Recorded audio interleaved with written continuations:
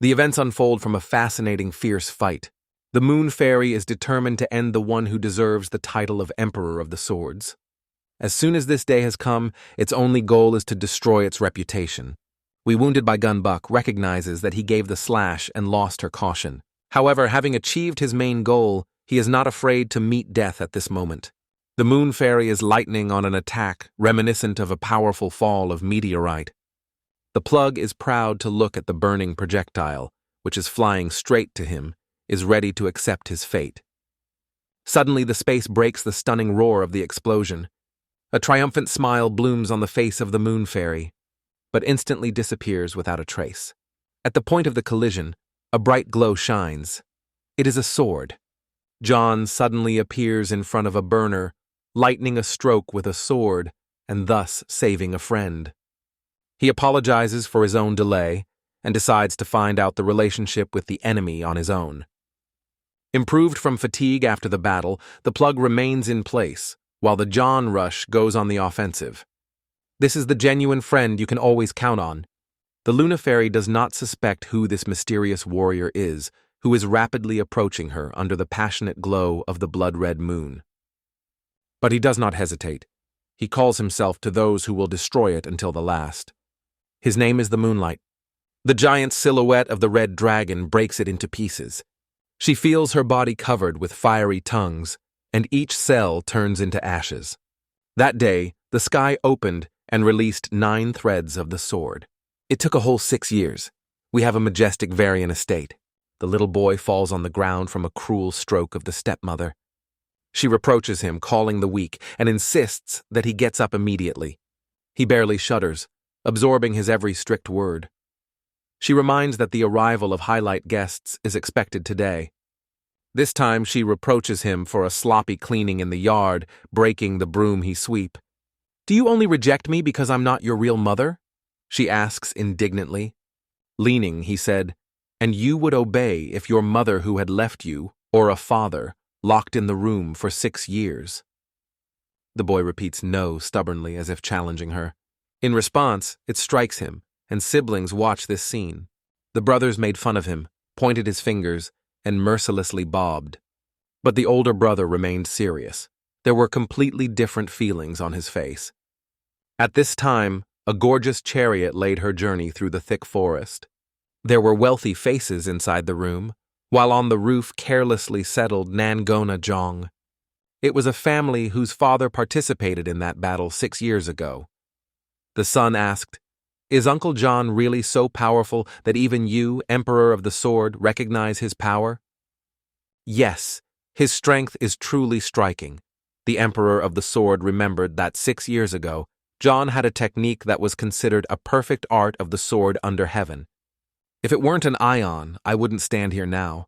His art of 9 heavens can challenge even the strongest techniques of our clan Nangon." But why not heard about his technique all over the world? My father said that John went into silence, not sharing his knowledge with anyone. He decided to say frankly about it now so that the future meeting does not become a source of inconvenience. Jonah had 2 women, but his heart undoubtedly gave up the second. Unfortunately, 6 years ago, his second wife died tragically during childbirth, leaving him in a deep hopelessness. After that, he locked up in the quarters where his second wife lived. The Emperor of the Sword went to get it from there.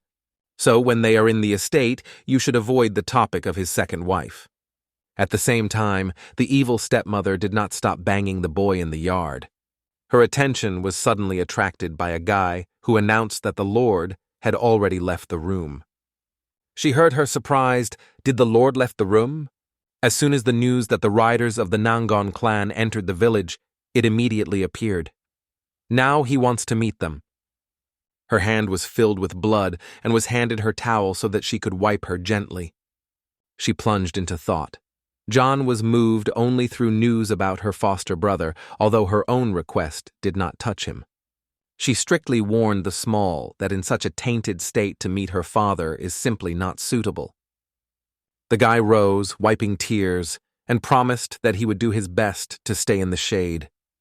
"Do not set our family with your appearance. It is better not to show yourself to the eyes of people," she said in an icy voice. "You realize what will happen if you relax without my presence. she warned. She left the boy and called them their wonderful sons and daughter. The boy went his way, and his eldest son watched his gaze.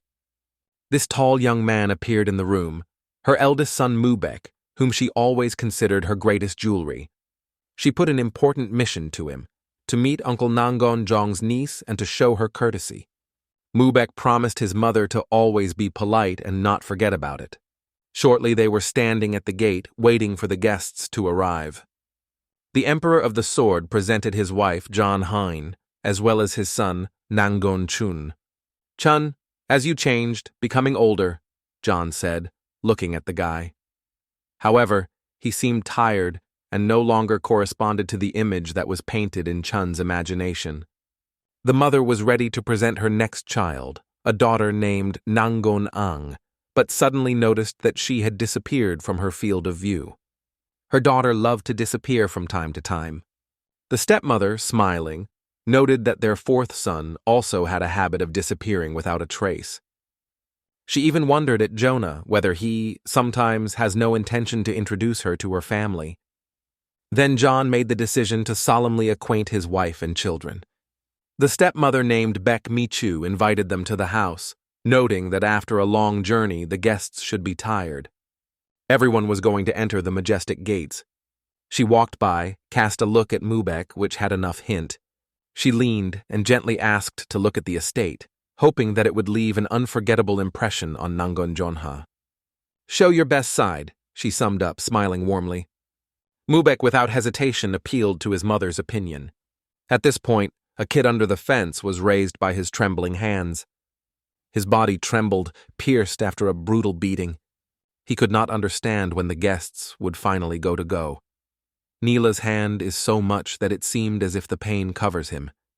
His heart was full of hope that he would soon be able to stay alone. The stomach is threatening grunts, reminiscent of the ancient lack of food. The eyelids became difficult, and the pain in the hands was unbearable. His body gradually bowed to the side. He convinced himself that it was impossible to fall, because the stepmother would certainly punish it. However, his power was betrayed, and he collapsed to the ground. He stayed there for a while without being able to get up. At this time, he was accidentally pushing the girl in an elegant dress. Feeling near someone's presence, the boy slowly opened his eyes. Watching the stranger, he was engulfed by genuine fear. He fell on his knees and, not finding the best words, constantly pleaded for forgiveness. "I apologize, I fell asleep and not noticed," he said quietly, raising his hands. He even called himself a fool. The boy felt fear that he made a mistake again and angry his stepmother. However, as soon as he opened his eyes wider and reached out, he realized that he was not Beck before him. A charming girl appeared in front of him, whose exquisite earrings glittered with a gorgeous glitter. In the end, he realized that he was not his stepmother at all. The girl was surprised to contemplate him when he, standing in front of her on her knees, caused her misunderstanding. What was happening? Families have already entered the estate and settled there. The Emperor of the Sword thought that the Varian family deserves to become part of their noble dynasty. He turned to Joni, who was sitting quietly, and asked if he wanted to tie family ties with their family. "I am grateful for your proposal, but I am convinced that it is better to give my children to decide on the choice of a partner for marriage." The Emperor of the Sword, thinking, nodded to the sign of consent, recognizing that it really made sense. Ion noted that parents cannot have the exclusive right to decide for their children, because their lives not only belongs to them. For Beck, it seemed nonsense. She reproached him in the absence of support, reminding how much she did for their children. She spent her hand on her hair, asking, "What if our children will sympathize with each other?" The Emperor of the Sword inserted his word, noting that they would have the opportunity to meet more often and better study each other. "Maybe I will overdo it, but could I ask you for one service?" Beck addressed the Emperor of the Sword with caution. He listened carefully to her words. She expressed her desire that the Nangon clan took his son Mubek under her wing. The wife's wife raised her eyebrows in surprise and asked what she was referring to. Even the Emperor of the Sword was puzzled. Does the clan of Jono have its unique and powerful techniques? John was motionlessly noted that he had also thought of asking for a certain service. When such an opportunity fell, he appealed to the Nangon clan. Is it not surprising that the eldest son did not inherit the technique of 9 heaven? The Emperor of the Sword was surprised. Our martial arts are not as complicated as the Nangon clan techniques. I believe that Mubek has already mastered the technique of 9 heaven, John said. However, the Emperor of the Sword remained relentless in his distrust, because he witnessed how John was brilliantly owned by this perfect technique 6 years ago. In his current state, John was not able to convey this skill. As soon as he was about to start a conversation about Udan Mountain, as suddenly his throat squeezed the cough attack. He tried to hide his face by his hand, but his cough was constantly breaking the silence. The drink spilled on the table, and soon they spanned around, calling out loud, calling a doctor. At this point, in the backyard, Mubek was looking for the girl she asked to find her mother. He was instructed to find the hostess Zhang, but he could not determine where he was. Suddenly, voices came to him from behind the fence. If someone was there, a lively conversation. It was their third sister, a girl who was firmly for his older brother's clothes and was interested in questioning whether he really faced a fierce enemy and overcome it. She was enthusiastically plunged into a novel where he turned into a sword of Lazur's sword, mercilessly destroying anyone who dared to stand on his way. Chun confirmed that he knew this nickname, but noted that he was not inclined to kill his opponents. This smart girl was called Solju. As Mubek noticed her, he ran up rapidly. Once knees in front of Chun, he apologized for his sister. However, Chun assured him that she did not interfere. When Chun asked her name, the little girl pulled him by his sleeve and repeated twice, "Solu, remember this name." Mubek was convinced that she was behaving impolite and asked to stop rude. However, Solju was indignant. "I always keep courtesy. This is you to be sought to me." The tension during the dispute between them increased when Solju expressed the opinion that seclusion is a significant disadvantage. Chuna could not restrain smiles, watching their lively exchange of replicas. He imagined how wonderful it would be if his younger sister Zhang emitted the same cheerfulness. At this time, Mubek carefully hugged Solju by his head, leaning her, and with her humbly apologized to Chun. He emphasized that Solju always radiates brightness and joy. In the end, they realized that both were trying to find Zhang. Chun suggested that Mubek from Yang would be involved in the search and help you find it. Combining efforts, they got up for fascinating searches. Chun shared the news from Solju that Zhang was suffering from heart problems.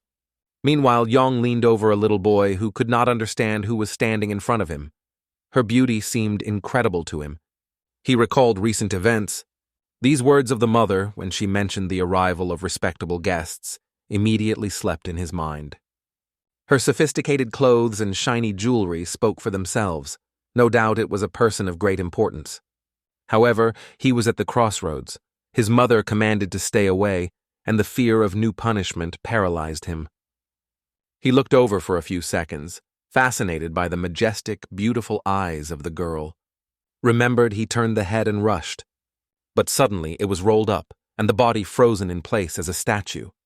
Zhang caught up with him and grabbed his clothes without letting him escape. She jerked him on the ground directly in front of her.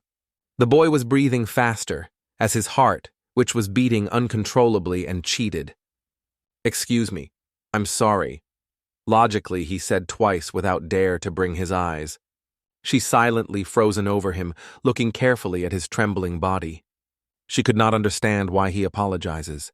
He did not even have the strength to resist, though she pulled it completely insignificant. The bruises on his skin were not reminiscent of those that occur after training in battle. Most likely he was a lack of food. His fire-red hair caused an association with a sword that split the moon. It is likely that he is his son. But why is this boy so frightened? The girl sat in front of him, patiently listening to his endless apologies. In his look, fear was clearly read. She leisurely extended her hand to him. Her hand was constantly approaching, like a quiet breath of wind. At that moment, the girl suddenly realized everything. However, a completely different world was reflected in the boy's eyes. Every girl gave him fear because she saw her danger. In each shade, he recognized the outline of his stepmother. Her ominous hand, which constantly struck him, reappeared again. But this hand turned out to be surprisingly gentle. It was the hand of a fragile Yong, which with her thin heart felt that the boy was deprived of her care. Her hand slid gently through his hair. The boy opened his eyes and tried to realize what was really going on. At that moment, he calmly spoke his name. His name kindly flew from her mouth. His name was Choka. The full name is John Choka. She swore to protect him, gently holding her hand from hair to face. The boy immediately kept his breath and began to breathe, accelerated as soon as these words came to his ears. The tear swept gently across his face, and he could not restrain her. Noticing the tear, Yong gently left her hand. The boy was instantly covered with tears and snot, and his cry pierced silence. The girl hugged him with warmth and tenderness, assuring that everything would certainly be great. However, the stream of tears became more abundant and unbridled. Once again, it was all right. She hugged him even more. Subsequently, she got up and reached out to him. For the first time in his life, he looked at him with a female hand outstretched. He touched her, and this hand did not impress him. Yong pulled him behind, holding his hand firmly.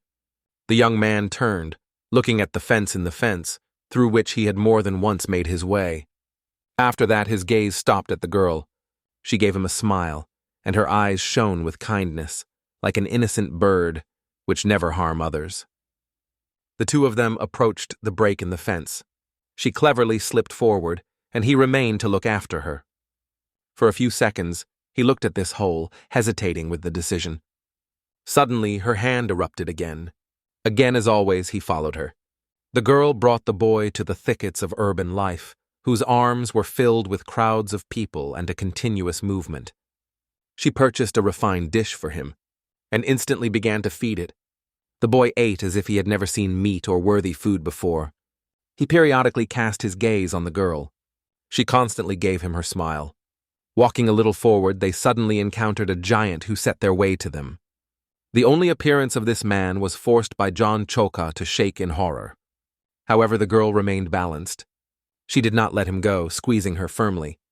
Time passed, and the streets were dark. At the same time, the Emperor of the Sword was near the Ion, which just opened his eyes, puzzled by his own weakness. Could the thunderstorm among the swords, capable of destroying the moon, could be disregarded? John, with a bitter taste of shame, realized that his weakness is so great that he was not allowed to stay on his feet without losing consciousness. It is enough to make nonsense. Concentrate on your rapid recovery. You have to restore your hand for the well-being of the clan and children. Cut off the Emperor of the Sword. However, John began his story to explain that the art of their clan is passed from generation Julian to Swan. John felt the connection with the technique of the clan gradually disappear. He suggested that she could be disappointed in his weakness. He was convinced that the day she left his life, John Myrn died for him forever. Her absence left behind a child who was his exact copy. However, he felt that he did not deserve to meet this child. He was overwhelmed by the fear that one day he feels hatred of her, although he understood that the baby was not at all guilty of his mother's death. He felt contempt for himself as a weak and worthless man. The Emperor of the Sword urged Jonah to stop because he could not get used to see him in such a helpless state. Ion withdrew from bed, intending to ask for the last service. I understand that I have no right to these words, but please take care of my children. The Emperor's Sword for the second time called for him to stop expressing such things. John did not retreat. These children grew up in poverty, deprived of parental care. This is the only request I will express. After hearing him, the Emperor of the Sword finally gave his consent. At this point, the wives of both men were on the street. They were found in the yard when they entered two masters, leading Yong, holding the little John Choka. The stepmother was covered with indignation, seeing such. The mother of Yong, with excitement, looked at her daughter, seeking to make sure she had no injury. Noticing next to the daughter of a dusty boy, her mother Jong did not restrain her and wondered, "Who is it? Interesting, that?" Beck immediately rushed to the boy, arranging a real show of care. "My God, what happened to you? How do you feel?" "You know how my heart is scattered on the wreckage when I see you in this state," she said with a strange sympathy. She expressed gratitude to Yong for finding it, as if she had felt guilty for his absence throughout the day. However, Yong quickly realized that she lies in these words. Her gaze expressed distrust of Beck's insincere speeches. It was at this moment that Chun appeared in the yard. He came to Yong and said, "I was convinced that you climbed on the roof again." After that, his eyes directed down. He noticed how Yong holds a little boy's hand. Mubek also looked carefully at what was happening. He inseparably watched the girl gently holding his younger brother's hand. He was silent in confusion, unable to say a single word. The children looked exhausted, and Chun, noticing it, suggested entering in the middle. Yong did not look at the ion. He stayed with Stepmother because she assured that they would come a little later. The boy engulfed fear, and he began to tremble. The stepmother said, "I told you to stay away. Do you want everyone to know that your mother, in fact, is just a stepmother?" The boy tried in every possible way to apologize, really regret, but the stepmother has already paid attention to Yong. She clenched her teeth and barely audibly whispered, "What about this small infection?" In July of the same year, the famous Siege John Chan peacefully went into eternity in a dream. As he died, Baek Michu turned to the alliance of the clans to discuss further steps, and the warriors from different clans joined her call. Warriors from the Baek clan gained glory as a detachment of white tigers, defenders of the Varian estate. As soon as John Mubek went to gain knowledge in the Nangon clan, that's what. Baek Miksha solemnly entered the post of Lord Varian estate. She stepped on to Angarjon Muran. In this room, Baek scattered things chaotically, fearing something important. She forced those who followed her, kneeling and joining the search. They carefully examined each corner of the estate, but all efforts were in vain. The Master Ion did not leave the smallest leadership in his martial arts. However, Baek could not put up with this thought. She firmly believed that the woman mentioned some advanced technique. She ordered to send everything that concerned John Chan, a warehouse. She did not want something to remind her of him. "Yes, ladies," the man said, humbling on her knees in front of her like a faithful dog. At this time, a senior officer approached the detachment of white tigers and resolutely ordered everyone to gather in front of the building. However, Baek had another instruction. "When you finish these things, do not forget to lock this freak," she said with an icy detachment. Calling it freak, she meant John Choka. The boy was in a huge wooden box that resembled an old hangar's or a pantry. It is this place that became his new apartment. The man who closed him noted that there is nothing personal here. It is only the question of his own survival. The boy asked for help. However, the man just closed the gate silently, adding, "Your father's things will be with you. Let it be a way to honor his memory." The young man watched the rays gradually pointed when the massive gates closed, separating him from the infinite world of freedom. There is no one left in deep darkness. The room prevailed in the icy coolness and a shrill horror. The whole barn was filled with many unnecessary chub. In front of him, everything was confused. Scattered books, broken fabric flaps. The boy was squeezed with the fear that squeezed his heart, like an iron embrace. Tears flowed from his eyes. No one could predict how much time he would spend in this place. This question was most concerned about him. The night dropped, and he, exhausted, finally gave up a dream. The sun ray began to seep through the cracks in the wooden walls. A few boards have risen easily, opening the way to breakfast. Breakfast could be called conditional, a piece of stale bread and a bowl of water. For him, it was a real feast, because nothing could compare with his uncontrollable hunger. He will eat this bread as if he tasted the most exquisite cake in the world. However, the rudeness of the bread was manifested with every pleased slice. Looking closely at a piece of bread, he suddenly noticed how something in the corner of the shed was mysteriously slipping. What could be hidden among this chaos of junk? Thanks to the clear day, fear went to the background, and he dared to run closer to look better. However, having taken a few steps forward, he noted that the light shone even brighter. He began to clear the porch litter. Before his gaze, a huge, impressive, beautiful mirror work fired into a frame, decorated with intricate ornaments of blue marble. A dense layer of dust gathered on the mirror that it did not show anything visible. Raising the sleeve, he raced it on the surface several times, seeking to erase the dust. Once he wiped a mirror slightly, his gaze frozen on his own reflection. A quiet, hoarse sigh of his mouth. "Are you left too, yes?" When he moved, the boy in the reflection immediately repeated his movement. However, when the fear sneaked up to him, the lifeless surface of the reflection began to look at him with a smile, awakening a spooky feeling. Autumn prevailed on the street, and the air was cool. Before the shed stood the guard, holding the spear. A little more time has passed, and the world around the white carpet wandered. The guards approached the shed every time, not sure whether it remained alive. However, the food they brought always disappeared, so they decided that he was still alive. Even the guards did not hold back irony, joking that in such conditions they could easily freeze to death. One of the guards constantly complained that portions of food for the boy were getting smaller. They were preparing for the worst, thinking that the moment would soon come when he would have to take away his breathless body. However, the boy was still holding on this earth. He watched his reflection in the mirror, enthusiastically perceiving how he dances gracefully. "You knock me out of the panther. Can't just stand still. I am no longer afraid of you, I understand." In fact, the fear was no longer influenced. It was so frozen that he almost lost consciousness. Hearing these words, his reflection seemed to have frozen in time. It seemed that the reflection realized that the case would not go. It approached the corner and lifted a stick there. What is going on? Why is he back in his own dance? Choka wondered. However, he decided that this did not apply to him. At first he was surprised, but when he saw in the mirror remained stationary in his place, the feeling of fear dissolved. He was convinced that his reflection behaves so strange only because he does not focus on him.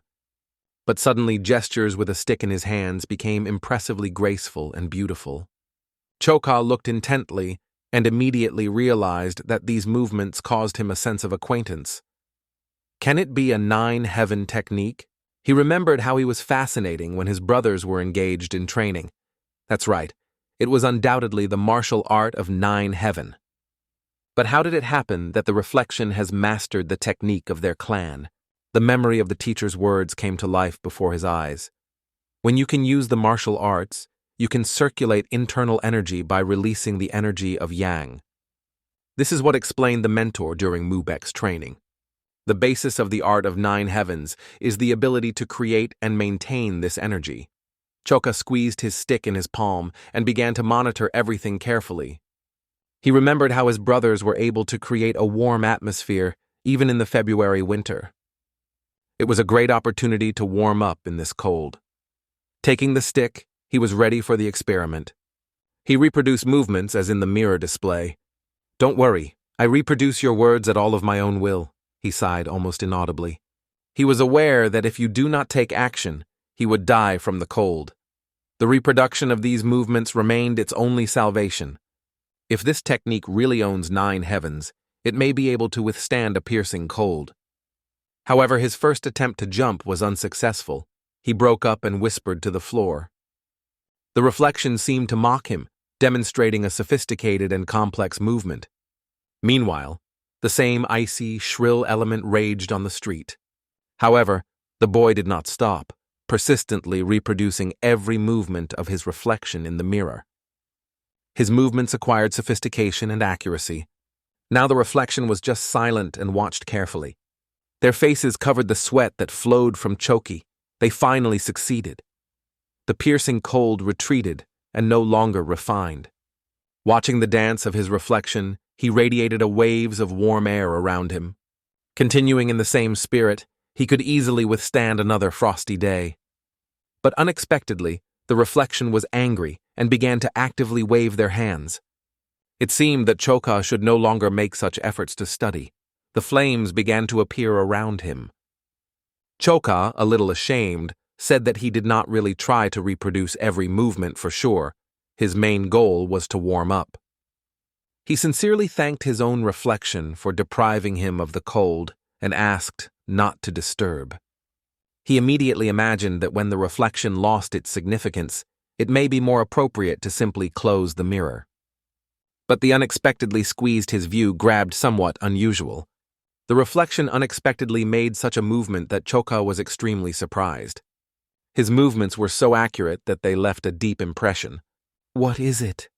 Choka thought, because he still did not have to meet such intricate techniques. However, over time it began to come to it. It was much deeper than just mastering the technique of 9 heavens. Fascinating the sophistication of movements, he strongly stated that the martial arts were absolutely not attracted to him. Do you seriously think that I will try to recreate these complex and rigid movements? He asked. His reflection in the mirror returned him a smile. And here it began to grind the peaks and push the tongue. It was as if there was a challenge. Are you capable of such? Choka did not intend to give up. He grabbed a stick, determined to demonstrate that he could repeat this maneuver immediately. A few days have passed. In the shed, such saturated air prevailed that all the junk lying on the floor was flying around the corners from its powerful gusts. His eyes suddenly intensified, filled with concentrated tension. This was a much more difficult task than all previous movements. However, if he manages to reproduce these techniques, what will happen next? In the end, the reflection has already demonstrated something really impressive. For a moment, Choka was declining in his spirit, having doubts that this time everything would end in failure. It was even more disturbed because he did not know where to start, and the reflection was only abused. He sharply threw the stick on the floor and, plunging into his thoughts, asked himself, "Do I still can't create something like that?" At this moment he was covered by hunger, and he realized that he wasted energy. The feeling of faith in itself melted in the eyes. It seemed to him that all his efforts were in vain, and no action would bring the desired result. What a sight was, both impressive and sophisticated at the same time. Despite everything, he persistently assured himself that he's seeking to imitate the movements that danced his reflection. His movements were sophisticated and complex, but they clearly visited the technique of 9 heaven, which he had met before. However, these movements were more difficult and elegant than the usual techniques of their clan. He had never observed such techniques during their classes before. He firmly believed that it had to do with the martial arts of his clan, but he could not understand where he learned about them. He made numerous attempts to talk to him, but he was left to listen to a silent response. At that moment, his reflection smiled boldly, as if he saw only pettiness and weakness. However, Choka decided not to succumb to his conditions. He said that perhaps, if you cover the mirror with a cloth and stop training these movements, it would be easier. Even after it closed the mirror, a narrow gap was left below, through which the reflection was still visible. "What did you think about? Want to give me a lesson?" Choka asked.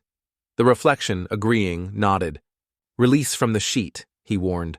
"And don't think to deceive me. If you try, I will cover you again." The reflection lifted his finger up, as if mysteriously pointing. Choka kept his eyes nervously, up, down, on all sides, hoping to notice at least something. Unexpectedly, hieroglyphics began to appear on the surface of the mirror.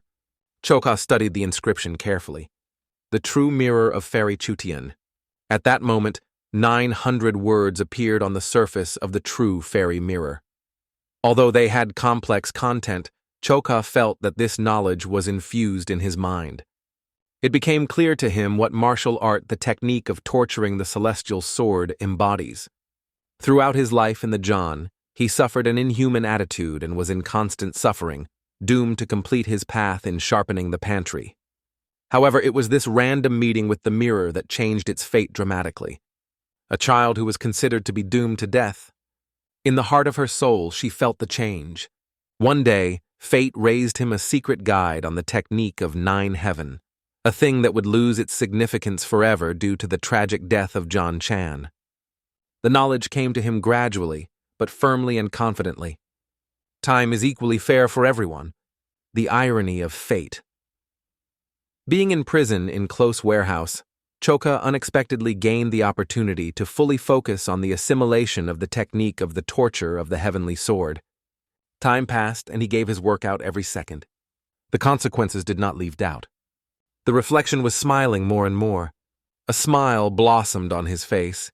He could not but note the obvious progress that manifested itself. and Choka gave him the same smile in response.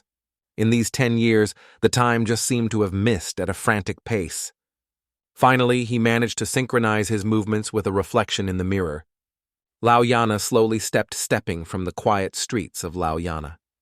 After a few seconds, she stopped and the door dissolved. After decades, he was here again.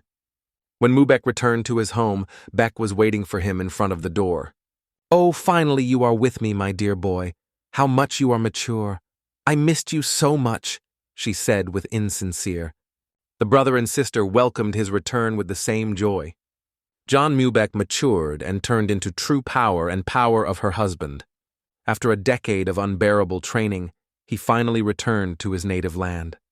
The mother looked at him proudly in her eyes and did not spare the words praise for his achievement. She hugged him gently, emphasizing how much he was, and added that now their estate was able to overshadow any clan in all Laoyani. "No, we will gain the greatest power in the whole province of Henyan," she said strongly. It was at this moment that guests from the Nangon clan suddenly appeared, breaking their calm assembly. Since the last meeting, Chun has gained the glory of the invincible warrior. His valor became legendary, and even the smallest children were enthusiastic about the stories about the exploits of Lazur's sword. Yong blossomed like a flower and became a stunning beauty. Its charm was compared with the sophisticated flowering of plum. She was young and full of magic. Because the guests were tired after the road, Beck invited them to go inside. At the same time, she wondered, "How does your father do?" "His well-being is wonderful," Chun replied. Meanwhile, Zhang studied everything around. Observing that Yang showed interest, Beck said, "Don't hesitate to ask questions if you need something." However, Yang did not pay attention to it and stepped strongly across the gate. "Nothing wrong," Beck assured. "It seems that she has not yet recovered. I'm so worried about her," Chun assured her, reporting that the state of Yang was gradually improving. However, the persistent Beck stood firmly on its own. "It is time to go inside." And obeying her determination, everyone went to the house. As he crossed the threshold, Beck turned to one of the guards.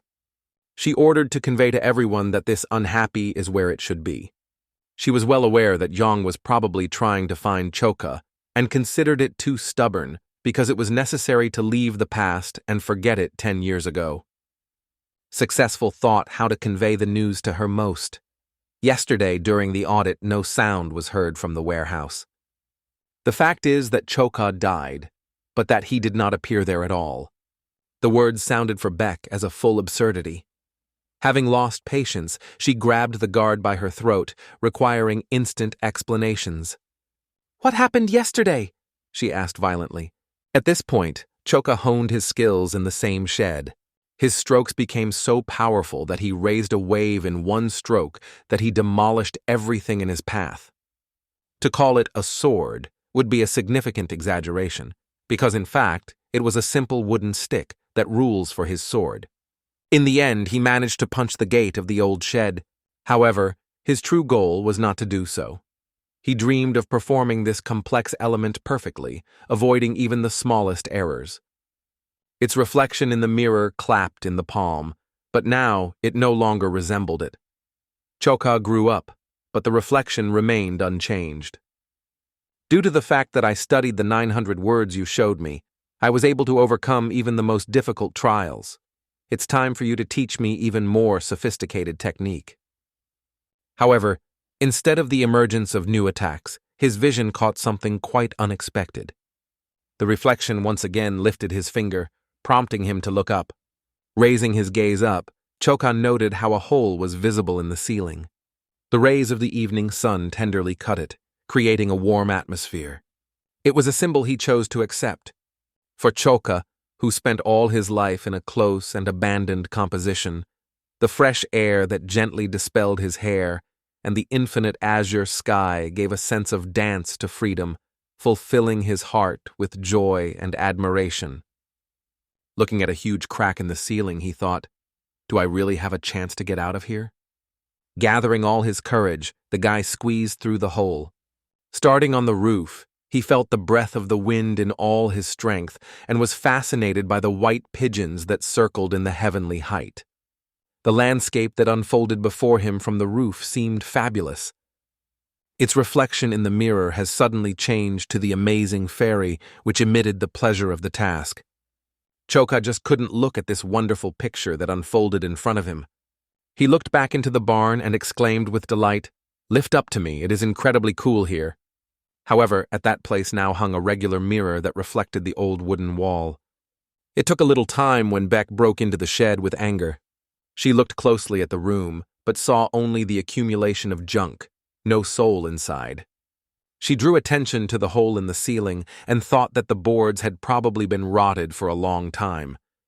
But how did he still get there? It remained a secret. The servants, with repentance, begging for forgiveness, were immediately offered to organize a search group. However, Beck just waved. "I am convinced that his escape would not affect the situation. Why is it worth looking for a thankless young man who left the clan that gave him food and shelter, despite all his helplessness?" In her eyes, he seemed a helpless 6-year-old baby imprisoned in the adult body. She was convinced that he was completely helpless, did not understand the cruelty of the world, and is doomed to constant famine and painful, lonely death. The time passed, and the news of Choka's escape reached, but he could not imagine that the same Choka he knew could do so. The stepmother, with a mockery, noted that perhaps all the glorious news about the achievement of his older brother frozen his head. It was at this point that Jong entered the room. She left her lunch and went here personally, which surprised everyone. The stepmother immediately saw John for Choka. She tried to reassure her, reminding that at this age, children often flee home. She just became aware that Choka disappeared 3 days ago. However, the bed was empty and unusual. The room breathed with wasteland and dampness, showing a long absence of life in its walls. Yang was so smart that she was able to solve this difficult task and collect a puzzle to the last piece. She escaped from the room to the street, not paying attention to the voices that tried to stop it. Watching the Jong, which she used to call a little scratch, Beck did not resist and began to mock, having fun with her bold behavior. Mubek also tried to understand what happened, so he decided to turn to the stepmother again for explanations. "Are you really convinced that Choka disappeared on his own initiative? Is there a serious reason for this?" He has never seen his older sister in this way before. It was called blooming truth. It was beautiful, as if it were a flower, but had the ability to look shrewd in the soul of people and punish strictly for lies. She always stood in defense of what was the most expensive for her, and unmistakably recognized the threat. Legends have shown that no liar would be able to deceive her. Beck engulfed rage when she realized that her son considers her a liar. "It's not at all. If it were true, your older sister would have punished me for a long time. But can you share what really happened to Choko?" Beck tried to squeeze into the heart of Mubek, soothing, assuring that his anxiety was unjustified. However, she could not hide the truth. Choka actually left no trace in this room, because he left the house for a long time. She revealed another secret. Beck expressed her desire that Choka was able to cope with his father's absence, staying alone with his farewell gifts. When Mubek heard it, the picture immediately happened in his head. Without delay, he went to the shed. However, when he got there, he saw that Yang was already inside. She had a rushing here as soon as they finished their conversation. She is fixed in the center of the ominous room, wrapped in silence. Yang noted that this place is under close supervision. The guard made every effort to prevent it from approaching, as if hiding something secret. When she paid attention to this gloomy composition filled with a shortness of breath of dirt and musty, it became clear why the guards acted as they acted. Realizing that it was in this place that was held in Choka captive, Jong made a promise to tell his father about it. Since Mubek was a pupil of her father, she decided not to let gossip walk. At the same time, she clearly stressed that the relationship between their families had changed forever. Mubek was not in the mood to restrain her and simply allowed to leave. He froze on the spot, burning indignation, realizing that now the ambition of their family is balanced on the verge of death. He did not know how to get out of this difficult situation, but was aware that restoring the trust of the master, his older brother and sister, whom he sincerely respected, was his duty. The evening came, and Choka wandered the streets, struck by the changes he noticed at every step. This place was not reminiscent of what he remembered. It was impossible to find the road to the mountains, because it was not allowed to wander near the estate. Going forward, he accidentally encountered a man, barely touching his shoulder. Choka turned sharply to find out if everything is okay. "Damn, follow the road!" a mustachioed man broke. At that moment, Choka clearly reproduced in his face. It was one of the defenders of the Varian estate. "I promise to be careful, I apologize," Choka quickly replied, continuing his way. However, the warrior raised his hand, delaying him. "Hold on, it seems to me that we met before." "Hey boy, I need to find out something, join me," the man said. Choku mastered a wave of panic fear. He realized that he had been opened. What should be done next? Back to the shed is not a task. You need to find another solution instantly. He lost vigilance and chose the central road, which made a serious mistake. Finding a different way, he rushed forward. He raced his best, trying to find a way out and finally break into freedom. However, soon the fortune gave him a smile. The gate was right in front of him. He intended to escape to the edge of the world to get lost so that no one could ever find it. A warrior with a mustache rapidly rolled into the pursuit. He rushed after Choka, sliding the crowd of people standing in his way. "He is fast," Choka emphasized, but the consciousness whispered anxiously, "If he is caught, he will again have to get under the firm control of the stepmother." "This will never happen," Choka said strongly. He rushed to run even at a higher speed, breaking through the lava of the guards. The gates of the fortress have already begun to shift, forcing it to accelerate their movement even more. He was convinced that he would be able to slip in the last second. A man with a mustache was on the verge of catching him. Just reach out and we'll end. The final step, the last breath. "Stop, scoundrel. You will take a step, and the gates will squeeze you," said Mustan, trying to stop him. But everything he had to see was like the gate slowly dropped over his head. Choka may have to listen to his own advice, he thought. After falling into a stupor, he stood motionless, covered with fear for his life without taking a step. The mighty concrete slab suddenly frozen in the air. Choka was under her, but with one hand held her over her head. He even turned to a mustache man who tried to grab him. "Have you not received damage?" He, stuttering a little, assured that nothing happened to him. "Thank the gods I just did not want to be grabbed again," Choka explained with relief in his voice. The mustache murmured, which was not even about to do it. "Didn't you try to grab me? I seem to understand you wrong," Choka said with a touch of relief. After saying these words, he dissolved the gates, who slammed after a mustache man and disappeared in a hurry. The mustachioed, with his gaze, tried to understand who this young man and whether he did not seem. There is a conversation that even in Jianga, even a kid can show incredible abilities. It seems that the gossip was not exaggerated. He wandered all day without finding a single crumb to saturate himself and was even more exhausted. Sitting next to the mushrooms, he thought, suddenly these mushrooms are poisonous? However, his patience was exhausted, and he eventually disrupted them, realizing that without food for a long time would not have enough strength. The mushroom seemed to him attractive, and according to his considerations, if he is good, then probably should be delicious. As soon as the darkness dropped over the city, he continued his journey. However, in his eyes, darkness took a shade of purple. The feeling of nausea suddenly swept it, and the abdomen twisted from acute pain. He could not understand what was happening to him. The path to his eyes danced waves as if he split and circled around. His fingers were barely guessed in the dense darkness that filled everything around. Fatigue overshadowed, and almost closed eyes, and the place for the night has not yet been found. Suddenly he felt as if he flew into the air, losing his body. However, the struggle was in his mind, and the whisper did not doubt, "You can't fall asleep, it will lead to trouble." A little time passed before he started to open his eyes. Someone's voice was heard above him. 3 men, traveling, suddenly came across his breathless body. They could not agree whether life was barely glowing in it or he had already left this world. Although he was extremely exhausted, his breath gradually gained depth and strength. Some of them were stunned by learning that there are people in the world who are in even more need than themselves. After all, they agreed to take the boy's care. Covering one eye, Choka listened as they discussed the continuation of their journey. They reflected whether they would be able to keep another person. Suddenly, in his visions, he saw the figure of Fairy. That's how he imagined it. But it was worth asking him how the fairy cut off. What else is the fairy? Go to the hell. From these words, his eyes were immediately revealed. He was immediately asked, "Is everything right with your well-being?"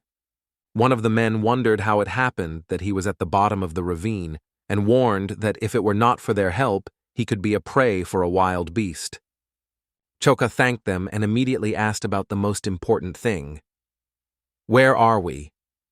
"This is the fortress of the Penal Mountains," they replied to him. They kept control over this place, because they were real robbers. "We are all a big family here," another, calling another brother, Sogomyon. The third was known under the name of Mando, while the fourth was called Hio Idal. Among them, the most influential figure was Punjancho.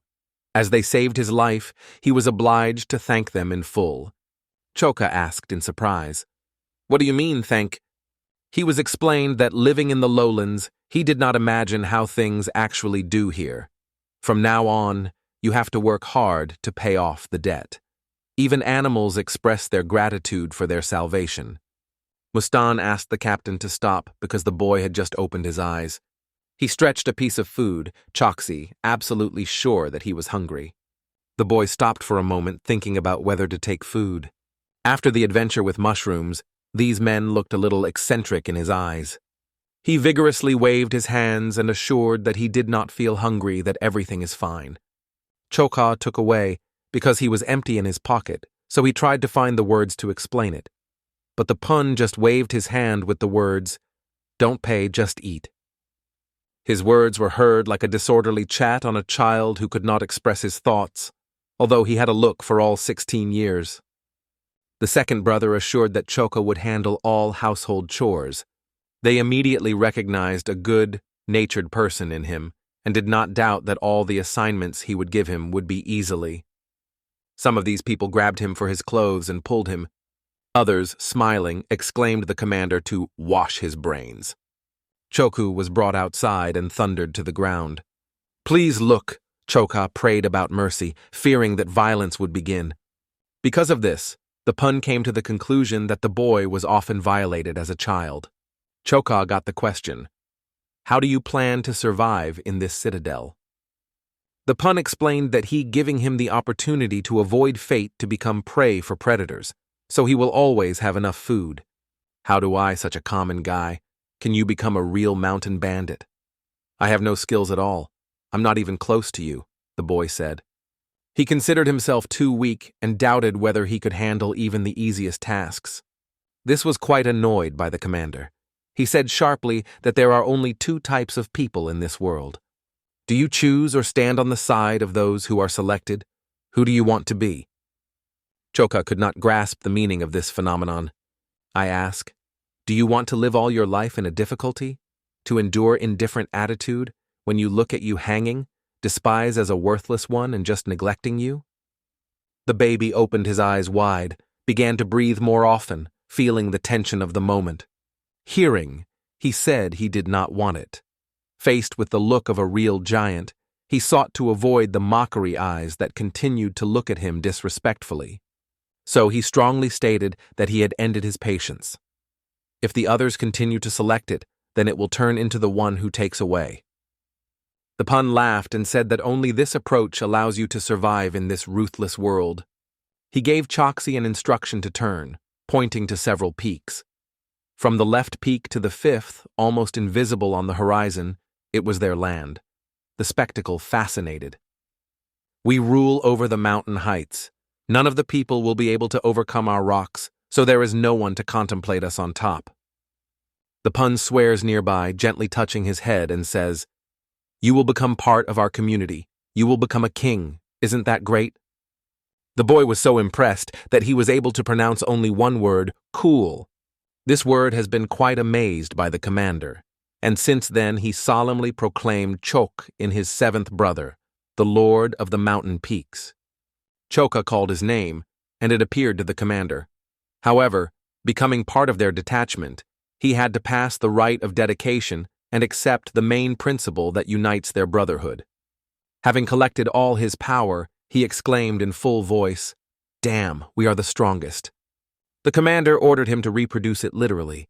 At that moment, the body of Choki shuddered from the wave of memories that swirled before his eyes.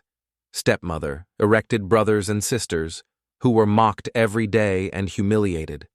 He mentally returned to the old, broken shed, where he wounded the fear and anger that accompanied him everywhere. These feelings have reached their limit, breaking his bloody heart. Emotions escaped, like a powerful electrical impulse that passed through every fiber of his nature. The technique of 9 heaven that was napping in his soul responded to this call. In the heart of Choki, the hope of a new life resulted. In his high-profile Riva, he released everything he has kept for many years. His cry swept the surrounding area, reaching each of the 5 peaks, and forced the clouds to retreat from the fortress. For Choka, it was felt as the beginning of a completely new stage in life. The pun expressed him his admiration for how skillfully he sounded this cry. Despite the thin figure, his voice sounded confident and powerfully. However, this time the commander ordered him to follow the instructions of the 6th brother, carefully study, and perform all home responsibilities. This is the only way to achieve greater accomplishments. This is how a new section of life for Ion Choki began when it became a mountain bandit. At first, he plunged into the study of basic survival skills. Compared to other peers, it was extremely naive, because he spent most of his existence in captivity, deprived of the opportunity to communicate with other people. However, at amazing speed, he was accustomed to a new existence and felt a deep friendliness to the mountain robbers who treated him as a member of his family. Life went its usual way, but it should be remembered that his unpredictability is often striking. All of them were ordinary mortal, and their skills in the martial arts were not able to create miracles. Each hike turned for their family with numerous wounds and injuries, with which its participants returned. However, he always managed to find at least some money. And, of course, there was no drink. Each successful hike ends with a celebration. They skillfully noticed joy in the smallest details and enjoyed life every day, not forgetting to smile. At that moment, Choka, a descendant of the famous Laojana clan, known for his brave warriors, instead of expected honors and glory, only humbled and beat. All this happened because he was a son from his second wife who had already died. It was in this company that he felt that he was finally accepted. Paradox of fate. Only among those who considered lower did he first knew true happiness. However, on that ill-fated day he had to kneel. He said, "Commander Poon, the situation is not good." A person appeared, before whom everyone worshipped. It was a man with the appearance of a pirate who came to look at the fortress that legends spread. However, before his eyes appeared only a shackled shack, overflowing with the needy, and casting the view of the top, he mockingly called them worthless. The bandits who called themselves the Alliance of the Green Forest sought to give their actions a halo nobility. However, such self-determination was often the object of ridicule. However, somehow a man appeared, looks more like an insurance, who introduced himself as a bandit of a green forest. Hardly rumors about his terrible actions spread as martyrs of martial arts from the most prestigious sects rushed to stop him. However, none of them succeeded. Every day, his bad glory and unspeakable power were growing. That is why it was called a demonic lord that covers the heavens itself. It entered the top 10 most powerful martial arts on the planet. The unorthodox sects, which have existed in the shadow of traditional for a long time, were amazed by its coming. And because of this, many outstanding masters of martial arts have begun the search to become part of the Green Forest. Having taken the position of the leader and attracting new participants, he turned the Green Forest into a powerful power that Murima did not know in his long journey. the widely known glory of the Green Forest has made it a desirable goal for both mountain rods and unconventional masters of martial arts. In the Green Forest, on the rocky top of Mount Dabol, was appointed deputy commander of the fortress Broadag in a black mask named Jom Sanchol. Another deputy was a one-eyed bloody bandit named Lee Chungan. It was he who asked them if they wanted to join the alliance of the Green Forest. They turned to Pun. "Do you really think that the Green Forest is just a joke? Do you think that your coincidence of a dozen people has the right to serve the Green Forest?" Standing on his knees, the Pun pleaded that if there was a need for 3 additional people, he would find them in less than a month. However, the one-eyed bandit, having shown his finger on Choka, said there should be 4 because it is still a child. "It may seem that he does not have the best, but makes his own way," the Pun emphasized, telling how Choka skillfully leads all the household chores. However, One-Eyed noted that at least 10 people need, hinting at their inexperience and weakness. Choka, listening to his speech intense, could not understand. "Who is this arrogant man who allows himself to talk to our commander?" One-Eyed continued, "I can hire more than 10 guards to protect this area, but it's not about it. The arrival here was a mistake. Suppose that I never came here." Then, the Wandering, hidden under the black mask, resorted to him with a request. "Let's talk." He asked the one-eyed one to attach them to the alliance of the Green Forest. "We have only conquered 1 fortress and there is very little time left," he said. He recalled that the 15th, the commander will check their achievements, and if the standard is not fulfilled, the punishment will be inevitable. It seemed funny, to put the number higher than everything else. However, as soon as someone finds out that they have chosen to recruit so weak, it will have fatal consequences. However, the Wandering in a black mask reassured, emphasizing the vast expanses they possessed. He said that in the province of Henyan, the erection of the fortress was impossible, because huge gangs were filled with the whole district. Even they managed to fix themselves here with great difficulty. When this territory is conquered by a stronger gang, no one will even suspect how weak they were. The Black Mask explained everything, and One-Eyed instantly realized that their task was reduced to the norm. He looked at this gang once again, now quite differently. And finally, Pun heard the long-awaited words, "Guys, I accept you in the Green Forest." However, there was one condition. Before the winter, they had to gather at least 10 people in their team and could not avoid collisions with other gangs. Their main duty was to defend the designated territory of Green Forest. All in one voice expressed gratitude for the opportunity given.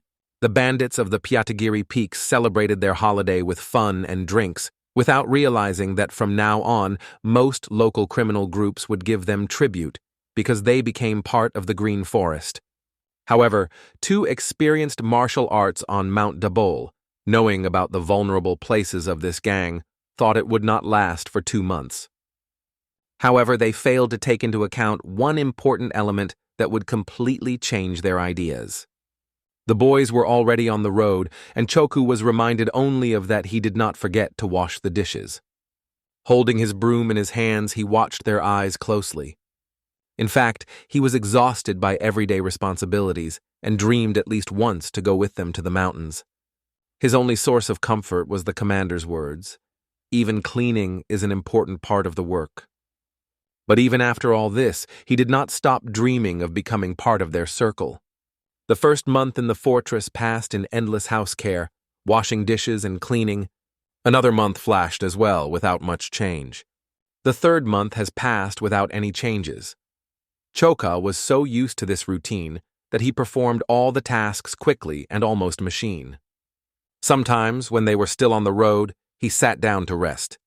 Each time he reflected again and again over the unchanging question, what step to take next? But unexpectedly, a brilliant idea has lit up in Choka's head. Armed with a stick, he moved to the forest thicket. He remembered the movements he learned in the old hangar and began to reproduce them. This is exactly how he was preparing for the moment when he could finally go with them on a journey. If he wants to thank for his kindness revealed, he should steadily continue his workouts. and once he will definitely pay them completely. Choka was convinced that she could support his brothers. At this point, the pun commander focusedly sought 3 new participants for his gang. 3 applicants were lined up in front of him, and he explained the rules. Lee Cholson's first escape, he made a distress, breaking his son's magistrate, and now he was actively searched by government officials. The second hero is Chaun Hingyo, Comrade Cholson. The circumstances in his home forced him to go to the mountains, because the load of family with numerous open mouths required a great effort to feed everyone. The third in our history was a girl named Kan Taeon, who was only 19 years old. Her father sold her to the brothel in the Bobon country, but the girl was able to escape. After returning home, she was tried again to deceive, so she decided that the fate of the mountain bandit was much better than prostitute. Choka seems to have been freed from his home duties. With the arrival of beginners, these worries will probably go to them. Finally, they were able to bring him to the mountains. Mustan was aware that Choka honed the skill of possession of a sword in the forest, training with a stick. Choka did not make secrets from the fact that he just sought to become part of their team. The commander explained that until they increase in the rank, their status will be determined by the date of entry. Since Cholson entered 3 months earlier than the Hydrock, he got the number 8, the guide was number 9, and the T received the number 10. Suddenly, one of them thought about the question. Is there an opportunity to raise rank if I have special abilities? He said he had improved his skills at the Academy of Martial Arts for 3 years. The colonel gave him the opportunity to increase, but he had to overcome one of the brothers in a duel. He immediately paid attention to the most alert of the boys, Choku, not hiding doubts about his ability to perform military service. The commander asked Choki whether he would fight to defend his position or choose obedience. Choka stood strongly on his own, not intending to give up, because it would mean the loss of the opportunity to join others in the mountains. He confidently stated that he would compete and last until the last. The commander with interest expected to be a spectacular battle and agreed to it. They came together against each other like 2 unbreakable fighters. He healthy warned that he was not going to play. Choka answered, with disgusting in his voice, "But you, damn, are not in general." It was a favorite phrase that a third brother constantly addressed the commander. Choka's response awakened pride in his unbreakable morale. At the same time, Huge Career was intended to be lightly dealt with Chokhawk to become part of the community of these brothers. Moreover, he planned to knock it off with one powerful blow. The giant could not predict that the boy would have to avoid his heavy blow. Moreover, Choka went to decisive action. Although there was no sword in his hands, he made such a movement as if he had strongly squeezed him in his palms. This movement was able to sprinkle even the vest when Choka ran with his hands in front of him. However, without his own sword, Choka lost his advantage, and the strong man hit him with his fist in his head. After falling fate, Choka wondered, "How can I attack without any weapons? I have never mastered it." The second brother put forward the commander to stop the fight, because he doubted that Choka took part in a real duel at least once. Choka climbed to his feet and asked with his voice, "Why is I only killed with fists?" With these words, he himself struck a large health with his fist directly into his chin. The giant came to the conclusion that it is only a cunning plan aimed at embarrassing it. He hit the boy again and warned, "Think well, because if you do not want to suffer, it is better to give up." Instead, Chochok roared and rushed into battle. "Now I will give you a good time." For the giant, these words seemed a complete nonsense. Even a girl named Kan Tion became anxious to watch Chok when this duel broke out. Gramala made him a few more powerful blows and exclaimed with annoyance. He said that Choka himself was responsible for it, after which he just left, leaving him to fall on the ground. Stepping forward to the commander, Grunge solemnly said that he is now known as the number 7. However, there was a quiet but persistent voice. Who said it? It was Choka. He did not plan to retreat and suggested fighting for the last breath. It struck the giant. He began to wonder how Choka still holds on his feet after such powerful blows. Even those who were much larger than him, after such clashes, found themselves on hospital beds. and this young man, having received a few blows on the head, still stands on his feet. Behind the pun, commander asked what made him stop and warned the giant that the stop was doomed to defeat. The giant warned Choku so that he would not have regretted. This time he resolutely tuned to put an end to all things, even if it demands the life of a boy. Although John Choka perfectly mastered the art of the sword, mastered in the warehouse, he still could not confidently determine how to use this skill. So he did not even suspect how fervent his desire to break into the mountains was, and how fervently he wanted to win. This desire alone was enough to awaken the power of 9 heavens. At that moment he imagined that his fist turned into a sword. The enemy stars with a surprise to the incredible sight in front of him. He once again turned his gaze to this fist, which did not resemble a fist of a simple teenager. "Don't I think that?" said the giant's thoughts. This blow was like a lightning, which split a large tree into 2 parts. The giant coughed, spitting blood. The blow hit the solar plexus, instantly depriving him of his breathing. But the giant was still on his feet. Choka involuntarily hesitated. Is this technique acting only with a sword? However, in a moment, the giant body began to shake dangerously. Immediately after that, he fell down with a roar face down, spinning into the ground. The second brother addressed the commander. "Maybe it's time to stop Chok." Unfortunately, no one ever realized what had just happened. Everyone witnessed as the giant got into the attack on Chok, but in the next moment, he found himself on the ground. No one was even able to understand at what lightning speed this blow came from. Is that all as a result of a baby's blow? Thought in their consciousness. However, the commander interrupted everyone, saying, "There is no difference." In the end, the honorary title remained behind its owner. This is the 7th participant in the gang of Piatigiri Verkni, John Choka. A little time came, and Choka had already held a huge sword in his hands. The younger brother returned with the package and said it was a present from the commander. He added that from tomorrow, Choka will join them in the mountains. Choka blossomed in a smile, expressed his sincere gratitude, and assured that he would make every effort. However, the second brother decided to add another wise advice. Keep your head on your shoulders. His morale was peak, but clashes with the sword have their own features different from ordinary duels. Losing calm, you run the risk of being on the edge of the sword without even realizing it. This time, you were only a few scratches, because it was a regular duel. You would have died on the real battlefield for a long time, and not once, but 12. However, Choka had a different opinion, so he barely audible. "I would have won easily if I had a sword." The second brother strictly ordered him to silence, declaring his next step a manifestation of nobility. He decided to teach Chok art, sword that cuts demons, urging him to monitor every movement carefully. The second brother frankly confessed that in his youth, when he lived in the temple, he knew only 3 receptions. He warned Choki that these techniques could be extremely complicated for him. Choka agreed, and assured that he would listen to his every advice.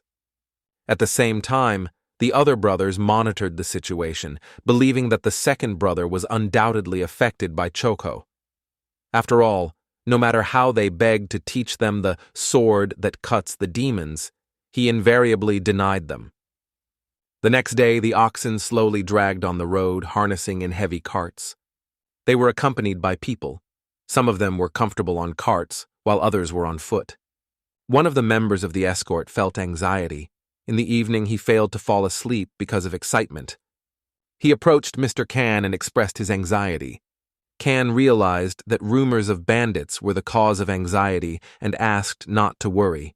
He confidently assured that even criminals from the fortress of the Sea Dragon did not dare to challenge him, having with him a lightning sword. The Kana said the man, leaving him with a sense of annoyance. Suddenly, the arrow flashed right next to him, and he caught her hand. The man engulfed such a horror that he almost fell off his feet. Kan had eagerly sought to find out who dared to attack. A pack of bandits lined up in front of them, holding naked swords in their hands. Once in front of the trading caravan, the bandits said, "You are on the lands of the Green Forest, Piatigirisk Peaks. If you want to continue the journey, pay for the passage." Kan was quite surprised when he learned that these 10 bandits were associated with the Green Forest. He smiled, convinced that they significantly underestimate the power of the Mansa trade union. "A bunch of small bandits," said Kan, believing that their claims do not deserve serious attitude. The commander suggested that this scoundrel intends to test their arrows. However, the other brother noted that Kan had just intercepted one of the arrows. The commander issued an order: "Make another shot and show them what happens to those who despise 5 mountain peaks."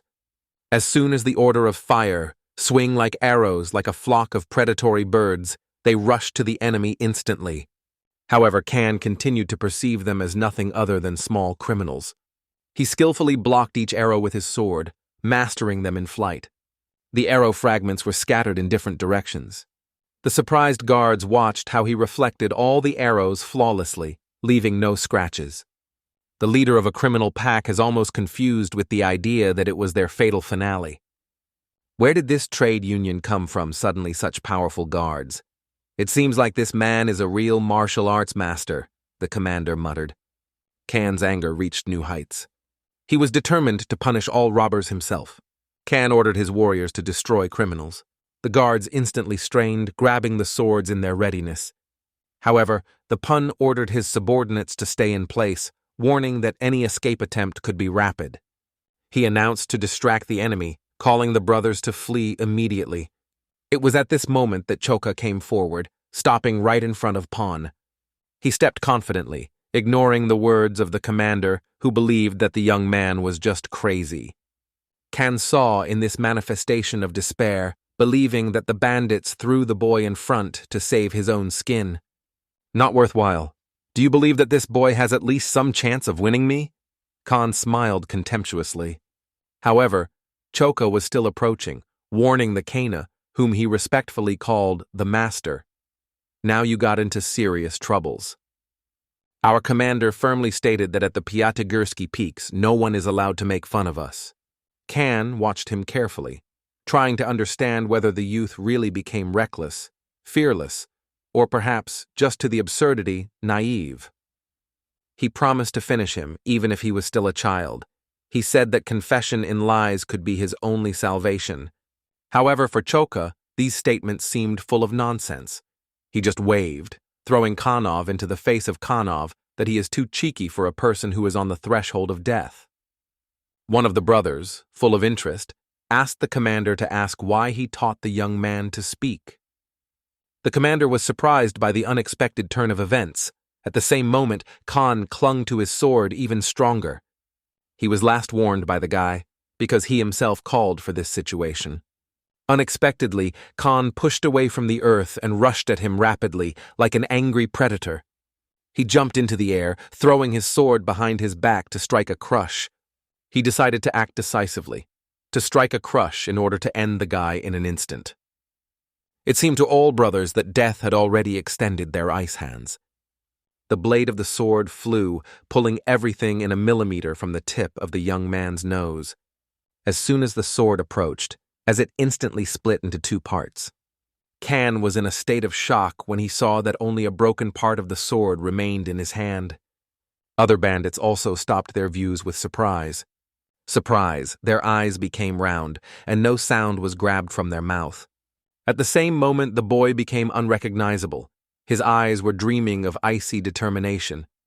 Finally, Kan realized that the guy was able to avoid blowing at the last moment. Such a feat cannot be able to every master of martial arts of the highest rank. In addition, he did not notice how the baby had a sword. "Oh, why froze? You have already finished, now my turn," Choka said easily. Kan desperately gestured his hands, begging to give him at least a moment of rest. He asked for a weapon replacement permission, and the young man generously made his proposal, giving him the opportunity to prepare more powerful equipment for the next round. Choka mentioned that the previous sword was so thin that almost a canoe compartment. However, with a new weapon, he assured that he would be targeted exclusively on the sword. However, Kan was aware that such a distance was unbearable for the usual sword owner. This exceeded the limits of his abilities. Understanding all the hopelessness of his position, He raised his hands up and, falling his knees, began to be pleading about mercy. In his gaze, the guy turned into a real monster, capable of mastering the power of the blade at such a young age. Choka was silently approaching, looking carefully at his face without saying a word, and then laughed and said, "Excellent, so we get a good tax from them." Other members of the gang were numb, not finding a single word. The captain approached, holding a bag of money, and asked how Choka managed to do it. It was the skill of the sword that cuts the demons, which was demonstrated by his second brother. Choka reacted at the captain's request at the request of the captain, explaining that it was with the help of this technique that he was able to repel the attack. However, the captain could not get rid of doubts, because the techniques of the heavenly sword and land that cuts the demons were considered trialed and insignificant. It was almost incredible to imagine that such a simple technique could cut the sword of the Kana. At this point, the captain asked Choki to show his skills. The guy nodded enthusiastically. Subsequently, all participants of the 5 Mountain Peaks gang came together in the forest. They got out to the lawn where Choka could clearly demonstrate the promised equipment. The boy accepted the battle stream, decisively sending the sword forward. All, including Khan, were focused on every movement. Suddenly, Khan realized something important for herself, as if a hidden secret had opened before her eyes. She paid attention that Choka was moving like a delayed movie. Initially, his movement was slow, but suddenly he sharply gained speed. He repeated the movement several times, turning around as if in a fascinating dance. It was not just a dance. It was a real battle during which the sword turned into a continuation of her movements. Suddenly, he waved his sword with great effort, and the unrestrained wave of wind broke forward from his blow. Her unspeakable power allowed her to loosen the tree, and one fell on the way. The katana jet went on a tree with such an incredible neatness that it fell with a loud crash, silently obeying the roots. The spectacle really fascinated, and all those present felt his greatness and charm. The boy exhaled, turned to them, and with a slight calm asked, "These are all the impressions you sought to get?" As before, the boys were in silence. They are unable to find a word. Only in a moment someone exclaimed, "Impressive! It's really incredible!" Now each of the gang burned with the desire to master this skill. Some of them even regretted that he had once caught up from small in his fragile appearance. The girl felt her legs trembling from inspiration when she watched as he was doing it. For her, it seemed to be an incredible discovery, although it was only the usual warm-up for Choki. The second brother was proud to think about how amazing Choka looks. The mystery of the person of this young man increasingly aroused interest in the audience, and the question of who he really is became more and more annoying. On the path of the gang of 5 Mountain Peaks, a crowd of enemies again happens, and Choka, as always, is ready to fight. He dealt with the guards as easily as always. Without much effort, he turned their swords into debris. It was only necessary to put the sword on their throat, as they immediately capitulated, ready to sacrifice everything they belonged. John Choka stood on guard, patrolling the territory from autumn to winter. However, none of the trade union fighters could withstand his powerful blows.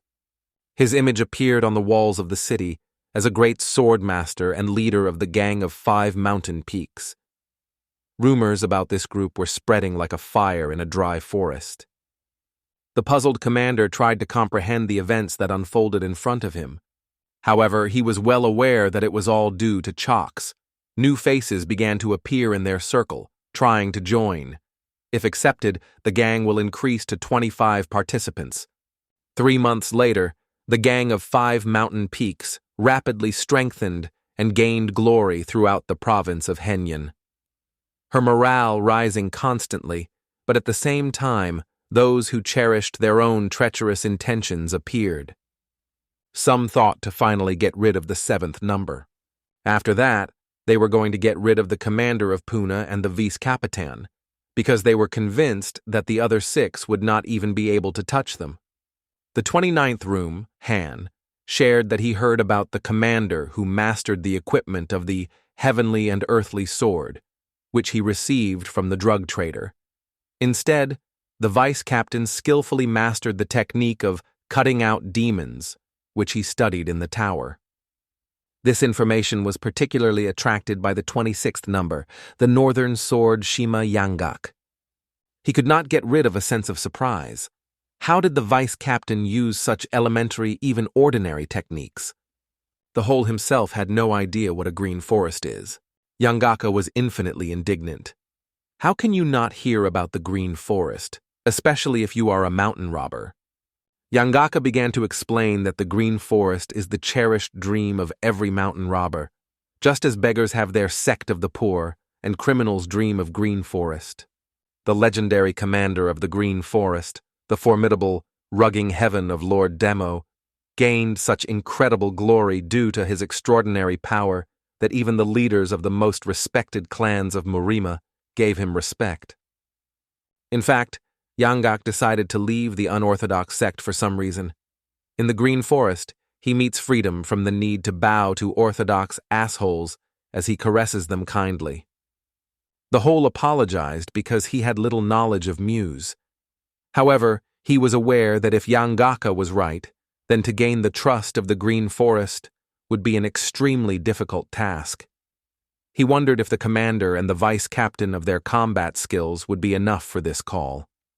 Perhaps John Choka is really more powerful than they whisper about it? Yangaka thought for a moment. Bad weather conditions did not allow Choku in action, because then the patrols did not go on duty.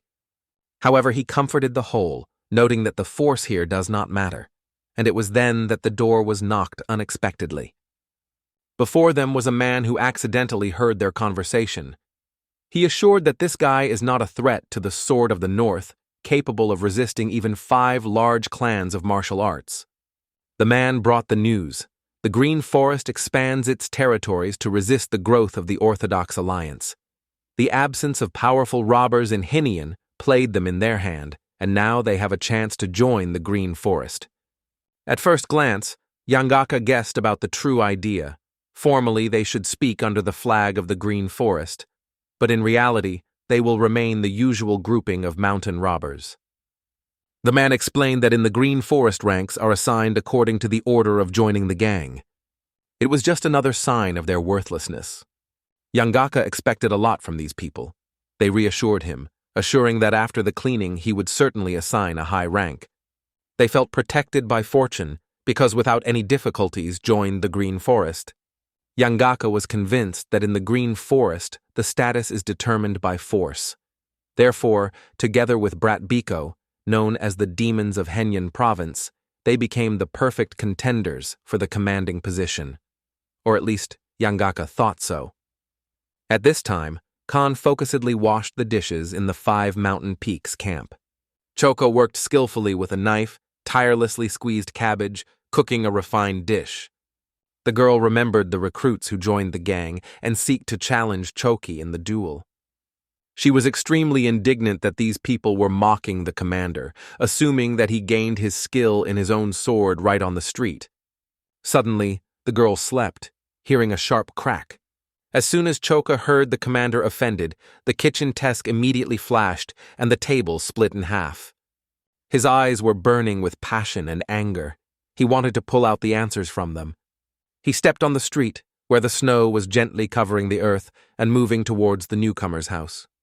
His annoyed look attracted the attention of the 4th brother, Chio Imal. "Choka, what makes you so rushing at night?" he asked.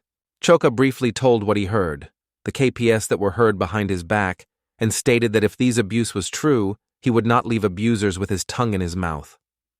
Imdal admitted that he was worried about Chuk, because he was able to turn all newcomers into powerless vegetables during the battle for rank. However, Choka did not intend to admire anyone. The brothers were holy for him, and if someone dared to mock them, he did not leave it unpunished, clearly showing that this would not work.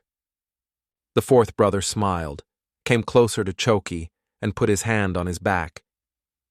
"Remember that after the snowfall, the road was waiting back to the mountains. We will need not only hands, but also our legs." He warned Choku to master his emotions, otherwise it can end in catastrophically. The next morning, the commander convened everyone in the 5 mountain fortress for rank. Yangaka, being in the middle of the crowd, said with an ironic smile, "For a regular loser, you have a surprisingly loud voice. Do you seek the impression of a cool guy?" It seemed that these words forced the commander not to stay away. He wondered if these fifths really seek to demonstrate their power. He gave them the opportunity to choose their opponent for the fight for the rank, but warned that he would have to start with the seventh room and gradually climb higher. The commander emphasized that the battle would be fair, the results will be announced instantly, and no objections will be considered. Yangaka confidently emphasized that they were all aimed at first place. The leader of the pun gang asked for the second time they would regret their choice. The answer was only a mocking Yangaka regatta, which emphasized his bold smile. He boldly stated that their top 5 are demons of Henyan province, and the fear of them is superfluous. They say that is why they are not afraid of even drug trading. Behind him, a wave of ridicule rose. Oh, how was we scared! The technique of heavenly and earthly sword is about to bring us to pieces. The second brother was already lacking in patience. He had groaned with anger and almost rushed. However, the commander intervened and kept it. Yangaka did not stop driving, yawning, as if this conversation had long been bored. Yangaka boldly approached the commander, sneezed loudly, and spilled down with a call, exactly between his feet. Today, somehow cool it seems, I still picked up a cold. So let's finish quickly, he said, with a frank boldness in his voice. All warriors literally demanded permission to immediately study those Zakvalians. However, the commander stood firmly on his own, emphasizing the importance of strict compliance with certain standards. He turned to Choki, who was quietly watching everything, standing behind. Yangaka, with a team of 5 people, expressed a categorical opinion that the whole world will soon see how highly evaluated the ability of Choki. Choki's eyes glowed from rage. He was determined to destroy them right here and now. His energy raged, and the rage in her heart ignited such a fire that the arrogant fighters finally began to think, "What is the devil?" He felt that the crazy rage was about to break him from the inside. Having mastered his emotions, Choka suddenly addressed them with a decisive question. "Which of you wants to meet death first?" His statements were bravely, but everyone who met Choke was aware that they did not lack the meaning. At that moment, Han decided to seek advice on his older brothers. Yangaka did not satisfy it at all. "If we leave the first, then we will give the impression of cowards." His mustachioed friend supported the opinion. "Let those who have lower titles will come together in the battle. All you have to do is determine who will start." But it was only necessary to talk about the battle with Choco, as everyone immediately refused. Someone's stomach suddenly crashed. Then someone invented other senseless excuses. Notwithstanding the nervous tension, one of them pushed the guy. The surprise pushed him to lose his balance and, involuntarily, rush into the attack. The instincts shouted to him about the threat. Choka, who stood in front of him, was actually a formidable rival. It was quite obvious, because the Choki has a passionate thirst for blood. However, the young man himself assured that fear is inappropriate now, otherwise he was waiting for the lowest rank. "I'm Chun Ilbo," he said, introducing myself, and suggested that he decide who the winner of them is in an honest match without gloves. His intricate design was as follows. He understood that Choka was a master of possession of a sword, so without weapons, his chances of winning grew significantly. He passionately believed that he would be able to overcome the enemy in a fist duel, despite all the absurdity of this idea. However, instead of the triumph, he was met by a powerful, lightning, and accurate blow to his chin that knocked out several teeth. The shock was so powerful that he not only knocked his teeth knocking, but also dropped it far back, as if a soulless doll. Yangaka, with their 5, no longer impressed the warriors. Choka was clicking a new fighter unbridled. His heart was burning a retribution for contempt for the commander. The bald man was called Jom Savung. He also buried his desire to try his hand in a fist battle, but he was waiting for the same result. He made a decision to take his sword again, in the hope that these weapons would be able to provide him with an advantage. However, at the same moment, he began to gnawing doubts about the decision made. Choka called the next, ready to move on. Even the elders looked at him with a special combination of respect and caution. Why did you stop? Or maybe you are not already set up to fight? Choka asked, looking closely at them when they were chasing. The rampants have made a dispute to find out which one occupies the highest position and should come ahead of others. The mustachioed Baekgeo persistently protected his trump card as a last resort and did not even suggest that he would need to play him. I can't lift the sword to a friend, he said, pulling the battle fan. These words persuaded Choku to accept the call and take up the sword. Baekgeo was convinced that he had outlined him with his cunning. Grasping the fan, he decisively stepped forward. The blade fan was a turquoise tinge. At that moment, he gathered all his fighting power and put it in one devastating blow. But Choka only put his hand to take Baek's attack, and that was enough to stop a powerful blow. Baek walked forward. I am convinced that his combat fan would cause Choki devastating blow. Considering this, Yangaka concluded that Baek is a true intrigue virtuoso. After all, it was this vower that brought the name Demon Province of Henyan. It was tantamount to his unarmed suicide. However, Choki's hand, which compressed the notepad, began to tremble noticeably. It became clear that this fan was not just a regular weapon. His powerful blows were able to destroy even a massive boulder. Baek is convinced that this time the trend of luck will bring him the desired victory. Hey, old Berkun, Choka said to him. He wondered with sarcasm whether he was familiar with the concept of honest struggle. It was at this point that the Chok's fist froze in the dangerous proximity of Baek's nose. Then Choka hit him just in his ear with such a force that the morning bell in his head was reminiscent of this treacherous deception.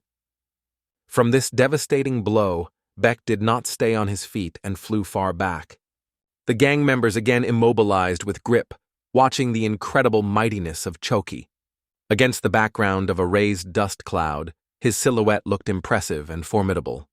After this duel, Choka exhaled relieved, finally feeling the wave of soothing covers it. However, the last opponent stands before us, Yangaka. Yangaka now realized that this young man was much more powerful than he had heard earlier. Wait a minute, said Yangaka, spreading his hands to the sides and losing all his confidence. It is difficult to determine which of us is stronger, I or Baek. However, I think it is better for me to stay with you. Chochoch looked at him and said suddenly, Turo these words in memory and let them intertwine to you.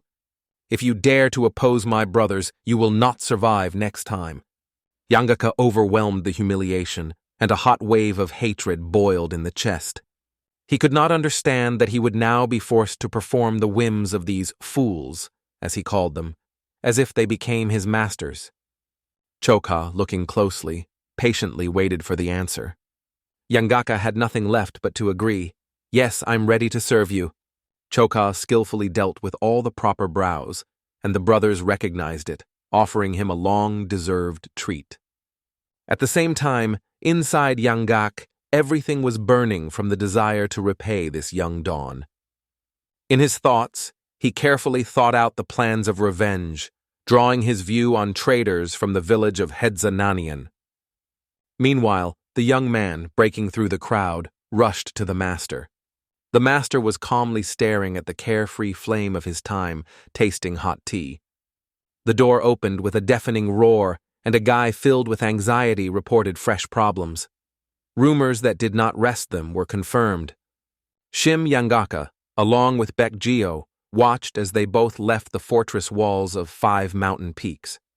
Their master just laughed.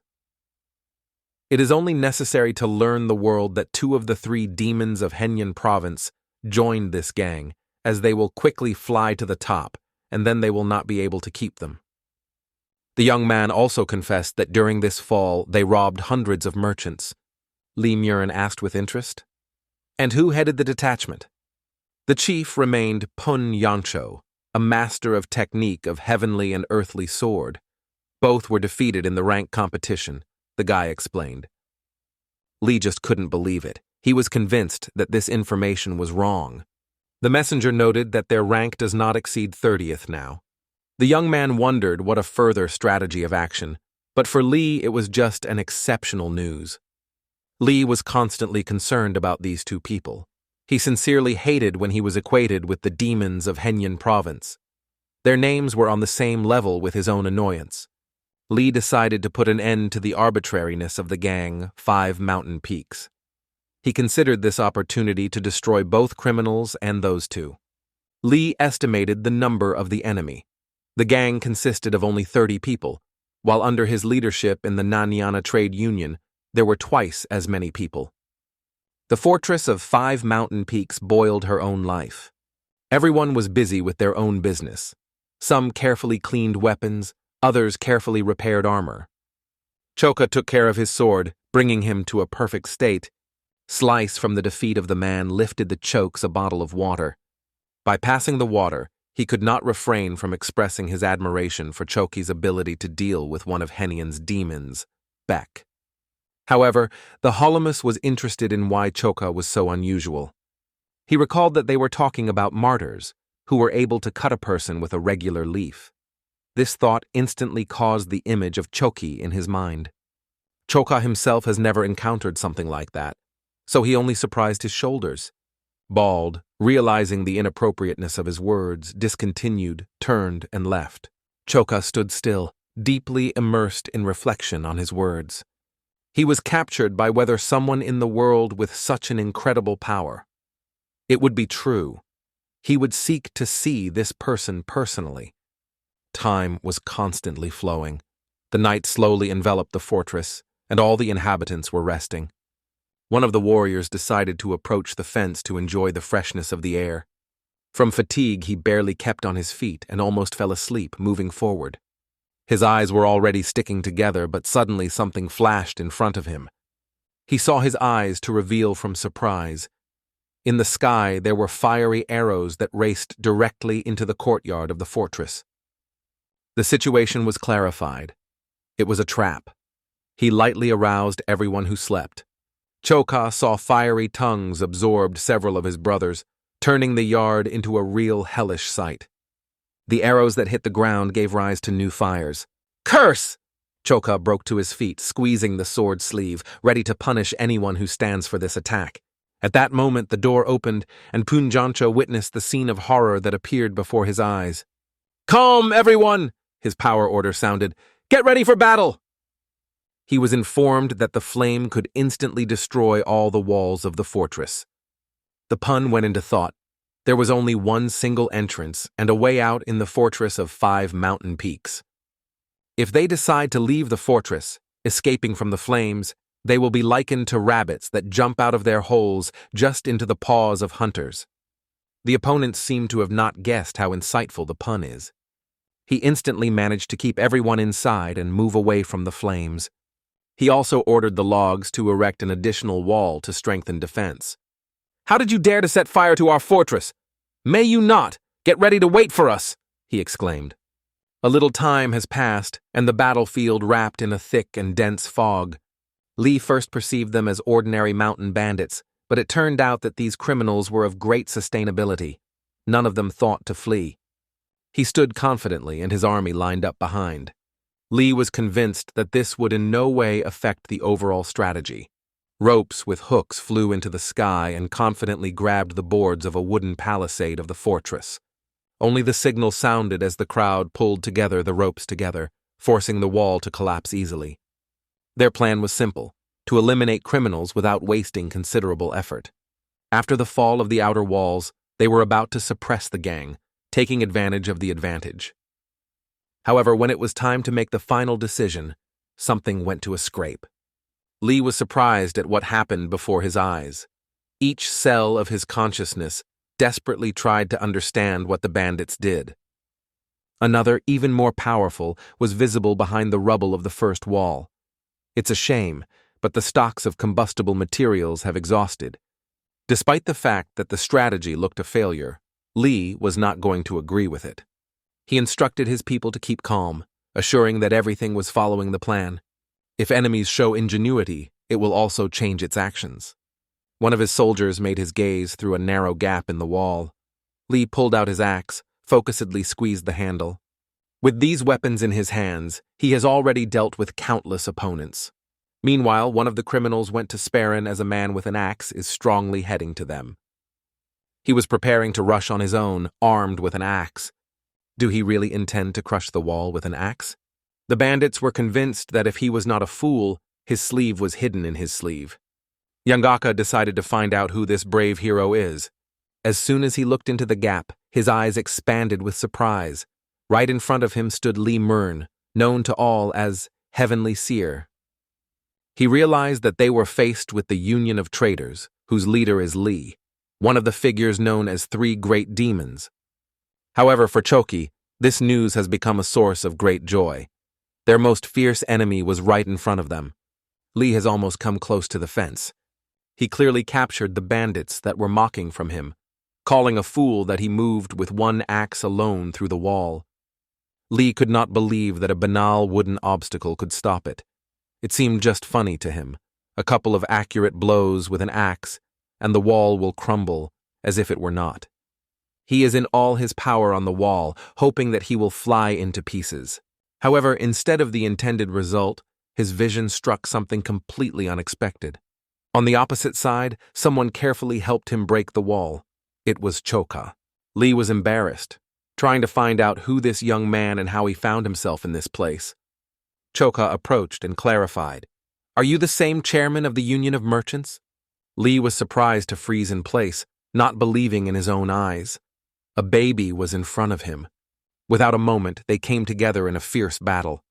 Lee was struck even more when he realized what stunning power he was released by this young man. He was forced to move away for a certain distance to restore strength and gather with thoughts. When he confidently headed to the fence, such a turn of events was not part of his plan. Lee so far could not recover from shock after a powerful blow of a choki soaked in the blade of energy.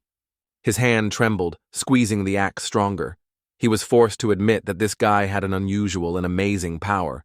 It became apparent that Choka was a legendary swordsman from the gang of 5 mountain peaks, which was made up of legends.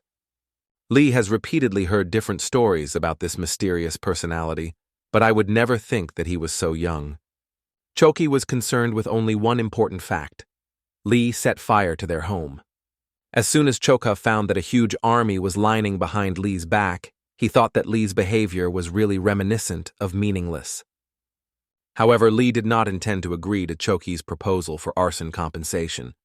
He was boiling out of indignation when these criminals shamelessly assigned the title of 5 mountain peaks, robbing others for their own glory.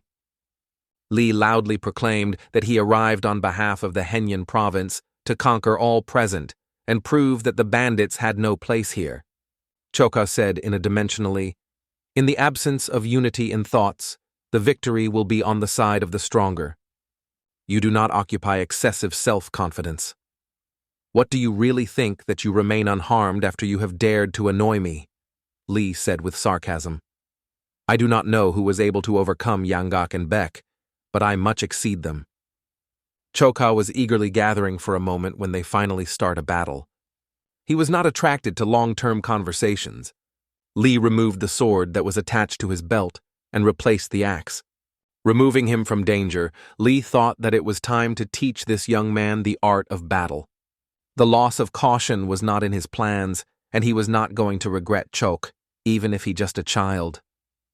However, Choka did not hear these words for the first time. He even seemed more interesting when the enemy retained his vigilance.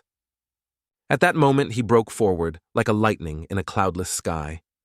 Their blows merged into a great tornado, tearing the air and breaking the space between them. Lee was tuned and was not going to delay.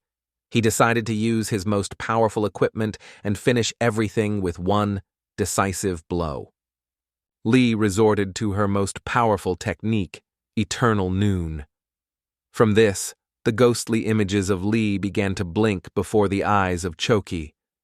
For Choki, this turned out to be even more exciting than he could imagine. But with one powerful sword, he immediately repelled several attacks in a row.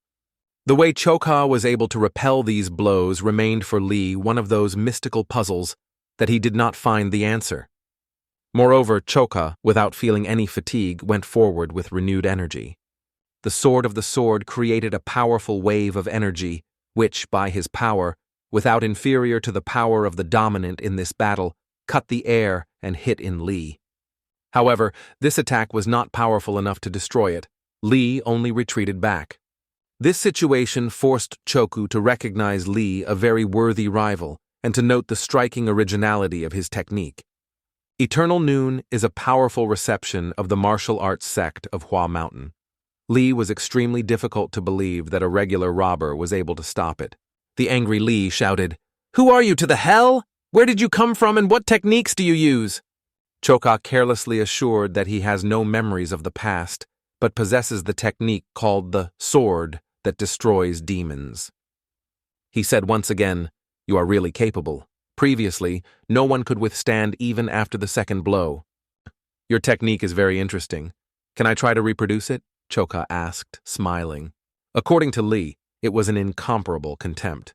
Eternal Noon contained 1,000 elegant movements. For a young man who spent decades in a shed seeking to improve every movement, this technique was not too complicated. In front of the numerous viewers, Choka decided to perform the legendary Eternal Noon technique again. As soon as he proceeded, his movements became even more sophisticated and perfect than that of Li. Li Mern was a real shock, otherwise you won't express that. Eternal Noon is the final chord of a mysterious series of 6 receptions of the Sword of the Hua Mountain sect. At first glance, it seemed like a normal blow, but there were many small movements inside. These techniques are the basic elements of the flowering plum technique, the assimilation of which was mandatory for both the students of the main sect and for anyone who was beyond. It is difficult to master this technique even for the sect adherents themselves. However, he, being just an external student, was able to master her perfectly, becoming an outstanding master of martial arts and gaining recognition throughout the province of Henyan. Just one moment was enough to destroy the fruits of countless efforts that he was so proud of. It seemed absolutely unrealistic, because Li was obtained. To master this technique, only once saw it, no one could. Despite the shock condition, he held the sword persistently, not allowing himself to lower it. He was convinced that he understood Eternal Noon better than anyone else, and was able to stop Choke. Li was convinced that only one of Choki's clones is authentic, one that is behind. However, his conclusions were false. He could not understand where this sharp, piercing pain that swept his whole body came from. It turned out that all of the clone images of Choki were quite real, and each of them was able to strike a sudden blow. This level not only repeated the original, but exceeded it in all aspects. Suddenly blood came from his mouth, and he fell powerfully to the ground. Choka looked disappointed. "What's the devil? You fell before I finished my technique." However, the real estate of his body became clear that Li did not intend to rise. Choka joined closer and studied him. "What a misfortune. Even in that case, I will still take away your head," Choka said. However, suddenly he was interrupted by a hoarse voice of Li. "Wait, I can't move out of place. I promise that I will no longer be approached even one step to the fortress of 5 mountain peaks. I beseech, give me life." Li swore on her right fist, which would never do so again. Choka decided to show mercy, offering him to keep his promise. He approached his friends who had already welcomed him and shouted that he was a real cool guy. Representatives of the trade union picked up their wounded leader and quickly took him away. Li was just stunned, not being able to realize that he had just been defeated by such a young opponent. It was difficult for him to grasp how stunning the force of Choka. At the top of the mountain, hiding in the shade, another man watched closely at everything below. There was a mask on his face, and he watched everything from beginning to end. The commander was very intrigued. How did Choksi manage to destroy the wall that was so difficult to build? After the defeat of small trade alliances in Henan province, 3 major trade alliances were also defeated, one by one. Now the turn of the trade union of Mansa and the Nanyan trade union, which controlled the land of Heian, also fall. The arrangement of forces in the region has undergone dramatic changes. It was impossible to imagine that the legendary celestial sword was defeated. How could it happen that the usual petty thief was so powerful? One of the merchants at the table was shared by the news that the rumors had already covered the whole province. This makes the fortress of 5 mountain peaks can significantly strengthen its impact. Some of them wondered, not it is better to attack now until they have had time to strengthen? However, there were some fears. There were suspicions that this young robbery could be a student of the crushing heaven of Lord Demons, the leader of the Green Forest. How else can you explain its incredible force? This guess sounded quite logically. He appeared at the moment when the Lord Demon began to actively expand his power. Everyone knew only one thing. If Choka really belongs to their circle of students, it would be wiser to stay away from them as far as possible. But suddenly one of the audience could not stand. He was bored of these nonsense. He struck his fist on the table with fury, breaking it into pieces. "Are we able to run away from some weapons?" he exclaimed. The head of the Mansa trade union, known as Sanmu-chan's hurricanely swordsman, expressed the idea that retreating would mean to become the subject of ridicule for the whole of the hen. But no strategy existed, because even San seemed equal to the heavenly sword. They wondered at him if he had any thoughts, how to cope with this young bully. However, even San confessed that he did not know how to handle it. "This guy plays a completely different league," San Muchun whispered softly. He remembered the moment when he watched the fight of Choki with Lee. If he hesitated without hesitation, his fate would be the same as Muron. To quench the excitement, he asked him to give him Lunzen tea, delivered from the shores of the western lake. Having made a few more sips, he reported that it was time to go to the province of Hugin. He decided to emphasize his comrades that it was in that place that a significant opportunity was waiting for them. In the province of Hugin stands the majestic mountain Udan. Here, despite the fact that he was only an external student, he mastered the martial arts of the Udan sect. He was instructed by the outstanding sage of Chunji, the elder of the sect. Glory went about this master as one of the most powerful even on the scale of the Udan sect. In addition, he gained recognition for his exclusive pedagogical abilities. San did not hide joy because his team finally began to think strategically. Udan sect is one of the top 10 most powerful communities. The level of skill of their direct students is striking. If the master manages to join, it will be a fatal blow to the choke. Even as a student of the Lord Demons, he is still too young and not experienced to compete with direct students. If Choka is defeated, it will be the beginning of the end of the 5 mountain peaks. After a long conversation, which seemed to stretch for an entire eternity, the dawn of a new day came. The table in the fortress was generously covered with delicious food, which seemed more like a wonderful dream than a true reality. They always dreamed of death before death, and today their dream came true. The guys' joys had no limits when they saw a table, generously covered with exquisite dishes. Despite the luxury of everything around, they found peace of mind that they really deserved it. They stood next to the very John Choko, the most powerful warrior of the whole province of Henan. However, Choka, demonstrating modesty, assured that the true ruler of power was the head. His eyes froze on a lush attire, which he was dressed, considering him too gorgeous for himself. However, the boys assured him not to worry, noting that it was thanks to him that 5 mountain peaks received this money. Everyone around expressed gratitude to him. The second brother lured them with a large sum and demanded that Choka receive a proper holiday. He insisted that Choka should enjoy boundless food and dress in the best outfits. "Now is the time to relax, because soon we will plunge into things again," summed up the younger brother. Choka drew attention to the girl who sat against him at the table. Unknown but interesting, she pushed him to step forward and offer her acquaintance. She was named after Hotk and joined the gang only a week ago.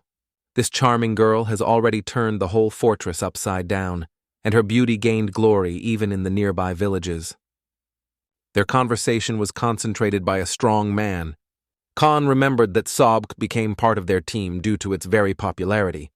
She escaped from an aggressive pursuer who tried to make her before marriage. Suddenly, a rough and deep voice swept the space. "I warned you to turn to me if there were some difficulties." The man came to the girls, but his gaze immediately stopped on Sobk. In his voice, He felt care as he turned to her, seemed to seek and protect. That's right. It turned out that we have the same brawler before us. He scared Sobk so that he decided to escape. A man with a bald and a scar on his face categorically rejected the accusation that he was a fan.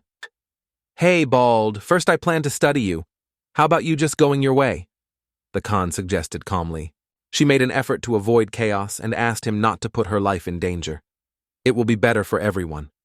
However, in his soul, a flame of self-confidence raged, and he perceived these words as a vanity. He turned to Sobk with a persistent request to confirm that his reputation of the terrible and dangerous was the basis. He warned her not to try to hit him more because even patience has its limits. The Bald tightly clenched her shoulder, showing strength. This time, the patience of Jonachoka reached the limit, and he decisively ordered to stop immediately. He is configured in a positive way. He decided to offer Lysum an agreement.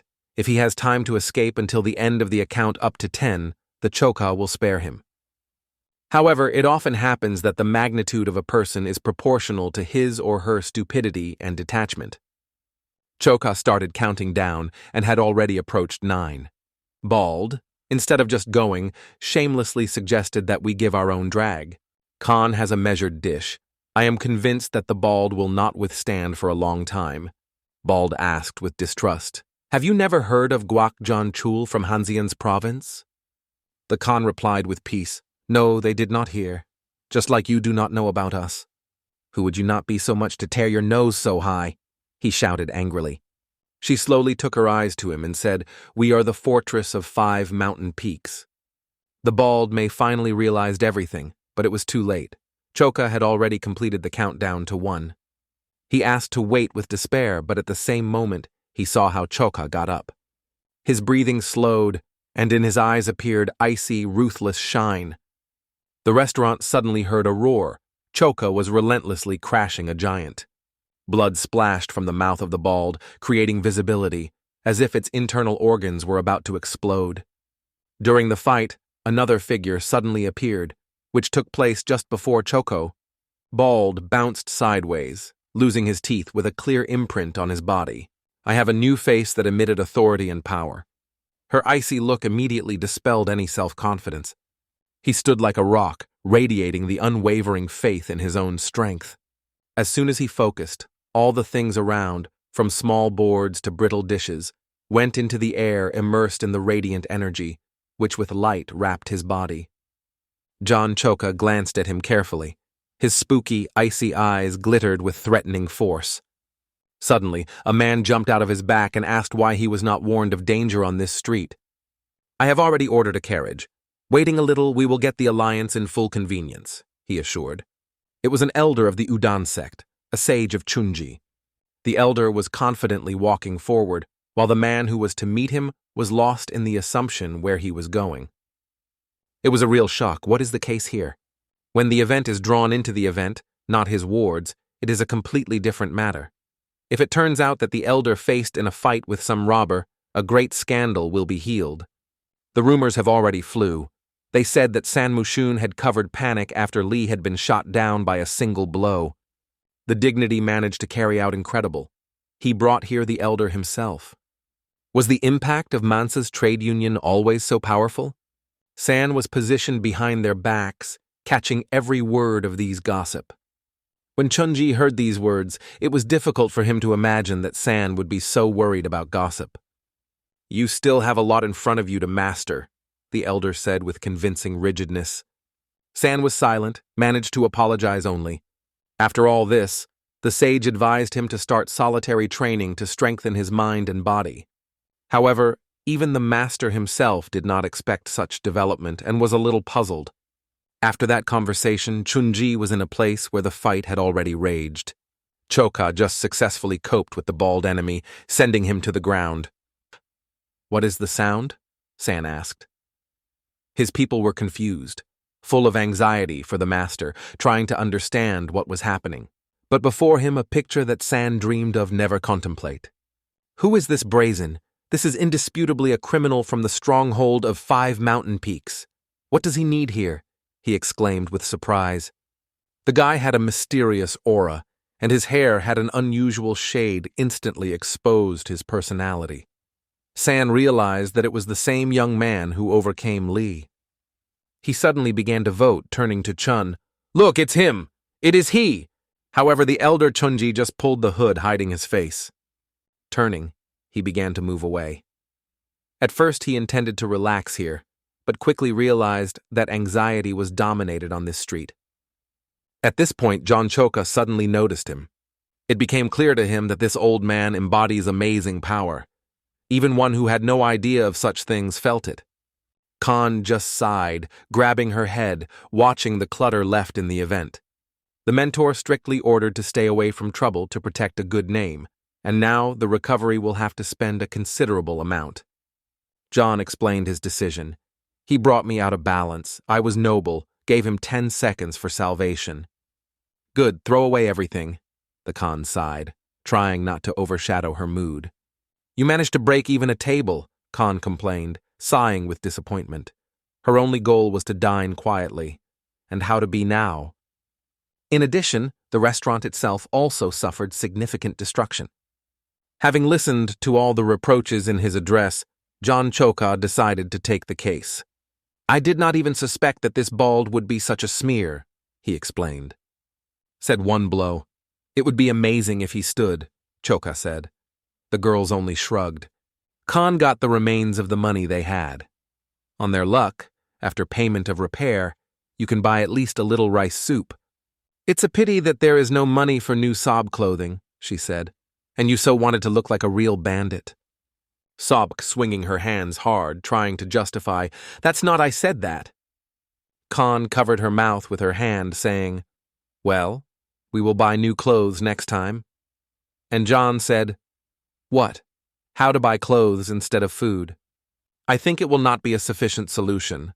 However, if you really feel guilty, I suggest making an exception and listening to one of my requests," Khan said.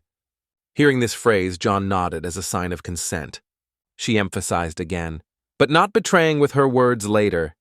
She asked to teach them with the cattle of martial arts. During this, Chun Ji walked confidently.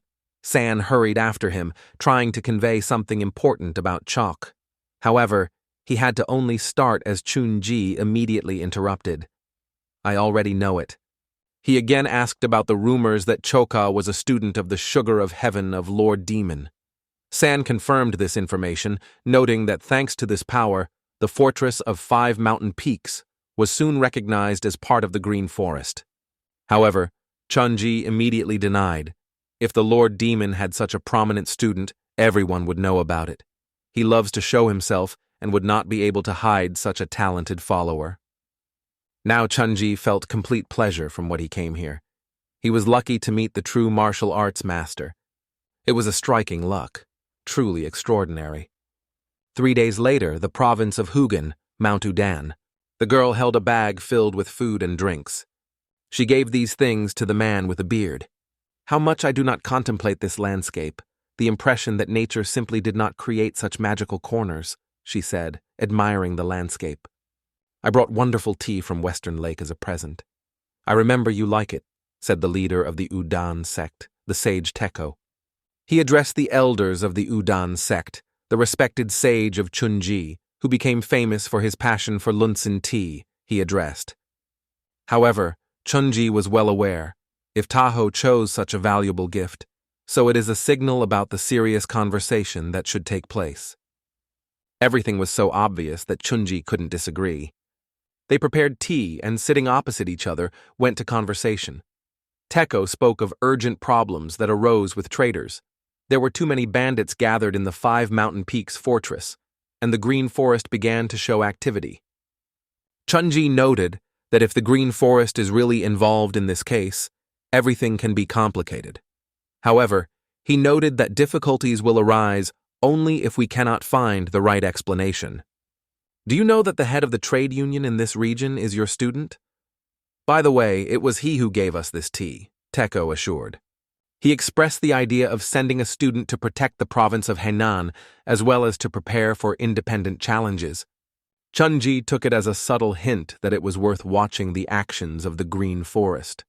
This situation immediately awakened the memories of the moment when the fairy of the demonic cult threatened the whole of Muse. The Luna fairy sought to apply her dangerous martial arts skills to conquer Muria and the entire Central Plain. Despite the fact that the Emperor of the Sword and the Switch, which cuts the moon, fought heroically and rescued Muri, it is no longer possible to hope for their powerful power. No one is guaranteed that such a threat will not appear again.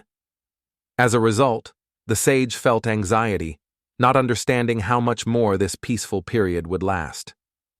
Unconventional sects were also a threat to Maroom. The Lord Demon, known as the Suggest Heaven, the leader of the Green Forest, has already won many legendary swordsmen. Today, all Marima is unlikely to find a worthy opponent for him. "So you want me to completely eradicate this threat?" said Changji. "That's right," the Teko sage agreed. "This is a great chance to increase the prestige of our sect. In addition, if the Udan sect manages to expand its power to the province of Henan, it will allow one goal to reach two goals." Hearing this proposal, Chunji leisurely made another sip of tea. He carefully exhaled the warm air and voiced his unified demand. Suddenly, he loudly thundered with a cup against the table, creating a sharp vowel echo. "Allow me to do the Fortress of 5 Mountain Peaks on my own." The Teko sage was puzzled and could not understand the purpose of Chuna. "During the decade in which I headed this city, I have repeatedly resorted to guessing and rituals," said Chunji. "What about the irony of fate? When I tried to predict my own good fortune, I never fell a happy symbol. And at the same time, I have never failed. I believed that I would live my life without feeling either good luck or failure, yet something else happened this morning." Chunji considered a meeting on the street as a great blessing from his divine mentor. The bandit from the Fortress of 5 Mountain Peaks had an unsurpassed creep to sword possession. Although Chun doubted that he was a student of Lord Demon, he was convinced that if he could take him under his wing, he would become the greatest sword on the planet. No, even more, he will embody the perfect skill of the Udan sect. In the event of success, the impact of Udana will fly to incredible heights. Meanwhile, Puns closely watched the construction. A new Harmony Pavilion has been built in the 5 Mountain Vots fortress. The fortress developed rapidly, which gave rise to the need to build new structures. To do this, the Pun decided to invite joiners, wise advisors, and their families. All the inhabitants of the fortress were fond of its incredible atmosphere. The children raced rapidly, with smiles exploring new landscapes. However, the older brother plunged into his reflections that it did not go unnoticed for the younger.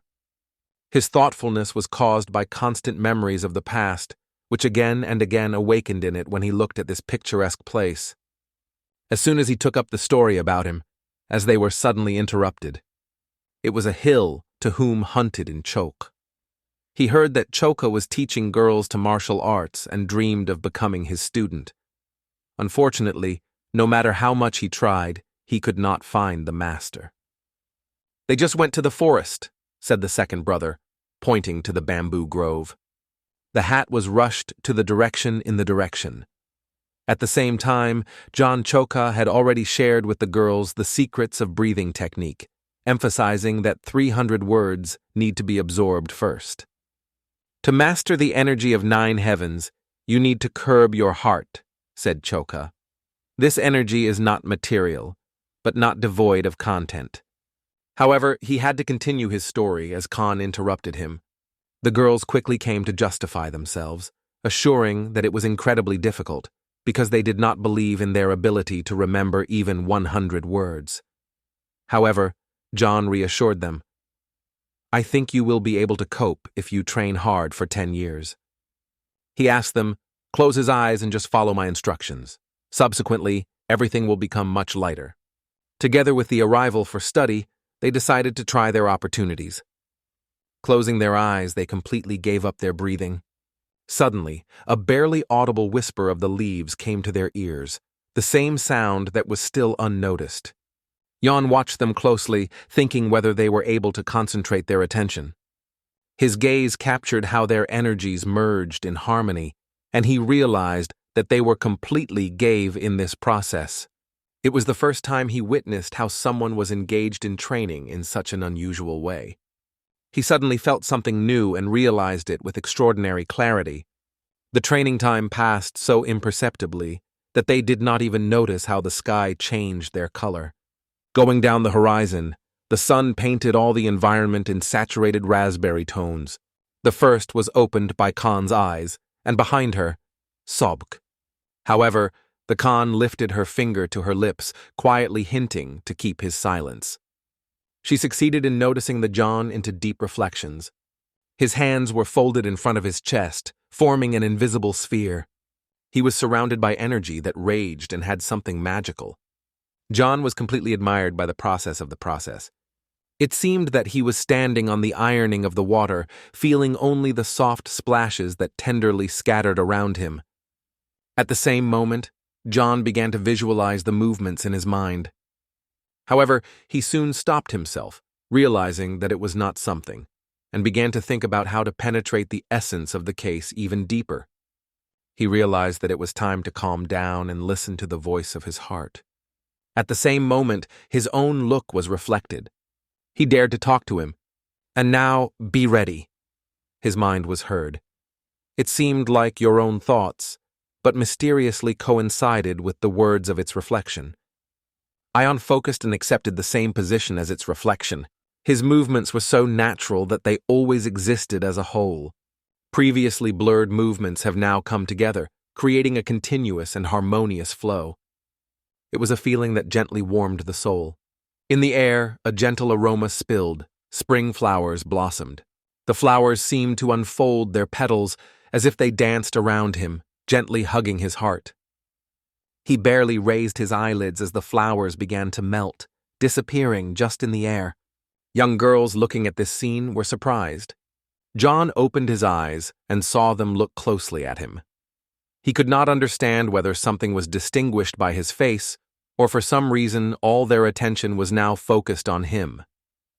"Choka, it was impressive. We can also, so if we continue your workout?" The girls, fascinated by the spectacle, asked with delight. He asked them to get rid of excessive admiration. From now on, every morning and evening, during breathing concentration, you will repeat these words. After completing the training, Choka, feeling the increasing appetite, turned to go back and finally enjoy the food. The girls who walked behind him cheerfully shared their impressions of what he saw. They could not stop discussing how exciting and majestic it was. On their way, they came across the head of the fortress, which was absorbed by serious reflections. It was obvious that something was wrong with the commander. He stood, immersed in contemplation of a new building, as if enveloped in loneliness, even when life seemed around. The commander returned to Choki slowly and asked, "What are our plans?" "The sage of Chunji has already gone in our direction to attack the fortress of 5 mountain peaks," he said worriedly. Only a few loyal brothers remained nearby. The rest just ran. The commander convened everyone for a meeting to discuss further actions. One of the brothers put forward the idea to use the time before dawn for escape. The commander left this unexpected question without words. He turned to Yangak. "Maybe you have any ideas?" But Yangak only shook his head thoughtfully. He did not know any trick that could give advice with the sage of Chunji. "What do we do now?" another brother asked, anxiously looking at the audience. However, Yangak, with a gloomy expression, stated that with the fortress of 5 mountain peaks, the case was already over. He urged everyone to put up with this inevitable fact and to grasp further. Chunji's sage is the same elder of the Udan sect. He is the most powerful among all in his sect, and once did not even have equal in Huba. His students are also extremely powerful. To challenge such a creature is like to cut your head. The pun strongly struck his hand on his armrest, ordering the audience to hold the speech. Looking at Jonah, he asked, "What are your thoughts about it?" Everyone around the breath, hoping to hear at least one word from him. However, Jan, based on a wooden pillar that propses the structure of the structure, quietly noted, "I have not decided yet." Any word no longer sounded from him. Yangak continued to prove persistently. Remaining here, they would not avoid death. Returning strongly, he moved to the exit, not intending to stay and wait for his destiny. Others exchanged views without deciding on a decisive step. Their faces clearly reflected fear and indecision. In the anticipation of the approach of the sage, Chunji, they decided to flee immediately. They left the premises one by one, but Lee Chul-san remained standing without moving. When he was asked why he did not join others, he just looked in silence, without saying a single word. Lee Chul-san returned and cast his gaze on girls who supported each other, confidently assuring that everything would definitely work. However, shadows of fear and uncertainty flashed on their faces. Then he confidently stated that he did not intend to go. His friend realized that further disputes were meaningless and just decided to go away. That evening, dissatisfied grimaces froze on the faces of the audience. Only 10 people remained in place. The girls demonstrated such power that many men preferred to run away. The Pun expressed gratitude to anyone who did not leave him and stayed nearby. He was aware that the mind had ordered him to flee, as Yanggak suggested. New structures have already emerged here, including a pavilion and residential buildings. Recently returning to the Fortress of 5 Mountains, people could not just leave everything. The Pun was sitting on a chair, clamping his fist. An atmosphere of deep tension appeared in the room. Suddenly, the gust of the wind broke through the open window. He came with a handful of fresh green leaves. Jonachoki reached out, and it was from the sky that the leaf flew from the sky. His fist struck, and the air broke up with a sudden crack. This immediately aroused the interest of the commander and all who were indoors. Then John asked the commander with the question, "The wise man of the Chunji, is he able to cut the leaf?" The Pun could not believe that his skills were able to cut a person with a regular letter. He considered it absolutely unattainable for any person. If the opponent is not particularly powerful, then the young man has the opportunity to join him in the duel, he understood. John proclaimed it in public before all, and besides, he was even asked if he was really serious. The commander believed without hesitation that John would be able to stop the sage of Chunji. However, the words that Yang Hak said did not give Poon rest, rotating in his mind. Suddenly, before her eyes, the figure of Chuno erupted. In his imagination, the Pyuan observed how John was a fierce battle with this rival. He realized that there is only one obvious way to protect the fortress. This idea required a great risk, to put a child's life on a map. Is there another option? After all, they appeared here 5 years ago. Many newcomers joined them this year. The pavilion blossomed, and it was this day that significant success was made. All unanimously expressed their support for Jonah, claiming that he would certainly cope. However, the commander did not seek to constantly count only on Jonah. The object of their attention was the elder of one of 10 significant sects, and it could be that his power exceeds external representations. In this situation, the commander was unable to jeopardize his subordinates' lives. He got out of the chair and proclaimed that the Fortress of 5 Mountain Peaks would be dissolved. He soon approached a huge fence, which played the role of a wall for the fortress. In one hand, the young man held the axe firmly, and the other was barely noticeable. For some reason, his legs refused to move out of place, and it became unbearably difficult to take this desired step forward. Suddenly, the cracking of the rope that kept the logs broke piece. It began to split into fibers. Raising his head, he frozen in place, not realizing that he was going around. The deck rushed directly to him. He instinctively closed his eyes, waiting for the blow, but nothing happened. Slowly, slightly scary, began to open them. The deck was stopped by his brother. He said that the escape was absolutely impossible. They kept the fall of this fence with their own bodies, those who were truly close and had the courage to remain. And among all these people was the one whom the commander sought to meet the most. The largest number of wooden logs on their shoulders nosed John Choka. Despite fatigue, he asked the commander once after his time whether he was fine. It was at this moment that the commander realized what it means to be part of a real family. The brothers and sisters noticed him that if the fate of the team is to die, then they would fall together. Hearing these words, the commander did not resist the smile. He realized that they were as bold as they were habitable. It has passed for a while, and some have already taken up the fence restore. Others spread the bonfire and listened to the fascinated manner how they crack firewood in the fire. Fortunately, the materials were at hand, so the wall was restored quickly. Finally, it was possible to rest a little. The commander put forward the idea of duty on the post. Although the enemy's attack was expected tomorrow, the danger of an unexpected blow always hung in the air. All in one voice expressed their consent. "Yes, leader." Among those present was Gomyon, who once lived in the temple, Myohundo, who was able to escape from behind the lattice, and Idle, skillful theft, Sanchun and Sobon, who once specialized in subseat agriculture. They relied on a leader who thought about himself as an ordinary man, and he appreciated them for having become a real family for him. He said aloud that he had been incredibly affected. However, others did not hesitate, and noted that this conclusion had to be reached for a long time. At that moment, Khan got up and turned to her head. "As we agree to stand side by side even at the edge of death, is it time to stop doubt and recognize us with a real family?" She turned to others, and all unanimously supported her opinion. It was a surprisingly successful idea that evoked admiration even with a manager. Everyone enthusiastically perceived this idea. Rising at the same time, they formed a circle around the campfire, enjoying the magical atmosphere of the evening. From that moment, Chulsan received number 8, Chain Khan became number 9, and Soban took the position number 10. From now on, the leader was counting on them as his real family. For Ion, this moment became decisive in its fate. Although the bandits could know about the formalities, their oath only parodied a vow from a peach garden from Troza. They may have lacked education, but it was enough for them. The Peach Garden Oath is an important event in the 14th century novel Tropsy, written by Lu Guanchun.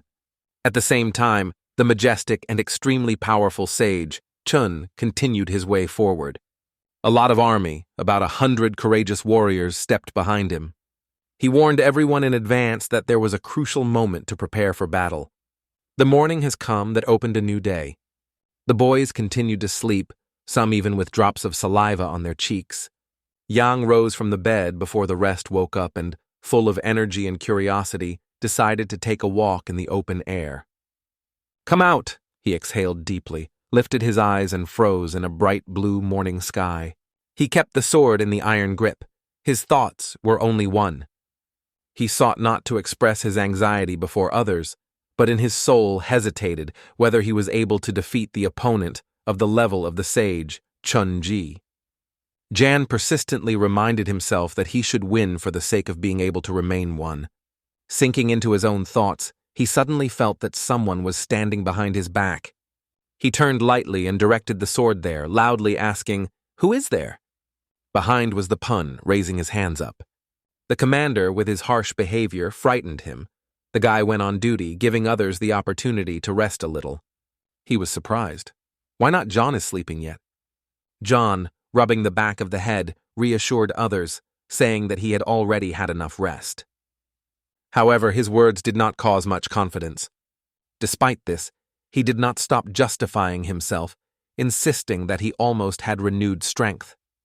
Suddenly, Pune attacked Jonah with a sword, wanting to check his reaction. John has repelled this blow without difficulty. Then she came up with an idea to spend a duel for warming up. At the beginning, John was fallen into confusion. However, he soon came to the conclusion that the proposal was quite worthy of attention, because she sounded quite attractive. They encountered a duel, wiring with swords and grinding their movements. They moved at incredible speed and skill, and their swords were ringing from blows. The Pun demonstrated a great skill in possession of the sword. In the midst of the battle, he suddenly appealed to Jonah to apologize to him. John was completely embarrassed and could not understand what was happening. "For some reason, it seems to me that I am constantly relying on you, despite the fact that you are the youngest," the Pun said. John only reassured, reminding that they were taking, so there is no reason to worry. Their reflections broke off the voice that came from behind the wall. "Listen to everyone. We are the fortress of the Pyatgiri peaks." And then suddenly a loud thud, which echoed from the ground. Finally, it became clear. The enemy is already on the doorstep. The enemy brought his troops. Before the wall appeared the leader of the trade union of Mansa, Sanmuchin, who bravely proclaimed that it is better to put their weapons, because otherwise the bloodshed would not be avoided. The head decided not to dump everything on chalk, so he jumped bravely on the other side of the fence. Only the one who leads is deserved to call the leader. Running on the fence, he looked at many enemies, but fear left him forever. San, only when he saw him, immediately realized that he was facing the leader and trying to bow to a peaceful solution, avoiding in vain. However, Puna's statements were not at all that the enemy expected to hear. San Muchun, what a tinker you are. Do you think that we are scared by the support of the wise Chun-Ji? We will not run away from this old fool. Get back, freaks. We will not allow you to intimidate us.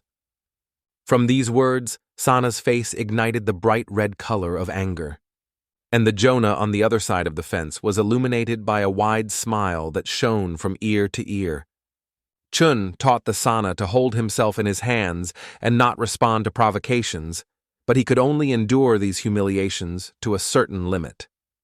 His cry was so powerful that it seemed as if the airwaves began to vibrate from this sound. "Sir, run away!" Jan exclaimed, standing near the fence. However, it became too late. Chuno's loud cry pulled a fence with roots. It was a complete, unexpected solution. At the same moment, Chun shook the earth rapidly. Weapons in his hands, he quickly rushed forward, pointing the edge of the sword directly to the Puna. At this moment, the Pun faced the danger that threatened his life. Joni suddenly felt fear and tension as if they were not.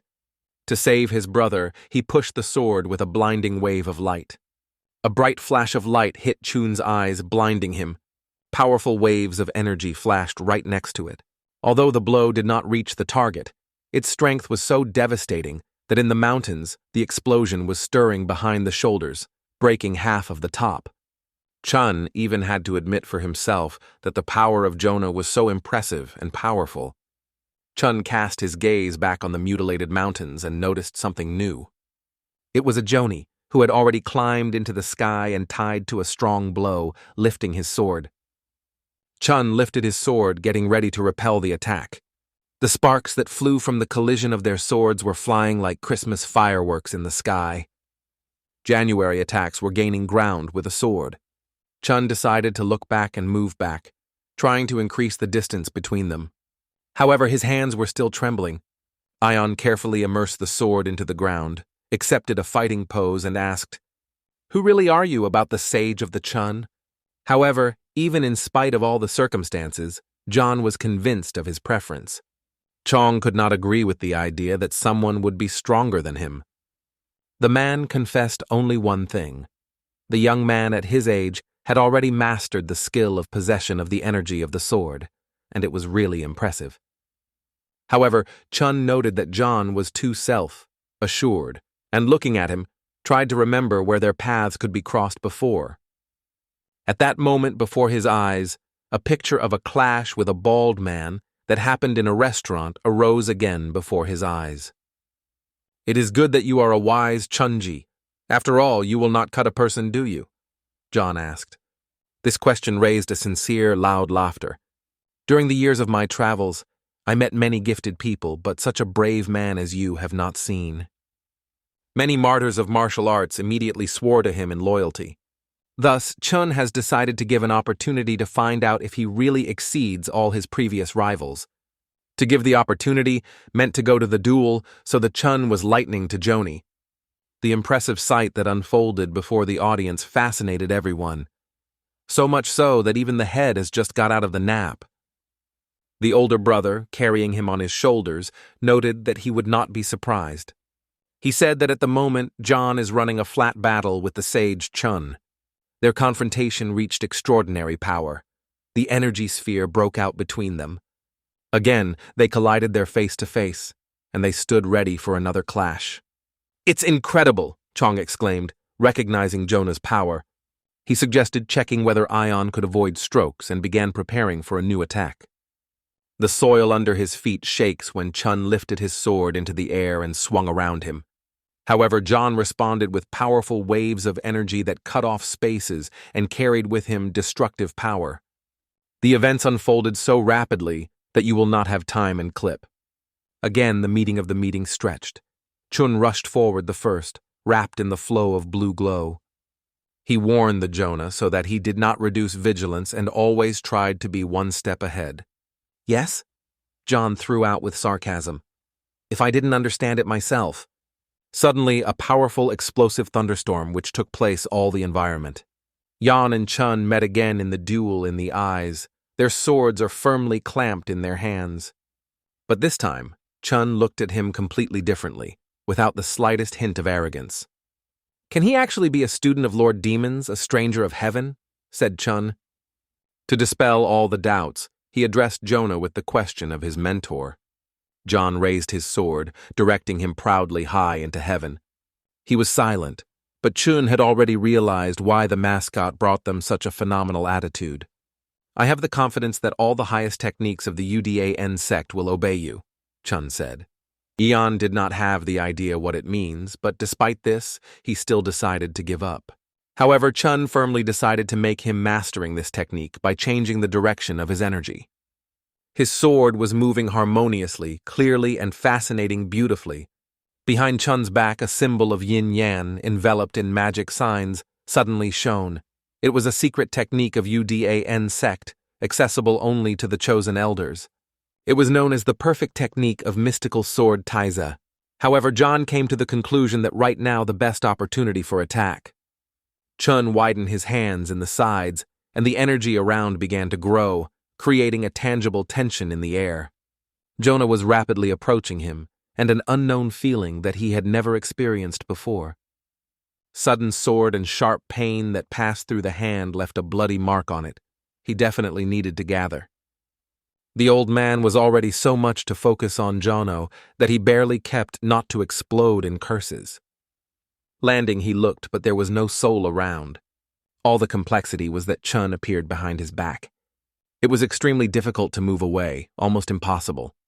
The brothers, following this, felt anxiety and anticipated the inevitability of consequences. Chun waved his sword, struck, capable of solving the fate of this fight. However, John could jump back and escaped more danger, receiving only a small cut on his shoulders. Chun's sharp wars of his sword sent some powerful energy flows into the air, warning that these were just the first shots of wars. After a successful reflection of the attack, Joni noted in the air the symbols of yin and yang, which radiate powerful energy. Chun skillfully maneuvered them, choosing strategic positions for regular pressure. The leader, watching the events, felt anxiety for the boy firmly covers his heart. Suddenly he heard the steps that came from behind. The whole team rushed to him, and Khan frozen from shock seeing this action. Moving the battlefield, Chun seemed to give rise to a storm of energy. Each sword stroke was accompanied by a loud battle cry. The symbol of yin-yang gleamed even more powerful light, and around it began to pulse the sound waves. From heaven suddenly came the flow of energy which hit the ground, giving rise to the explosion of unprecedented power directly at the place where John stood. Everyone rushed, embarrassed and blinded by a powerful shockwave. Upon completion of the attack, Chun realized that he had not used all his power for a long time. This time, he did not keep her under control, too admiring the passion of the battle. It was at that moment that his gaze attracted a wonderful glow in heaven, which caused him embarrassment and misunderstanding. A huge figure of the dragon emerged from the whirlwind of dust and fragments of stones. Plasma energy saturated it with an inexhaustible force. The earth trembled under his steps, inspiring the fear of all who witnessed this terrible appearance. His mouth emitted dazzling light, and the body was covered with a stable, strong scales. It was a living energy embodiment of Jonah Choka, the area of the variant in the west of Laoyana. Not far from the tables covered for guests, several soldiers mastered new techniques. Mrs. Beck occupied a prominent place among the most influential people at the table. She was at ease with a man sitting next to her. Mubek approached the band, expressing his sincere gratitude to both clans, Nangon and Ion, including their elders, for their presence. Remembering more than 10 years of experience in Clan Nangon, he decided to impress the audience with his acquired skills. Beck rejoiced that her son gained the 7th rank in the martial arts.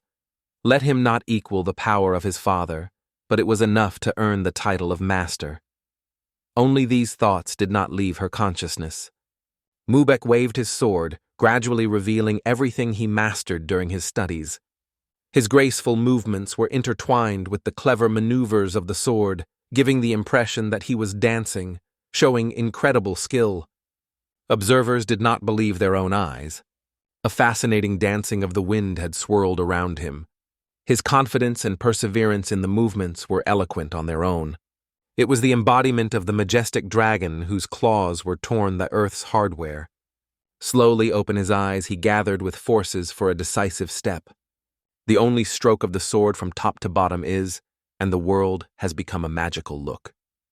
3 powerful energy stripes rapidly rushed forward, unfolding the spaces around. The powerful energy that filled the space at this moment struck everyone who was around. Everyone was silent, unable to say a single word, only surprised and enthusiastically looking at this picture. They saw 3 sharp claws cut deep furrows on a solid yard. Some even had to jump across the table to better see these traces. Miss Beck smiled cunningly, studying carefully how others respond. With a sense of pride, the young man carefully turned his sword on his belt. Meanwhile, on the battlefield, another dragon left an unforgettable impression on the fights. However, it was intended not for the performance, but for a real duel. This dragon was drafted by Ion. He was directly opposite Chun. Around the Ion radiated bright yellowish energy, spreading loud sounds that resembled the roar of thunder. Then John spoke to Chun, now with a new tone full of confidence. "It turns out, did you really hide your strength?" he asked in surprise. "Are you still underestimating me?" He warned the elder. Now it's time to make every effort and demonstrate all his power. Chun's answer was only a loud, ringing laugh. He could not restrain the hobby. Fantastic! This is the kind of power as he thinks that he should show a true rival. Without a moment, he went into battle to put this land. The Joni skillfully wrapped his weapon, preparing to repel the attack. His gaze was colder than iceberg. However, the blazing heat from his shocks could be felt from afar. Under the accompaniment of a cracking flame, which accompanied each of them, they were tirelessly moving forward. They faced their foreheads, and this instantly introduced a confusion. 3 sharp claws cut the stone under his feet, and he literally feels the heat of these blows next to him. He was lucky because he was exactly in the middle of these blows. If he stood on their road, he would not have been alive for a long time.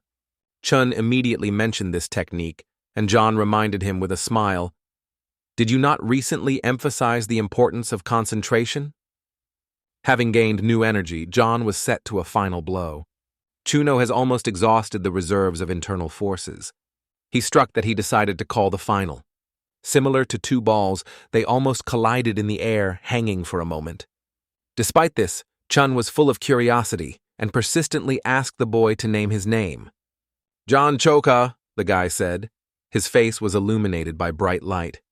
Chok is translated as purple, while Ha means event. The purple event.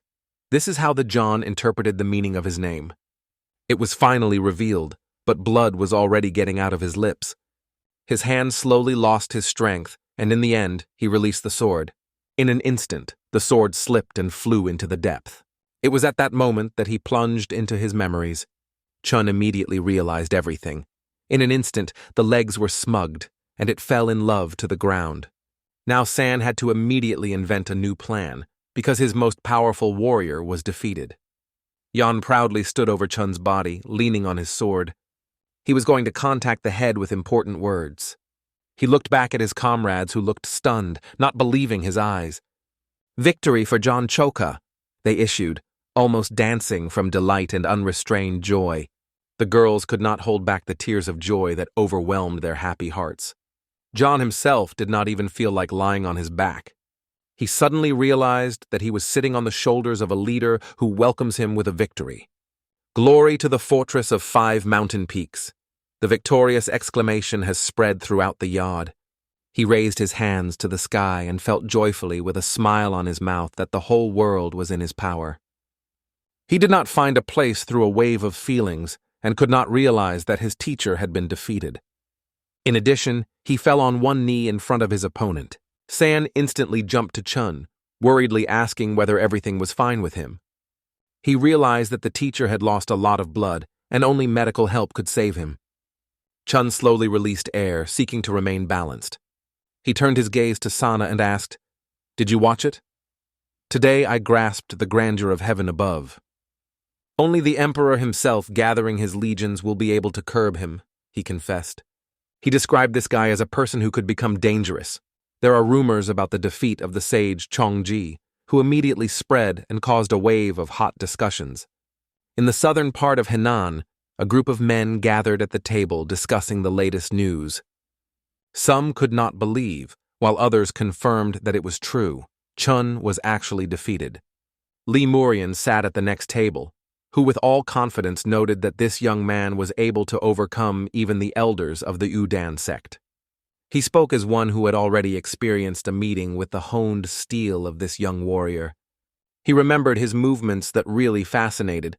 It remains to be guessed who was able to compete with him. A few more men approached him, but he coped with all one blow. Since then, the Mansa trade union has been defeated, and the whole province of Henan has been convinced that the fortress of 5 mountain peaks has been inaccessible to any enemy. To protect the honor of the trade union and the Udan sect, their leader, San Muchun, made every effort to stop the spread of these rumors. Although he made every effort to avoid this, the rumor was already spread by the south hence. The fortress of the 5 guider peaks from an unknown group has become the most powerful community. At first, many believed that the defeat of the sage was just a deception. Meanwhile, legends of 10 brave warriors were born in defense of the fortress. Among all names, special attention was attached to one of them. The famous martial arts master named John Choka lives in the stronghold of 5, Girlfriend. Legends say that only 10 defenders were enough to resist hundreds of the soldiers of the trade union and the Udan sect. Since then, these brave men have become known as 10 heroes of the fortress of 5 peaks. One man was introduced to this information. A one-eyed and mysterious man in a black mask received these reports. They gave their consent to the admission of the group into the Green Forest, provided that they collect enough participants. In their benches there was one of the 12 formidable demonic generals. Despite the numerous invitations to join the Green Forest, he remained indifferent and lived hope that the nameless fortresses would disappear before the planned fees. Less than a month remained before the meeting, and he decided to make sure that they were really worthy of joining the Green Forest. The bird was heading to the fortress of the 5 mountain peaks, carrying a note on the paw. In the Harmony Pavilion, the man stood his knees, with sadness and despair begged him to be accepted again, because he had no longer any shelter. He swore to the leader that he would never betray them or escape. The manager called him to himself, and he carefully got up, preparing for a possible punishment. And his premonition was not deceived. His head took his hand to blow. He closed his eyelids more firmly, waiting for the inevitable blow. However, the manager only gently put his hand on his shoulder and said, "I congratulate on his return." He jokingly noticed how much he was scared and expressed his gratitude for his trust and return. A guy by the name of Plut did not hide his joyful tears. Thanks and promised to thank for his kindness, he turned and hurried in the opposite direction. The second brother believed that the head was too condescending to them. In his opinion, such ease in reception can lead to the fact that the fortress will begin to be perceived as weak. He firmly demanded to choose only those who remain true to the end, even when to look in the eye. The manager explained that they have not been taken to the Green Forest yet.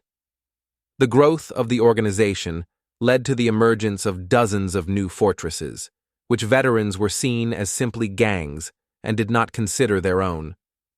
The second brother wondered and realized that no one had appeared. The hopes of the name and power of the Green Forest were futile.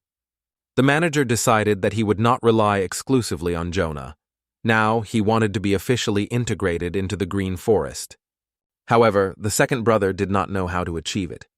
The manager thought a cunning plan. In the future, gathering of the green forest should be clearly shown that they should not be ignored. If they gain recognition, they will be able to enlist the support of other fortresses. To do this, we need brave people who are able to defend the fortress. Finally, the second brother realized the plan of the leader. It also assumed that from now on it is necessary to provide more people with food and make even more effort in work. Meanwhile, Choka went on a journey to find the old man. The bird finally arrived in place, holding a note in his beak. She flew and comfortable on Chuna's hand when he pulled out a note. Conveniently resting on the stone, Chun unfolded the book and plunged into reading. The letter contained the following appeal. I was rumored that you were delayed in the fortress of 5 mountain peaks. Your prolonged absence as a sect mentor can adversely affect the younger generation. I look forward to your faster return to the Udan sect. In less than an hour behind Chun's back, John appeared, the person he expected. John came and asked, Uncle, do you plan to go now? And why would I hurry? I have not been able to relax for a long time, so I want to enjoy peace before I went. Chun replied. Why are you still here? After all, you could calmly join the trade union, John asked. Chun said that he was delayed here because he was expecting a response from Joni himself. It is because of this that he remained. John tried to guess what was being said. Maybe Chun seeks to become his student? However, Chun did not confirm this guess. In reality, he meant completely different, completely opposite. In the Udan sect, I was considered the most prominent. I mostly accumulated internal energy and mastered the most complex arts. 3 decades have passed since I began to study the mysterious technique of the Taizi sword. No matter how persistent, I have not managed to overcome the boundaries of 3 barriers, Chun said. This story opened an unknown world for John.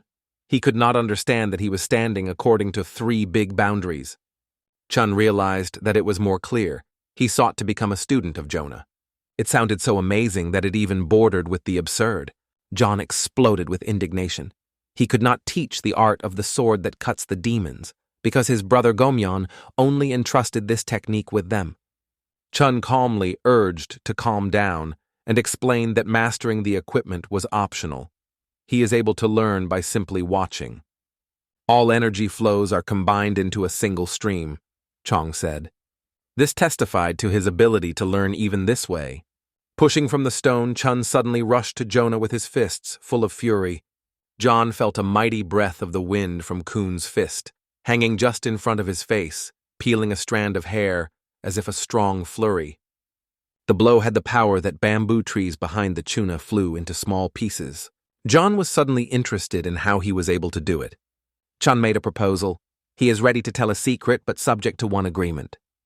If Joan offers him valuable advice and pay attention to his weaknesses, although John is extremely strong, he has not yet mastered the art of fully revealing his potential. Chun came to the conclusion that Jonah lacks the knowledge of elementary theories of martial arts. When he acquires basic skills, his level of skill and understanding will rise to a new level. After Chun explained everything, he reached out to Joni. Soon, training began. They lasted for hours. Under stormy flows of the waterfall, the heroes practiced with swords. It looked stunning, especially against the background of a bright full moon. One day, heading, they came across a group of children who raced past, waving with sticks. Chun carefully focused on one of the young men. The boy looked closely at him, trying to understand what was really going on. Suddenly, the baby reached out to Chun Flower, calling it his gift. Chun carefully took the flower and swore care of it. John, noticing the mood and gesture of Chun, noted that they were really closer. He could not withstand children, but it was unclear for Chuno how not to feel affection for such young and innocent creatures. It became obvious why John had aversion to the younger generation. His own experience taught him that children were able to laugh and mock. Chun said that in the fortress of 5 mountain peaks, all people, regardless of age, are marked by kindness. He could not even imagine that the other fortress of the Green Forest could be as favorable. He announced that everything left behind was only a false illusion. The sky has acquired a soft raspberry range during sunset. At this point, The women's hand cleverly tied the deck. The Khan gathered several knitting firewood and looked at them carefully, reflecting on whether it would be enough. She lifted several logs on her shoulder. "It's time to go home." Chun stopped her, grabbing some of the firewood and offering her help. She, calmly, called him uncle. She was even surprised when she saw the sect's elder engaged in such a matter. However, Chun was not free from stereotypes when it was about bandits from the mountains. She asked him that he was the reason for changing his thoughts, which he could not find words. However, he was convinced that the fortress of 5 mountain peaks was a great place. The girl obeyed in his words. This fortress does not look like any other. In other castles, criminals were previously theft.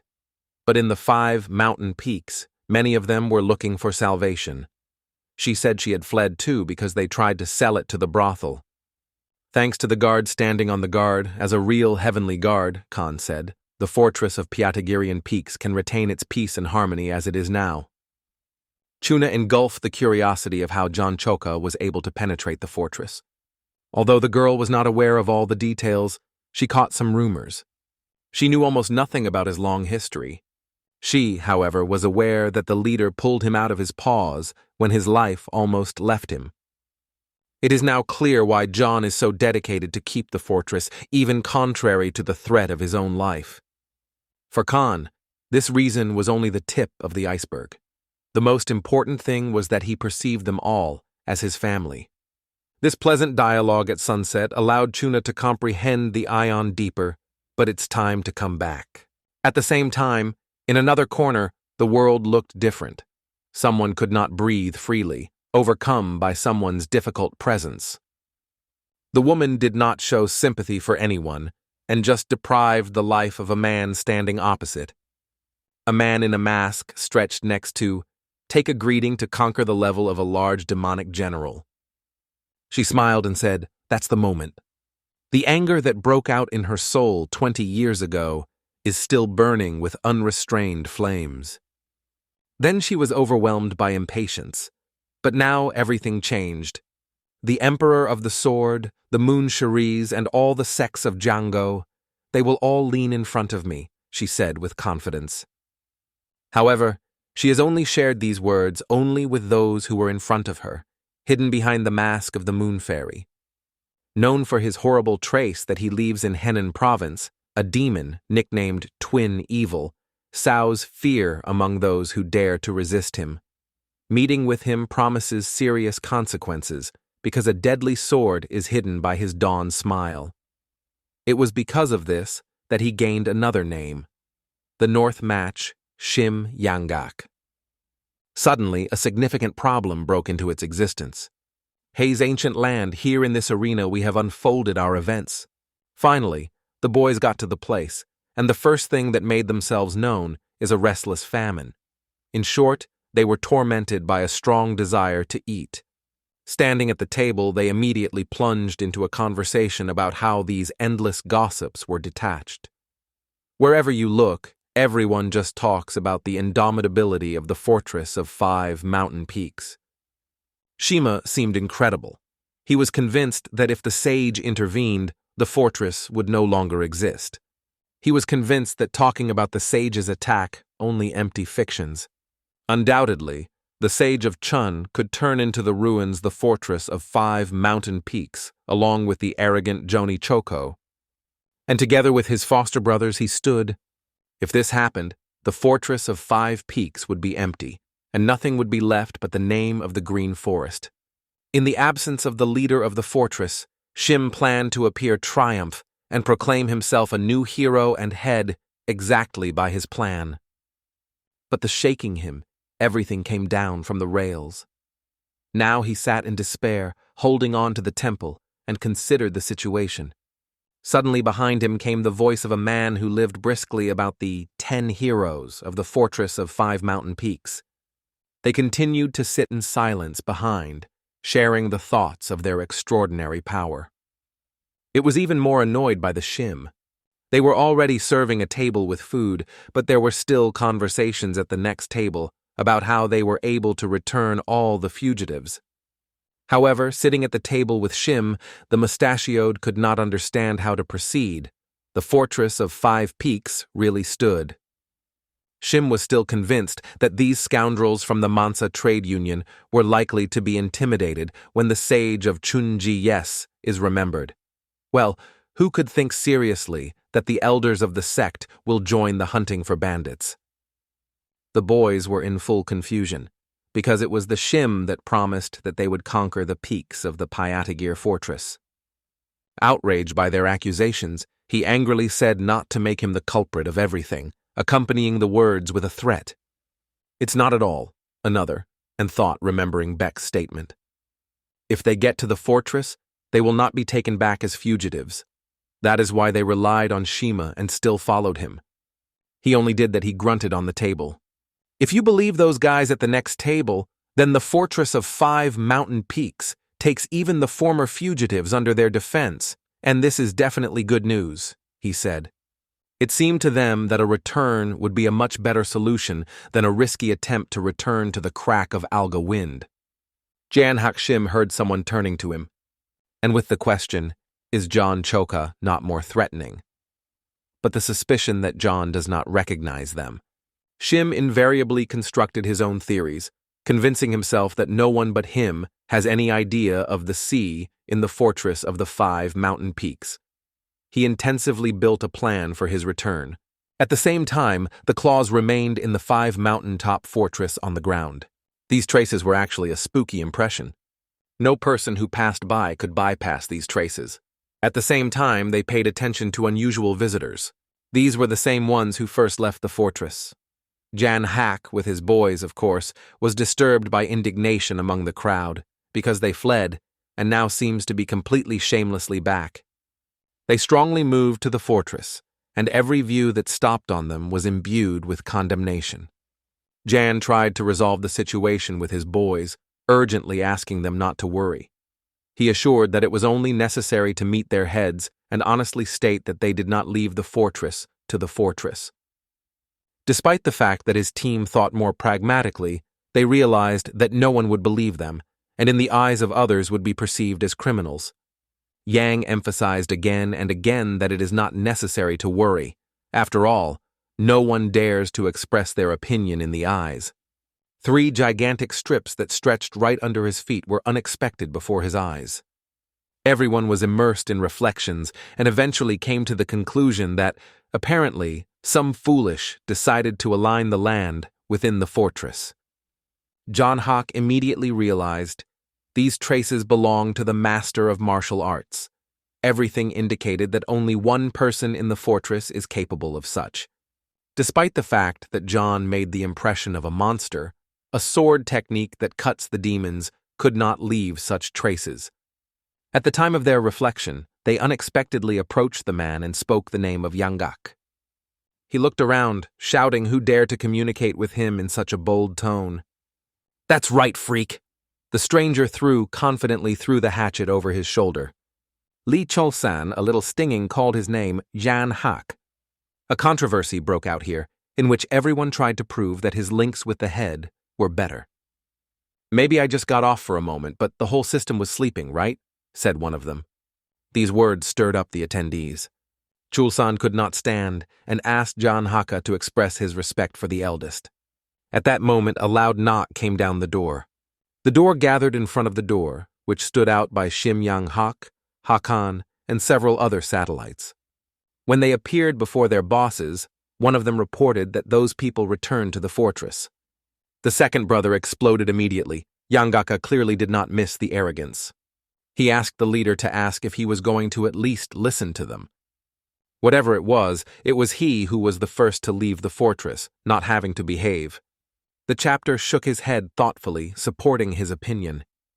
However, John Hak had the power to gain a reputation in Henan, and maybe his utility may still be. However, the second brother noted that thanks to the training of Choka, the fortress turned into a much more powerful defense structure. And now, there are only a few people who can overcome Yang Haka or Beck.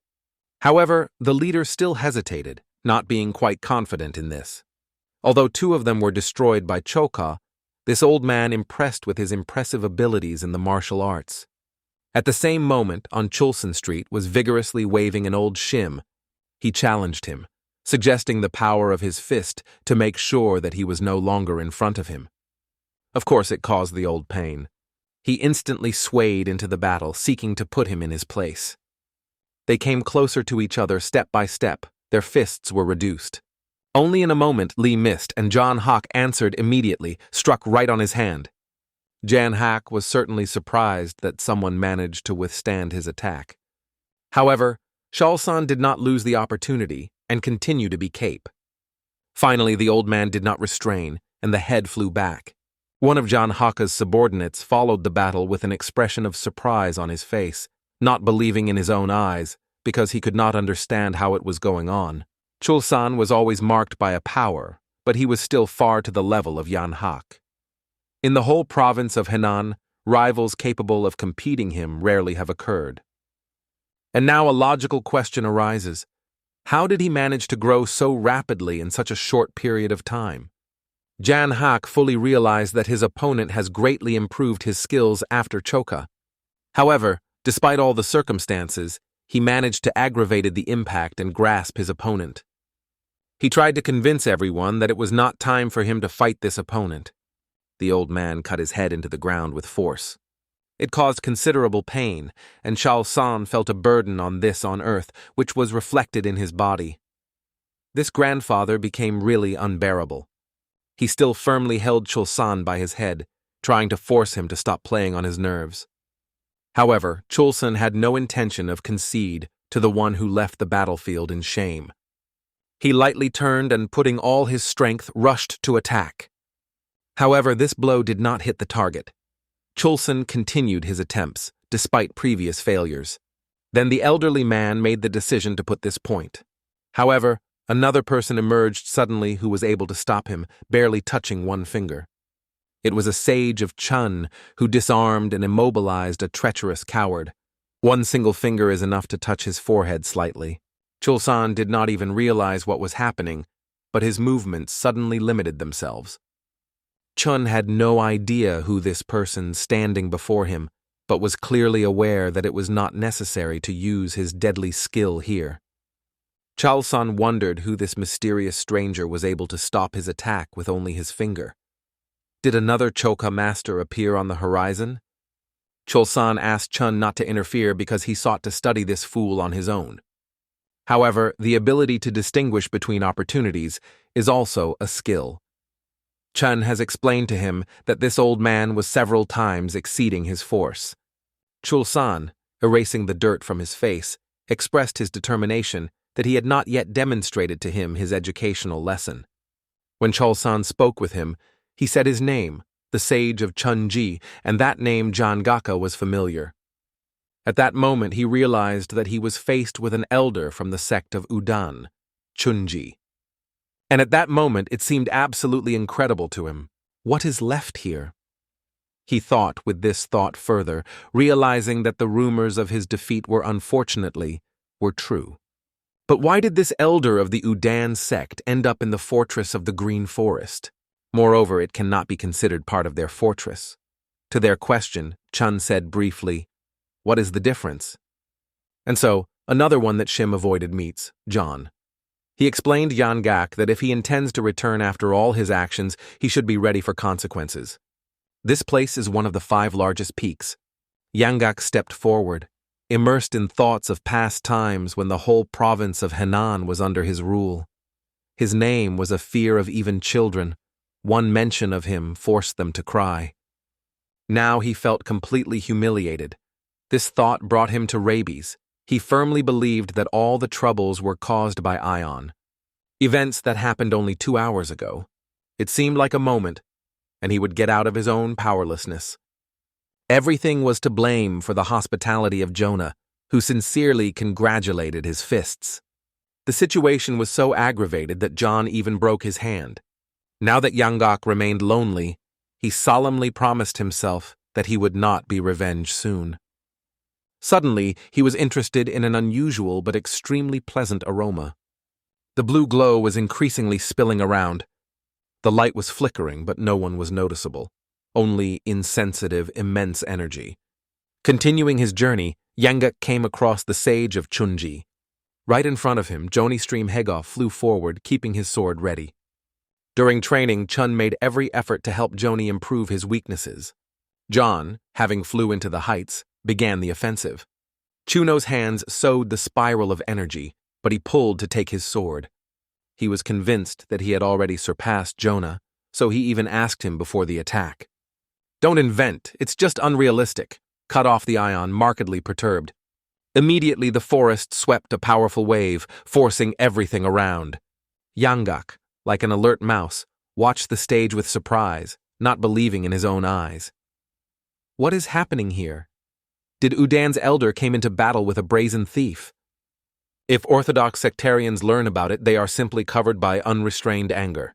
Their battle was so powerful that the energy they emitted seemed to exceeded all the limits of the possible.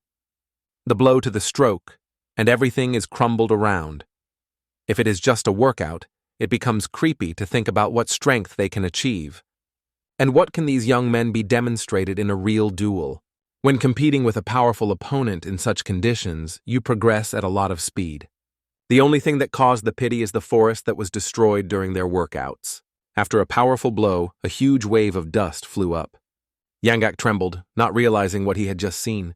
How would the ordinary Ori seem to take so much force? He flashed in his thoughts. Chuno's stroke seemed to be final, but he did not retreat and stood unwavering, not showing the signs of defeat. And even Chun did not stop wondering the courage of Jonah, although it was not the first time. Yes, John just lifted the sword up. He was ready to admit that it really was a danger. It became clear to him that the technique of cutting the demons was no longer capable of reflecting attacks. The moment has come decisively and focus on an important one. Yangak watched the events with despair, wanting the guy to meet his finale sooner. He held his breath, looking forward to the next blow from Chun. Chun, armed with a sword, declared his willingness to continue. He just started to warm up. However, he instead flew into the air to bring the technique of the art of 9 heaven, the second formation. The glow increased, gradually filling the space around it. John laid into the ascension of the dragon, skillfully managing the sword. At the same moment, the forest was cut off from a mighty explosion. Yangak barely kept his balance when an incredible wave of energy struck him with real power. The sky twisted a thick diaper of smoke, and it was almost visible. The smartest thing that was able to do the Chun is to retreat immediately. The blow turned out to be so impressive that even clouds cut. John himself was stunned by an unexpected result. He was aware that he had gained strength solely because of the wisdom of Chun's teacher. "If it hit me, I would have crushed powder. You continue to impress me." "Hey, it is enough to give weakness. I know that you have not yet demonstrated all your capabilities." However, Chun did not see the point of going on. At heart, he did not want to lose the last crumbs of confidence that they got with great effort. Having extended his hand towards Jonah, he gratefully expressed his gratitude for the numerous lessons he received. Thanks. John felt a slight sadness as soon as the situation became exciting and Chun decided to stop. "How can you be so irrelevant?" Chun asked for forgiveness, but realized that he could not move on. The slightest mistake is a fishing mistake, and no one will be able to save it. Moreover, he must protect his honor of the wise mentor Udan. The period of stay here appeared for him a true blessing. 3 months of joint training have brought them significant advantages. The sage of Chunji, seeking to rise to a new level of knowledge, watched the development of Jonah with delight. At the end of his travels, he will look forward to the day when John will enter the martial arts world. With the onset of summer, Udan's elder left the walls of the fortress. Yangak watched from the tree, realizing that it may have been time to leave his plans for revenge. The fortress was constantly gaining capacity, and in a few months, a little completely unexpected happened. The man traveling the forest faced a huge and formidable bear. He realized that before him, to have the bears whom he mercilessly killed through the forest. The teddy bear roared louder, firmly blocking his way. However, it ended instantly. He struck her with his metal claws, a relentless weapon that was pulled out of his fingers. The juice of Mu, known as the owner of the Green Forest and the demon which breaks heaven, has gained the reputation of one of the most powerful in all Murima. Once upon a time, he worked as a regular worker in the majestic Shaolin Temple. He was fascinated by the desire to master martial arts. He went to distant lands. However, the idea was categorically abandoned with the idea. His natural physical data and skill slowly won the general attention of others. However, his life beliefs were significantly different from Buddhist ideals. Once, walking through the dusty composition of the temple, he came across a neglected and forgotten Buddha statue for a long time. This moment turned his life forever. Hoping for recognition and a chance to study martial arts, Jock decided to carefully polish the statue. His efforts were so avid that he inadvertently spoiled everything. But after all, Fortuna still released his smile. In the heart of the statues, hidden ancient scrolls, the sacred writings of the dark sky of Asura. Having mastered their wisdom, the future owner of the demons went on a trip. Soon, he managed to lead the bandit union and bring chaos into the world of martial arts. The moon was selected by the 12 brightest students, who subsequently conveyed knowledge from the mysterious scrolls of the dark sky of Asura. Their incredible force struck even the elders of 7 large sects and 2 schools. This is how 12 demonic generals of Green Forest were born, whom everyone knew as gloomy reapers. In those distant days, a fortress of 5 mountain peaks. On the path, a cat stretched, tasting a moment of rest. However, he was forced to get up through an unexpected exclamation. A loud shout came nearby. "Is there a head of the fortress of 5 peaks here?" The stranger introduced himself as a Green Forest bulletin. He also declared himself a student of the owner of the demons, the Juice. The pun immediately rushed to him. When he saw who actually came, he was covered by a real shock. The giant appeared. This power was held in his hands, a flask with alcohol. It was none of the 12 demonic generals, Lord Wind. He insisted that he was accepted with all the honors, despite the fact that he was drunk. Without any hesitation, he approached the chair and sat on him, as if it were his own home. He drank without stopping, as if he was constantly thirst that could not be quenched. Alcohol of jets on his beard and mustache, and he wiped his mouth with his palm. Long metal claws glittered on his fingers. The one who watched him immediately realized he did not appear here with friendly intentions. To point out to him the location of the young man, he came to cause serious troubles on his own head. Everyone just waited for everything to end peacefully. She was forced to report that he was not now, and it was quite annoyed by the visitor. The head concentratedly listened to every statement. If the mountain bandits were only loosening and drunkening, the trade union, 7 large sects and 2 schools for a long time, he said.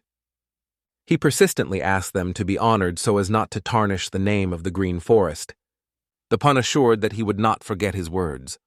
He guessed that the traveler was tired after a long road, so he was going to offer something, but he politely rejected the proposal. Alcohol has already painted his face in a blush. He gestured to Khan and another girl, inviting them to introduce himself. The chief appealed to them as to the 9th and 10th sisters and suggested that the guest support a little. However, the attention of the man was fully captured by these 2 attractive women. The saliva was uncontrollably drained on his face. Something had to be solved, and the manager recalled that their guest was probably tired and hungry. After he saw, his appetite disappeared without a trace. Khan decided to speak the first and asked him, "What brought you to our quiet place? Perhaps you have an important matter?" Hearing her voice, the man immediately began to let even more saliva. "Yes, I have something extremely important to you," he said, continuing to grow saliva. He got up, preparing finally to declare the reason for his visit. He needed to understand whether they were really honored to be the Green Forest flags. In case of mismatch, he intended to destroy everyone. However, now that their well-deserved reputation in Henan province appeared before him, his doubts have dispelled. On that day, he solemnly recognized the fortress of 5 peaks and invited them to join the Green Forest tournament, scheduled for October this year in Kanam. The branches of the Green Forest grew in many regions, but their true power remained hidden. The tournament was to become the unifying factor that would force even 7 large sects and 2 schools to recognize their power. This was the recognition of their power. Now they have officially joined the rows of Green Forest, and it pleased the elder. After the official affairs, the man suggested that the brothers and sisters from the fortress relax for a glass of drink. He barely uttered these words as the head promised him the best reception of that evening. They were invited to the living room of Hedza settlement, which is nearby, the interior impressed with its luxury. The leader calmly asked where the John was. "In a dream," the second brother commented. "The idea was elementary, it'd disappear from here. Leave this place before Joan awakens." After all, he still calmly rests in bed, releasing saliva in his sleep. A little time passed, and alcohol was already filling the glasses. The table was literally bent under the wealth of various dishes. One appearance of these dishes unspeakably increased appetite. The head and his younger brother, fascinated by taste, I turned to Yin with the question of his impression. However, I was doing myself as if he had been disturbed by something. One single thought was twisting in his head, the memory of 2 charming girls who appeared in his imagination when he drank. He could see how they tenderly call him the owner of cats. His imagination was full of power, but there were completely different girls in front of him. Suddenly, in a rush of emotions, he struck his fist on the table and exclaimed that it was just a horror. "It is not good," he muttered, boiling from anger because of circumstances. He immediately demanded to deliver 2 beauties from the fortress. The second brother realized that their idea failed. He caught their whispers and hurried to adjust them to fulfill the task more promptly. The manager tried to delicately explain that those girls would not appear, even if they were called. They are still children. However, the guest broke up, crazy, throwing dishes, and thundered on the table, insisting that they were obliged to appear as soon as he personally called them. "If they are not going to meet me, then I visit them myself. If I do not find them today, then this night the Fortress of 5 Peaks will be destroyed." He threw a threat. It seemed that there were difficulties either with representatives of the beautiful sex or with the charming feminine beauty in general. At that moment, the girls woke up from the voice that wedged them. Loud shouts were spread under the door. "Get out faster!" The girls went outside to find out what was happening there. Everyone made an effort to keep a man from a breakthrough to them. As he noticed them, his face was again flooded with a purple, and he did not delay it to order that they would approach him. He insisted on an immediate drinking, although the girls had not yet had time to wake up. "Don't agree! Get ready for death!" the general emphasized, pouring threats. The leader delicately touched his shoulder to stop him. "Please do not do so, the owner," said the head with a balanced voice. For the general, even touching was extremely humiliating. He felt it as if his patience had been given a real test. The general slowly reached out to the gun, carefully hidden in the inner pocket. He was armed with his metal claws, which instantly grabbed into the dark purple radiance of energy. The leader was on the verge of tears when, pleading and with explanations, tried to convince that they were doing their best for his convenience. "For my convenience?" the general asked with an ironic smile. "It's clearly not about me." "Absolutely not," both of them assured him, standing in front of him. The general, angrily crowded with anger, accused them of unwillingness to pass to him girls. The saliva splashed from his mouth. The chief tried to convey once again that the situation is not the same as he thinks. The general was obvious. This man sought only one thing, to meet his death. He had already taken his hand to strike the leader. The head could only contemplate the powerlessness, realizing his inability to change something. However, suddenly, the silence cut through the words that stopped the movement of the general's hand. "Why do lessons arrange in the middle of the night? People sleep," said the indignant. The 2 brothers almost cursed when they realized what was happening. The disaster appeared in the figure of Jonah, who rose and spoke forward, standing before everyone.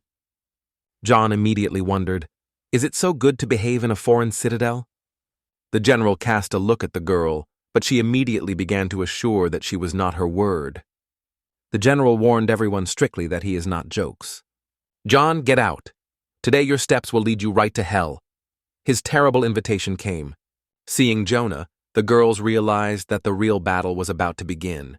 John left the room without even changing his clothes, just what he slept. The cheeky confidence of the young man puzzled the general, forcing him to think, who is he dealing with? Without thinking long, he decided to ask directly.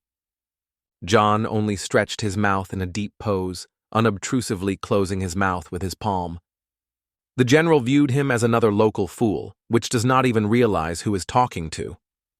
Surprised, he watched the girls' reaction. It seemed to him that they should take the ions sideways, but they only stood still. "What, Zavlov?" I asked. "How do you plan to send me to hell?" Jan said. The general barely held back his anger, feeling the head almost split from him. He thought about whether this young man was only joking or not really fully. The murder looked like the simplest way out of this situation. However, the general reminded himself of his position in Murima and in the bandit union. Having come to the conclusion that it is better not to bother with this poor man, he steeply turned and, rejecting all the reproaches, said, "Well, let's leave it. You just bring me something to drink." John did not plan to let him go so easily. "What, scared?" he called after. The general inside of the indignation. In anger, he swung and threw two powerful waves of energy into the ion. The head and second brother tried to remedy the situation, but everything turned into a solid chaos. Most of all, the head was concerned that John could hit the fatal blow to the general. The young man looks at his opponent. The mustachioed man was completely frozen with surprise, as if he had never anticipated like that. There was a tension in the duel.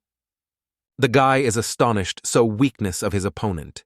Is it worth sending it to hell? The man releases his huge claws, preparing for the attack. Maybe earlier, this man with a mustache did not give the impression that he had a lot of power. However, he is ready to fight now. Now we will see why he was called the Crazy Lord of Cats. The young man focuses on every movement of his opponent. The girls worried about the old man, fearing that nothing happened to him. Men think about whether to intervene and stop them. However, they feel it beyond their strength. The mustache did not stop and methodically weaved one powerful blow to another by the young man. It was difficult for him to resist, so he only sighed and accepted everything as he was. The man noted that to restore his head as simple as to breathe in the air. A moment later, he waved again with his hand, which had sharp claws. He will in no way admit that this young man easily surrendered to death. He is ready for everything, so that this guy is tormented in agony as long as possible and painful. However, this young man only slightly treated the opponent until he crossed the border. So our protagonist decided that he would no longer wear it all over. The man was stunned that the young man so easily removed his collar. Now he tied to start a real serious battle. The bright light of the full moon flooded the street on which numerous passers-by swarmed. How did this mysterious guy so easily avoid such a powerful blow? For him, it was a surprisingly easy task. But the mustache has no doubt that his technique is exactly suited to this guy. His technique was such that even the most experienced craftsman could be defeated instantly, but not him.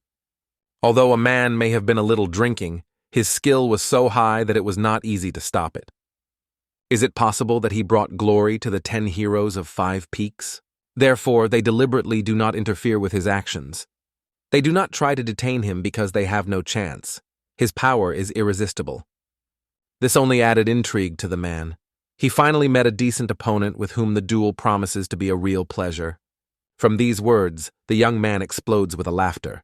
The young man with a smile remembers the name of this man. It sounds as if he was invented by a bad dog. Is he really called a lecherous lord? The man is clearly indignant that the daring laugh turned to his name. He is set to protect his honor and make the guilty responsibility for this boldness. A moment later, the enemy, without thinking, is heading for a young guy with a decisive blow. However, our hero remained stationary with an expression of complete indifference frozen on his face. The vicious villain applies the unique reception of the dead claw of the crazy cat. The protagonist continues to watch his rival silently. A moment later, it easily puts 2 fingers. And then he approaches a self-confident mustache and easily touches his claws with the tips of his fingers. At that moment, everything around begins to explode. Thick dust rises. Witnesses of this action are rapidly covered with hands to avoid the impression of the attack. The thief froze with surprise. How could she stop this attack with only 2 fingers? Circumstances came into a dead end. The mentor forbade him to use this technique. However, there is no choice, so the man decides to use the technique of blowing the dark sky Asura. During his life, a man suffered a lot of suffering. It was necessary to grasp the technique of the heavenly destroyer, the owner of the demons. As soon as he mastered it, he no longer was defeated. It is so powerful that it is capable of punching even the oldest elders of any sect. The man could not even imagine that one day would apply it against such a young enemy. However, having no other way out, the man decides to take up affairs. It concentrates all its power and energy for this decisive impact. However, something seems to be out of plan. The young man touched his hand. Slightly leaning forward, the young man with a self-confident smile stated that his name is John Joe. The man engulfed the stupor because of the mismatch between his expectations and the indifference of the enemy. Is he crazy? A moment, and our hero is even closer to her husband. Having puzzled his opponent, he waves his hand and tightly clamps his fist. Joe is set to give him a good lesson and pay for his friends because they are not his toys at all. If the guy at this point strikes the messenger of the green forest, they will lose the opportunity to join them, and it will be a real failure. At that moment, his companion with despair exclaims, begging to stop.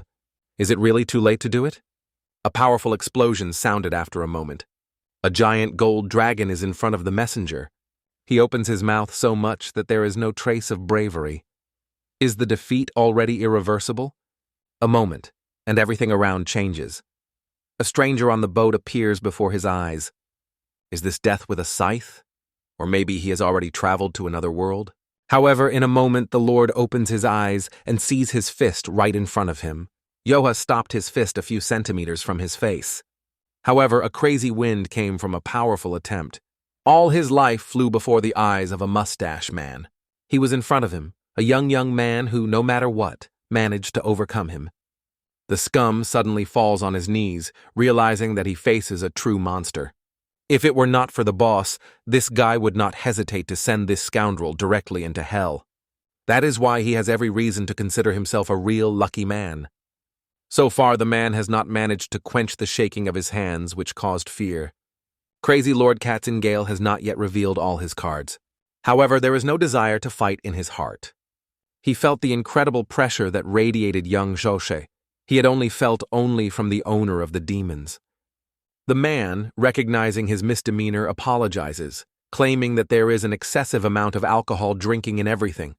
Finally, a man is aware of his miss. The guy gives Ingale the guidance to keep himself as he should. Our hero wants a man to say goodbye and leave everyone behind. But it seems that a man has no idea of the intricacies of the hierarchy of Green Forest. Yoha decided that he would no longer put up with it. His patience was already on the verge, and the irritability took the mountain. Stuffed by his fury, the man immediately fulfilled the order and said goodbye to everyone. With these words, he immediately broke from the place and disappeared from view. Thanks to the main character, 5 peaks retained their majestic status. Because of this, many have come to the conclusion that Yah exceeds even the power of the owner of the demons himself. Thanks to this, he was respected, envied, and trusted him as never before. Yahello was rushing forward at a frantic speed without dared to look back. Once no one would believe that these 5 peaks could hide such an insurance. If it appears at the gathering of a green forest, its presence will cause a real furore. It was at this moment that an unexpected obstacle grew on the path of the trade union. The sun is already shaking for the horizon, and the union is still on the road. The stranger intended to find out something. However, the man did not intend to allow it to be any accidental person. The man did not retreat. He needs to do it. However, the leader of the union did not think to retreat. The head was indignant at the daring tone that this stranger died. The endurance of the stranger was coming to an end. Why do they turn little things into a big problem? The father is blackmailed, jeopardizing his daughter's life. However, the head does not attach much meaning to his words because they are numerous, and he is lonely. This is his last opportunity to go peacefully. The stranger sees no other way but to destroy them all. At this point, the leader orders to start the assault and deliver the head of this disgusting enemy. 2 decades ago, people, seeing the figure in black, would rush to escape. The unknown easily breaks through the benches of the Union warriors. He shakes their heads with one decisive movement, cutting his neck. The main task of the warriors was to protect the messenger from the head. However, there were difficulties with this, because the stranger was a real virtuoso. There was no force capable of resisting him. Suddenly, the head of the Union and his daughter were mysteriously disappeared without a trace. The enemies did not retreat, step by step approaching the guy, the young man constantly giving strokes. He effortlessly overcame their security system. The men engulfed an unspeakable shock when they met the look of their opponent, solidifying the spot on fear. The messenger of the ruler without hesitation sent his warriors for death. He seems to be aware of who they really were. Witnesses claim that it is in their hands that this person is looking for. Probably the messenger took with him what he needed. He does not need others, so he can destroy them without unnecessary hesitation. The warriors froze, obeyed with horror. Their opponent resembled a real predatory beast. At the same moment, the messenger and his daughter hastily left the event. The guards who accompanied them hesitated, or not to go back to support those who remained. However, the ghostly categorically refused it. Even if they decide to return, they will still do nothing. The man in his thoughts apologized to his subordinates. He promises that he will follow them in hell as soon as everything is over. However, now he has the task of surviving, and he must accomplish this task, even if he has to sacrifice the lives of others. He recalled the terrifying creature that hung over people. He recalls the moment when the elder conveyed something important to him. I was a mysterious box in front of me. The value that he so carefully protects should not be in their hands. Inside, there was a mysterious seal and several layers. This thing should in no way get into the hands of those scum. The silver moon went down the mountains majestically, pouring the path with an icy glow and laying the way through the unseen darkness. The warriors flew forward, realizing that their only task was to run without stopping until they overcome the formidable mountain range. The girl, exhausted to the edge, spoke to her father, breathing hard. She could no longer hold the running, realizing that the step away could mean an inevitable danger. She noted that their run had lasted a lot of time. It was a moment to take a break, because the energy was exhausted. Father fiercely denied her words.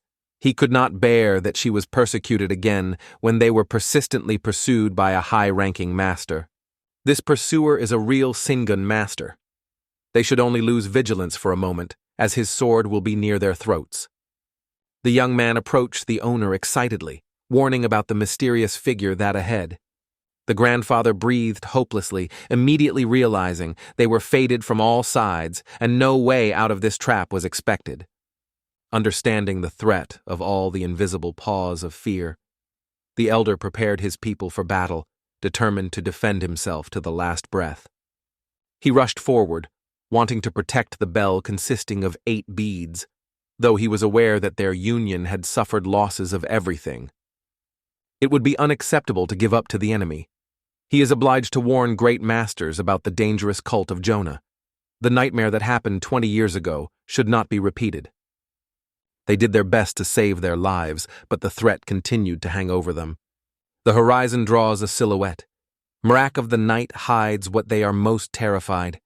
Warriors squeeze the swords with all force, ready to repel these scoundrels. The young man, sitting near the fire, bakes the chicken.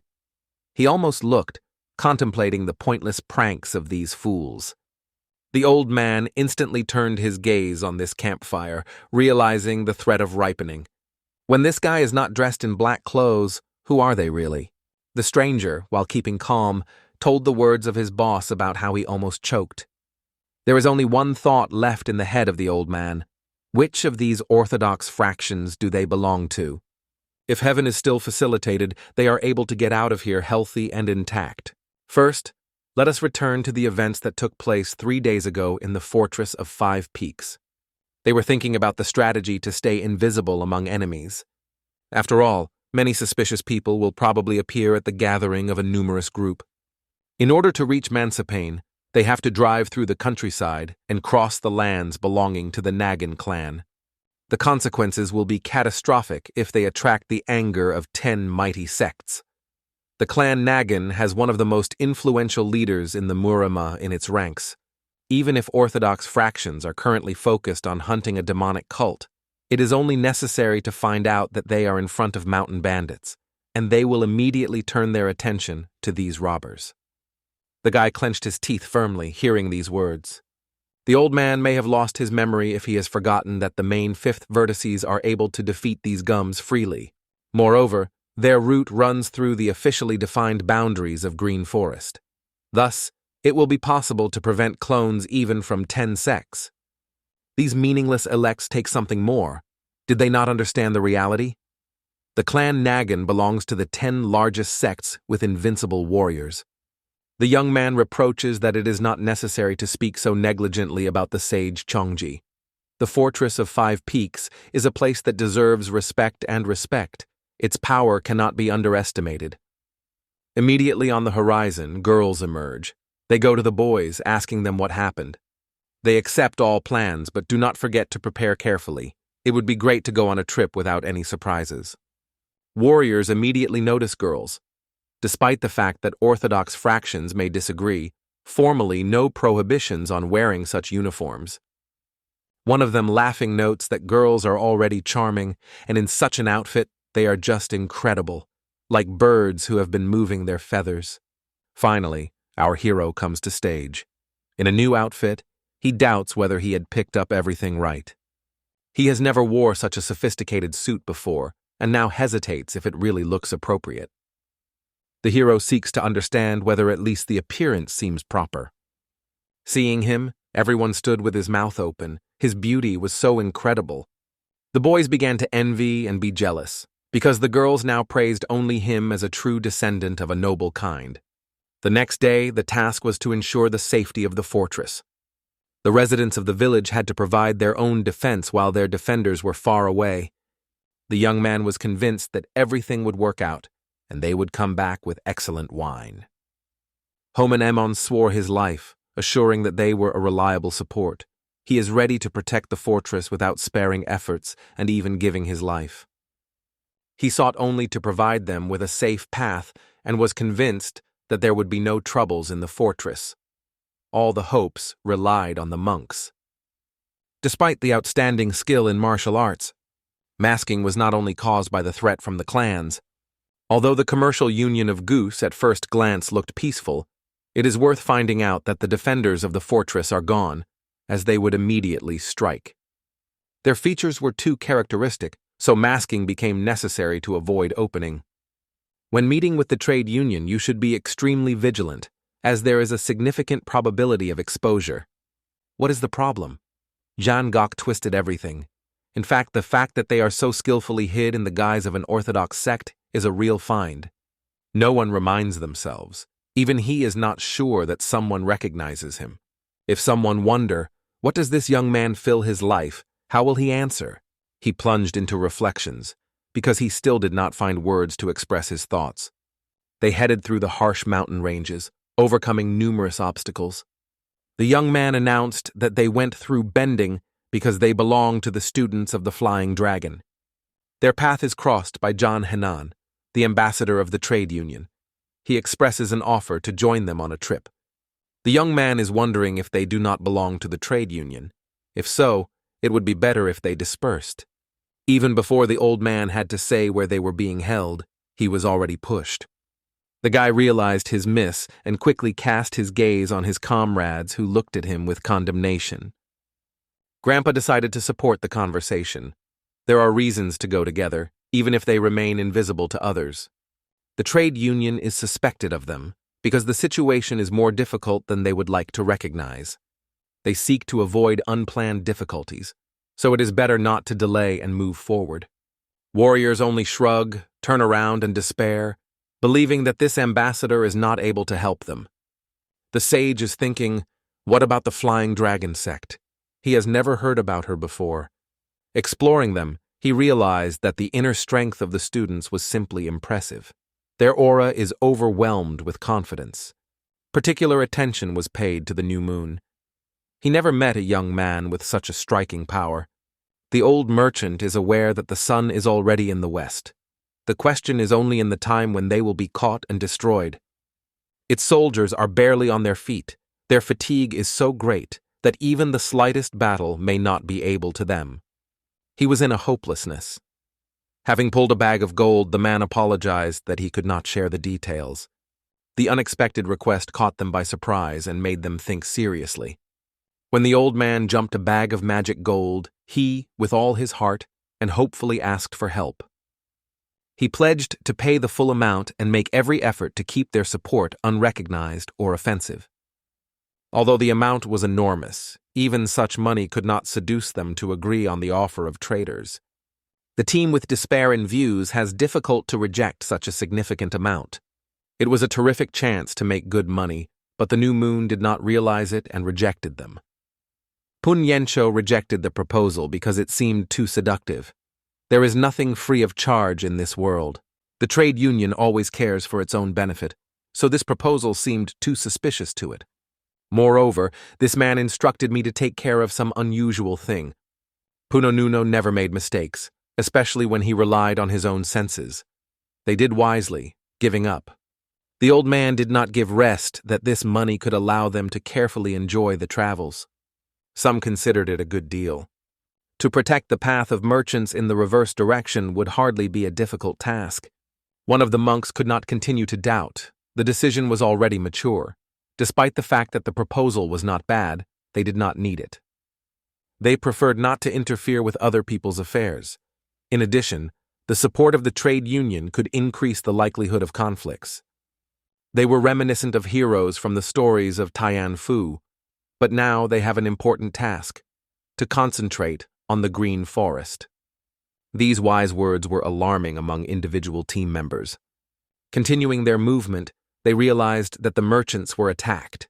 If they pass this road, the enemies are already nearby.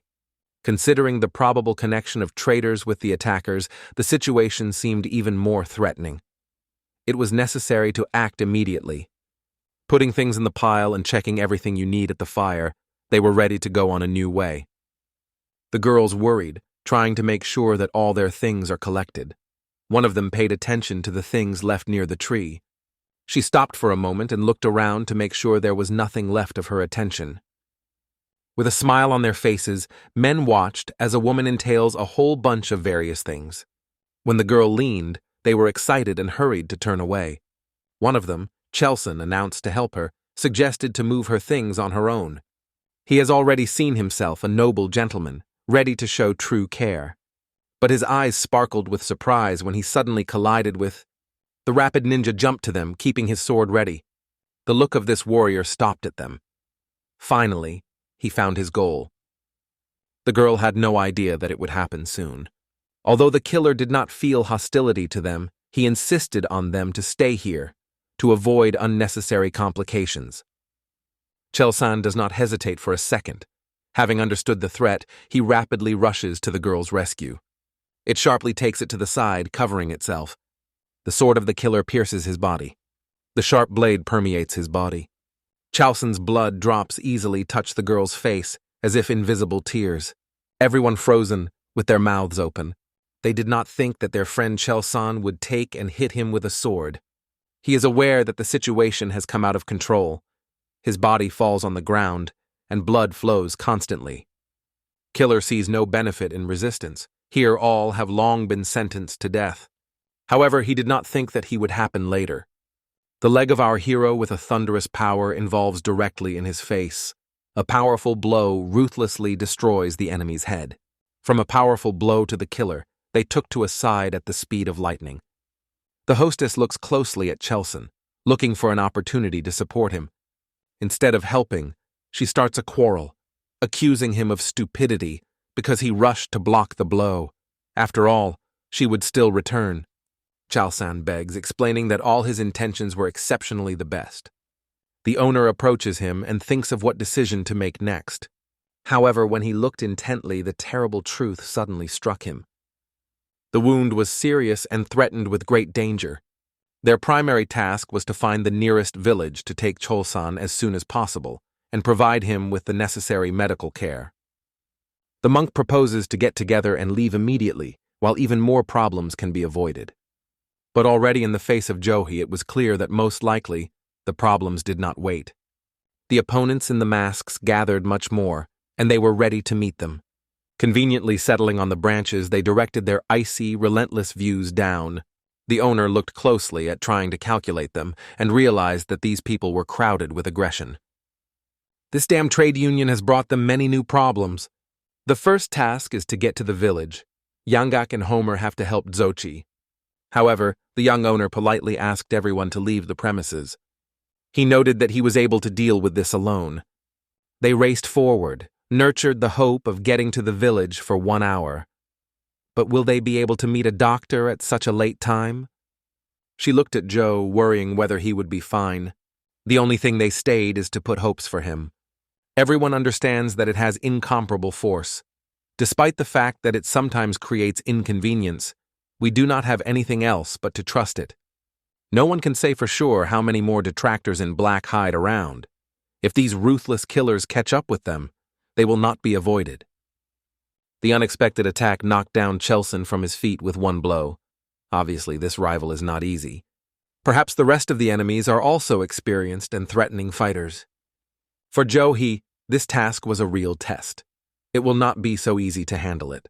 He calls everyone to leave this place to protect them from the threat. At that moment, one of the ninja blows into the ground. The hero returns sharply and asks with anxiety who they are. In response, only silence. His question remained unanswered. Once close to the enemy, he cleverly grabs the opponent's mask and drags it sharply. He lifts his fist, repeating the question again, "Who are you?" His powerful stroke punches the enemy's face. From a powerful blow, the enemy breaks into small debris, as if turning into ashes. Ninja stunnedly watch how our hero boldly penetrates into the heart of their detachment. One of them he instantly neutralizes, causing a powerful blow to his foot. The other, as a thunder is struck, frozen, wide open eyes from surprise. However, it becomes the next one who gets a devastating blow. A relentless impetus kicks him just in his head. The army of warriors in the back of the back stands, thinking that this young man just went crazy. And one of them suddenly restrains the whole troops, realizing that this new moon is an incredible threat. They have an unexpected obstacle in the form of a strange stretch, and now they should develop a strategic plan of attack. Our hero, lifting the sword lying on the ground, asks for an ice calm. "Who are you after all? That's the balloon!" he shouts with fury. "What about silence?" If they will continue to look that it does not exist, there will be no other choice than to continue to destroy them until you achieve the answer. The warriors were convinced that his sharp statements were only boldness, so they were perceived as a common, arrogant young man. They intended to put an end to his boldness, forever getting rid of his presence. Meanwhile, the group hurried to the nearest village, trying to overcome the way as soon as possible. The only question remains, did they really choose the right path? Every day, their friend was more difficult, but he continued to be courageous until he could. Puno Yencho was aware that the situation is out of control and the consequences could be catastrophic. However, he did not lose hope. Everything would happen well, and the blood would be stopped in time. Suddenly, the old man caught the smell of fresh blood flowing from ahead. He rushed forward and suddenly frozen in place. The wavy gesture caused the entire team instant stop. He addressed everyone, urging not to speak a word and to refrain from unnecessary noise. Yangak was thinking about developing a new plan. There was little time, but he felt a numerous human presence nearby. They were probably the same merchants they had the opportunity to face earlier. Caring carefully, he noticed that the traders were forced to kneel. Now the path to the village ran through them. The situation was extremely dangerous. The soldiers of the trade union, covered with wounds, were called ninja by anger. Apparently, the leader of ninja did not worry at all at what cost in life would cost their plan. Could a thing justify such great losses? One of the murderers asked, "What else is the thing about?" There are individuals who have overcome thousands of miles, wandering on foot just for the same purpose. After all, what they want to find is more important than the lives of numerous travelers. It is better to give this thing voluntarily. The blade of one of the ninja was already threatening on the neck of the mistress. The old man may weigh on the safety of her daughter and make the right decision. The owner understands that these dangerous people will not leave anyone alive. He is too prudent to get into their trap. What it protects will become unattainable for them. The killer is aware that the old man is not as simple as it seems at first glance, so he decides to change tactics. The killer firmly stated that he would not stop until he received the desired artifact. The head of the merchants was aware that these worthless villains were extremely cruel. From one opinion about them covered him with unspeakable fear. The sword owners grabbed the merchant's heir so firmly that she had no chance of escape. The old man did not even dare to think about no tricks. His daughter was already in the hands of detractors. Now any of his movement demanded care and accuracy. Suddenly a dark silhouette appears behind the killer, which with a high cold in his voice asks what he is busy. The killer trembles with fear, not imagining what he was here. The shadow carefully monitors him and orders the task to complete the task. "Did you go crazy? It's been no for 20 years you have not tried blood," he exclaims, barely holding back a passionate note in his voice. Why haven't this item still been delivered? His patience is already on the verge, and anger will break. The fighters rallied around their commander, ready to execute any team. A powerful blow to his feet on the ground indicates an incredible power. The warriors lower their heads, paying tribute to the great general of demons. Jugi is a famous demon, a master of illusions, a legendary figure. The ancient old man watched closely at the fact that he was doing below from the top of the mountain. The anxiety enveloped him, because he could not understand who the strangers were. He did not think that he would meet such a formidable enemy. These soldiers with unusual weapons literally emitted incomprehensible energy. Suddenly, a man appeared, emitting incredible power and frightened by his spooky. The monk asked Yangak how long was waiting for, but covered with horror, Yangak asked him to be silent. Are these people so powerful that even Yangak is bearded? Assuming that Yangak is not mistaken, then the situation has only aggravated. They could be a threat, much greater than any opponent they had to meet earlier. Yangak, despite his origin from the unorthodox sect, has experienced a lot for his life. However, for the first time he felt such a strong anxiety. The energy of these soldiers was simply incredible. There was almost no choice. It was necessary to unite with the trade union for joint protection. However, the slightest mistake could cost them life. Before they reached Johi, the danger of death threatened them at every step. The soldiers of the trade union exposed the swords to defend their ruler. They made every effort to save the young lady. With armed hands, they rushed into a fight with the demon. Yangak, carefully watching the distance, tried to grasp the essence of events. The demon, with a slight smile on his lips, watched these brave men as if they were idle. He pulled out a dynamite object from his pocket and set fire to the wick. Despite the enemies, he was strengthened by the explosives in their direction. A powerful wave of incredible force suddenly raged ahead. Suddenly, explosive checkers began to whistle in the air and fell directly to their feet. A dark, ominous aura began to emerge from them. They suddenly plunged into the illusion, not realizing what was happening to them. They have not yet met with such an incredible force, that horror, as if the invisible force pulled them into the infinite darkness that spread below. As if through the gate of hell themselves, they disappeared in their eyes, leaving only a loop of mystery. The demon, soullessly and without clipping, watched this sight, while ruthlessly destroying them. The head of the merchants was amazed to the depths of the soul. Yangak and the monk, watching it, could not realize what was happening in their eyes. Nothing like them and in a terrible dream could see. It was a frantic power. It was not just a fighter, he embodied the true element. He got another mysterious subject, directed it to the head of the merchants, and coldly asked where the box was. But the worst thing, who really is this creature? After a fierce battle, our heroes finally defeated the murderers. Opponents of Continuing heard his weapon, seeking to stop anything. However, he cleverly avoided all the attacks, easily maneuvering with a sword as if he performed a dance. He performed one blow after another, destroying opponents.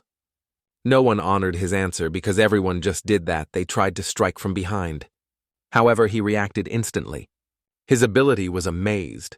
It seemed as if he implied every step forward. For these fighters, this was an unknown enemy, which did not appear on their land before. The icy blade in his hands turned their bodies into another form of being.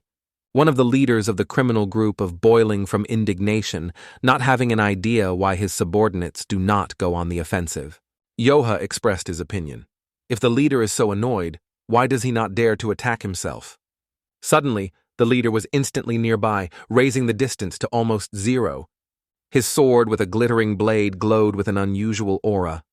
The fighters did not have time to blink the horror that unfolded in front of them. Using the mysterious technique of 9 heavens, he caused the first formation that perceived all the alarming cold of fear. In the darkness of the night, the forest pierced a bright splash of energy, which covered all the surrounding nature. The flying dragon technique responded to the moon throughout the forest, leaving behind only chaos and destruction. After conducting his technique through these scoundrels, he made them one by one fall to the ground. He erected his sword with his artistic skill, making the last decision. In order to demonstrate his skills, he gracefully intercepted the sword with one hand. Putting his sword into the ground, he stopped for a moment, allowing himself to rest. This clearly testified to the depletion of his forces, but all the goals were already destroyed. He never managed to find out who these scoundrels were, but did not have a minute to hesitate. The opponents managed to strike him in the shoulder. They showed their considerable force. If they had a numerical advantage, the boss would remain with others, and that could put his comrades at death. Yach had to hurry. He hurries to his feet, fully tuned to another battle. He does not worry about who these attackers are. After all, if someone dared to become a threat to his family, he will have to pay for it. No matter who he really is, he is always ready to take responsibility to destroy them at any cost. The circumstances became threatening, the young man was blood flowing, and the injury was extremely deep. Everything seemed creepy. 2 stood on the edge of the mountain, trying to explain that they were detained by the contemplative moment longer than always. One of the warriors returned and reported that he had examined all the surroundings in detail. There are no other ways. The only pass is here. There is another way, but the trunk will be rapid, and Joe can fall out of close supervision. The circumstances became even more confusing, and the commander took the courage to personally study the situation on the spot. He approached the break of the mountain and got up about 2 observers. His sudden appearance caused them a fright, and he raised the question of what they were busy with sharpness. The boys of the hearts were squeezed with horror. They were ready to escape from their breasts from fear. The problem is that these abominations have owned the martial arts that have been unknown so far. Their power was horrified. The guy cast a valuation look, determining how strong they are. He noted how the demon persistently demanded to pass the item he needed. The head of the merchants fiercely called for his own death, because he did not intend to concede anything in the world. The demon could not understand why this man is so persistently clinging to his. After all, that item is not worth the risk of all the trade union. Does he know how to use it, this mysterious bell of 8 beads? The cult had to control the situation, but how did someone stay alive and were able to find out this secret? The demon looked at the old daughter and wondered how long this grandfather would still resist. He hinted that he was ready to order his people to have fun with his daughter. These words caused the fierce anger of his father, who, without standing, threw sharply, "It is better to kill me in place." The demonic abomination dreams of watching 20 his employees entertained with the daughter of the merchant and make her father suffer from this spectacle. He orders his soldiers to start torture. They hold a girl who cannot hold back the tears. She sincerely asks to stop because she has no guilt and in no way deserves such an unfair fate. The patience of his father is eventually exhausted, and he decisively stops what is happening. A demon with a mocking smile asks, "What happened? Do you have not changed your decision?" The merchant was unable to withstand this mess and finally decided to give the bell to end this nightmare. From the point of view of the demon, It was a pretty reasonable choice. He is interested in where they hid this thing. The merchant assures that he is hidden not so far underground. One of the soldiers digs a small box out of the ground. The head of the traders was not easy to admit it, but there was no other way out. Everything seemed doomed to end. The demons almost received this damn artifact. Demons are already scared, but with this thing, their power will grow even more. There is a risk that the horrors that took place 20 years ago will return again. The merchant is aware that there is no other choice and begs to pick up this thing to disappear faster from sight. The Lord of Demons contemplates the chest where a valuable treasure is hidden. He felt the powerful energy of the sacred artifact coming out of the box. The trader's plan was cunningly conceived. If he destroyed it instantly, finding this valuable object would be extremely difficult. However, the demonic leader was a remarkable opponent. Now the merchant will have to pay for all the problems he had caused him. He turns to his military detachment, a detachment of black shadows. Let them escape, but at first they will have fun with the girl. She has to be responsible for her father's guilt. The girl understands the complexity of her position, but until the last does not lose hope that it is only a nightmare. The merchant lit up from rage. This scoundrel was heard even when he was ready to give in. He shouted in despair, calling a demon of the beast in the human shell, and questioned if his heavenly retribution was scared. The demonic leader just smiled mysteriously, saying that he was the embodiment of heavenly punishment. In all circumstances, his daughter is doomed. Therefore, let it at least entertain others before leaving. The girl broke into a cry, imbued with despair and call for help. If she did not seek help, no one would come to her rescue. Suddenly a loud shout was ridden from the top. "You are all scum and inhuman." The demon turned toward the source of screaming. On the horizon, a young man appeared, who proclaimed that conscience and honor for them were unknown concepts. The head of the merchant glanced at him and exclaimed, "Anu will leave your rock on my daughter." The young man was lightning out of his vaginal blade. Lifting him on his shoulder, he broke forward, not tolerated the humiliation caused to other families. The girl and the old man did not even have time to realize how he had already rushed. It was Pun Yensho, one of the 10 legendary heroes of 5 Peaks, the most powerful warrior of the Flying Dragon, who intended to destroy all his opponents. Observers on the mountain were in a difficult situation, not knowing how to proceed. The leader of the demon immediately noticed the newcomers and announced with contempt that they had mice. He was absolutely indifferent to who this person was. Without thinking, he ordered his soldiers to destroy him. The warriors were rushed by the offensive like wild beasts. They tried to interfere with Pun Yuno getting on the road. However, Puno Yensho had absolute confidence in his own power. They cannot easily overcome it. Squeezing his blade, Pun once charged him with force and began to perform his techniques, giving the enemy the crazy people to be well. Demonal soldiers in all ways restrained him so as not to allow him to break through their protective rows. However, Pun Yensho had no doubt about his power. "I do not lose such cleaners as you," he shouted with boldness. The fighters were blown away, without even having time to lift the weapon for protection. Those who had the opportunity to observe his power did not have any doubt. His power was striking. How did it happen that these soldiers still can't handle it? And where did General Demon go? It was necessary to immediately settle the case with him, because he was here alone. Suddenly, from the top of the mountain, one arrow flew and almost impressed the leg of one of them. Before us was a girl who just couldn't stay away when her friend coped with everything alone. When their boss stuck into such a mess, none of them will be able to stay away. They don't care who before them. Everyone comes out in advance, ready to fight for him. Only one girl stays near Chelson to take care of him. Others should join the true battle.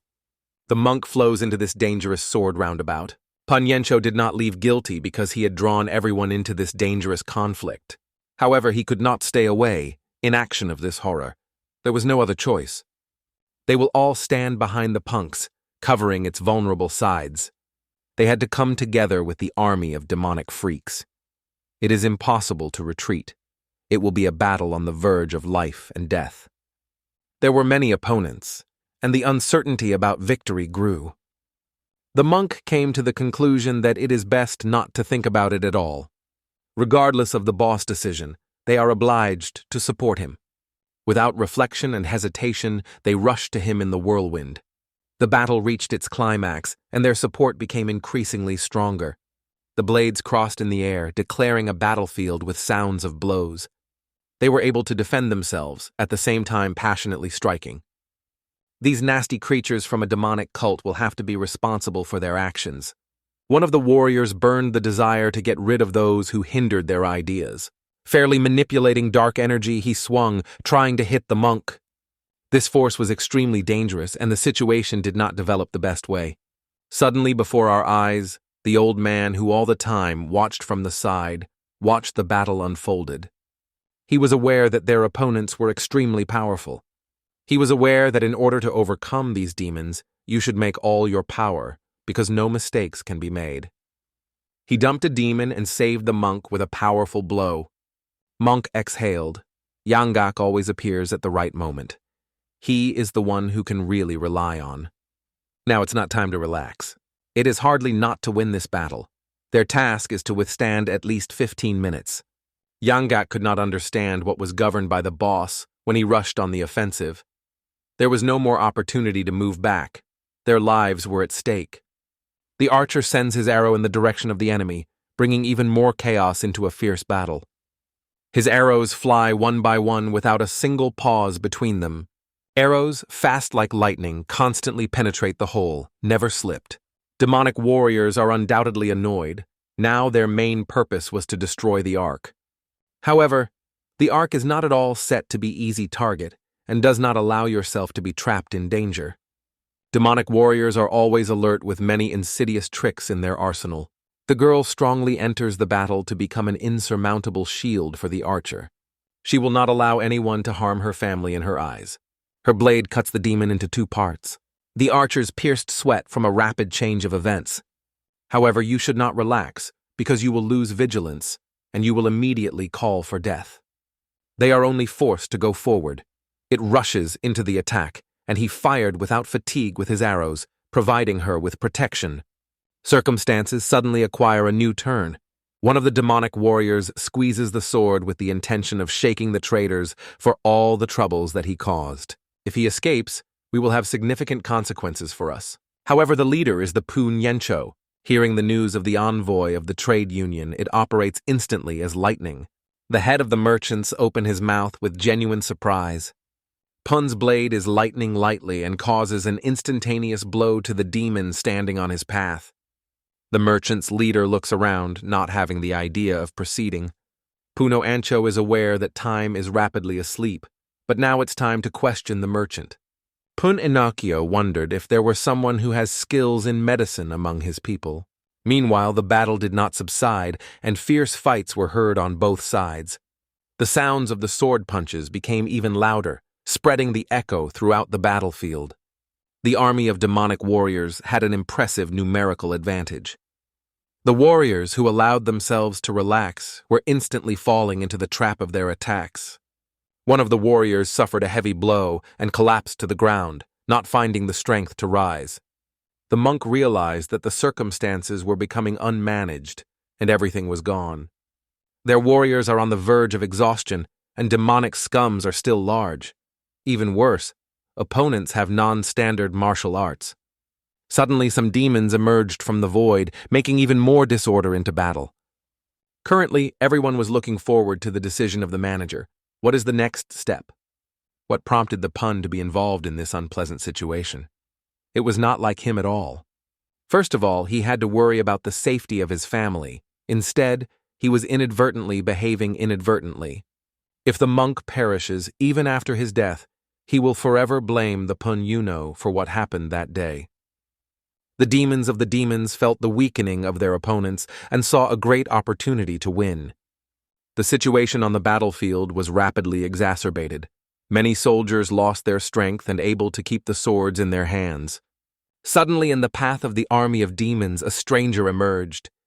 They could not understand what was going around. Before them appeared Poon Yencho, who with the restored energy rushed into the whirlwind of battle. He is a majestic warrior who appeared to shake all the pounds from them. One of the demons with a mockery noted that Pun Yuno was a coward who did not even imagine what a tiger he had dared to attack. It looks as if he was flying just to his death. Their fists with frantic force collide, feeling each other's power. The fist of the demonic warrior flew into small pieces. The advantage of the demon is gradually melting. Puno Encho skillfully breaks his defense and strikes his face. The demon retains to the side, only a short break in a few seconds. One demon notes that their boss is constantly operating throughout this time. Undoubtedly, this is a striking power. It is only through natural gift and John's training that such incredible strength can you get. Now this talent becomes obvious to everyone. Pun Yencho draws attention that doctors also occurred among the merchants. He demands that Cholsan immediately lead to them. Doctors instantly rush to help, and now you cannot worry about it. Pun Enchecho apologies to everyone for their careless act. He made every effort to erase past memories and go back to the usual peaceful life. However, his thoughts were constantly returning to his wife and children remaining in their hometown. As a caring father, he could not stand apart and silently watch this horror. He realized that his act was selfish and wondered if he had the right. Although he failed as a fortress leader and a senior friend, he could not care about these cruelty. He is aware that the requirement is too large, but they will have to put their lives on the card of the council. The monk was amazed in his words because he had never heard of the mysterious land from where he came from. Others also knew nothing about his family. They hoped that after this battle he would finally tell more. All of them are one big family, and if you rush into the arms of death, they will do it together. Ask for such unnecessary. Today they do not intend to give up. They will fight until the last breath. They may have forgotten about it, but it's time to remind them who they are. If they manage to stand a little bit, their keeper of the soul will soon arrive and instantly solve this problem. Pun Inokio turned and felt a real wave of joy from supporting friends. All of the said was absolutely truth. Having waved his sword towards the enemy, he was determined. If you only last a little, the victory will be on their side. The demonic general watched the events on the side. He preferred to interfere personally because he considered it a minor problem. One of his soldiers considered General's intervention unnecessary, but he immediately dispelled this doubt. His body's body escaped fresh blood. Holding the sickles in his hands, he rushed in a whirlwind. From the only idea of despair on the faces of the opponents, he encompassed admiration and pleasure. One of the fighters of the flying dragon got a heavy wound in the shoulder. An elderly man rushed to the rescue, trying to save him. He was well aware of all the complexity of the situation, but to stay away when the danger increased, it was not in his character. The battle raged, and the blood poured without a respective. One by one, warriors powerlessly fell down. One of the demonic warriors noted that these guys exceed the power of ordinary patrol. They were alert to the arrival of the combat detachment as suddenly the unexpected news came. The news struck the heart. The unknown enemy destroyed everyone in their detachment. This threatened serious problems during the battle on the battlefield. Did one person be able to overcome everyone? It is difficult to imagine that these fighters could dare. These were real masters of battle, specially prepared to grind 9 large sects. If they died, no hope was left. Their commander did not joke. For him, his warriors seemed pathetic, who disgraced the dignity of the core of dark shadows. One of the warriors watched the captain with disgusting and unconcealed hatred of his subordinate detachment. The commander, without thinking for a moment, lifted a cold weapon and brutally dealt with his subordinates, condemning them to death for his own whim. And now he rushed to battle, ready for a cruel clash. The monk witnessed how a commander-to-do commander killed his own comrades. Punhuno, burning his eyes, directed his words, full of disdain. "You are a real freak, not worthy to live. If you are not able to recognize the value of human life, what else can you say about you?" The commander looked at him and decided that life would become too monotonous if he immediately deprived the life of the strongest. He passed by, seeming that he does not see at all. The commander is distracted for a moment, and at that moment he does not see an arrow that rapidly rushes to his direction. However, a true virtuoso evasion, he instantly understands the insidious plan of rivals. They do not intend to compete honestly, one-on-one. The girl hurries with the sword in her hands, pleading with Pun Oncho not to fight with the commander alone. This time, their numerical advantage can play a crucial role. The commander looks at them with disgust, noting that it looks like the beginning of a wedding ceremony. He reflects a girl's blow, which seems completely innocent and safe. From the impact, her sword turns into sand. The commander looks into her eyes, reproaching for futility and weakness. "Whatever nonsense is to kill you at once," he whispers ominously. He strikes his fist, pushing it back. The archer notices how the blow causes her suffering, and the flames of indignation flaunts in his soul. The demonic commander focuses on the archer because he has caused him many difficulties. He throws his sickle, turns like a boomerang, flying past the archer. The sickle is stuck, crashing firmly into the tree trunk. Puno Enoko realizes that this scoundrel is a true master of his business. He causes a powerful blow, putting all his power in it, but suddenly fades. For the commander, these were just light maneuvers, from which he effortlessly evaded. He intended to be deprived of their leader to make the rest of trembling with fear. The monk has time to repel the attack, forcing the sickles to fly in different directions. Another moment, and Homer would not have managed. But he will not allow this scoundrel to juggle freely. The brave detachment is preparing for the offensive, but in the heart of each of them, there is a doubt. How long can they remain so bold? Suddenly, the demonic captain is enchanting over the head of one of the fighters. With one decisive blow, he breaks his jaw, sending him to a knockout. His eyes are nurturing from hatred. He constantly spreads evil everywhere.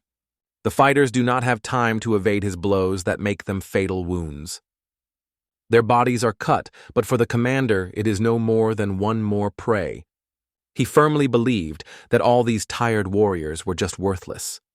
They try to create an image of heroes and only a shadow of their own illusions.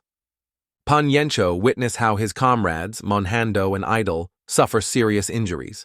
The demonic commander pulls out his sickles from the tree and prepares to strike the last blow. "Left the strongest finally?" he throws with sarcasm. At that moment, the old man interferes suddenly into the fight. "Do you think it is able to penetrate us? Look again. The strongest of all is me, the northern sword of Himuliagak." Flying up from the acceleration, he rushes to the demonic commander from all power.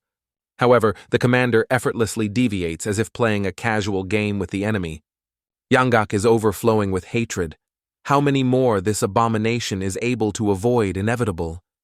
The commander of the demon confesses that this old man is not as simple as it seemed. His power is really impressive. Probably his hypotheses were true. The commander causes a sharp attack with his sickle, and the old man only is to repel this pressure. A powerful blow throws Yangaka, and he runs into a tree with a roar. If it were not for the tree, it would be rejected much further. This blow even affected the proud commander of the demons. He was going to split Yangaka in half, but he was still on his feet. Looking back, the commander notes that their courage gradually melts. The fighters almost reach the exhaustion. The commander looks in their eyes and says, "Do you regret your actions?" Hearing this, Yangak explodes with a loud laughter, as if he were challenging him to a fierce battle. For the demonic commander, this seemed unthinkable, laughing in a similar situation. He may have lost his sense. So Yangak rose, wiping a smile from his face. The commander felt that something was changing, but could not comprehend what it was. The powerful energy was unexpected, which began to grow rapidly. In his soul, the fear woke up. What can it be? Energy had such a crazy great power that it seemed as if it were instantly clearing everything around. The only thing that could be said, Yangak now has the advantage, and soon this demonic commander will become a history. The demonic commander could not understand that the devil was going on, and why Yangak suddenly took up the case. The team realized that Yoha had returned. He is finally with them. Now they realize that the triumph is almost in their hands, and their opponents will soon turn into soulless bodies. The monk breathed a sigh of relief, rejoicing Joey's return. This testified that he successfully completed the order. Although the situation seemed completely hopeless, there was a ray of light of hope.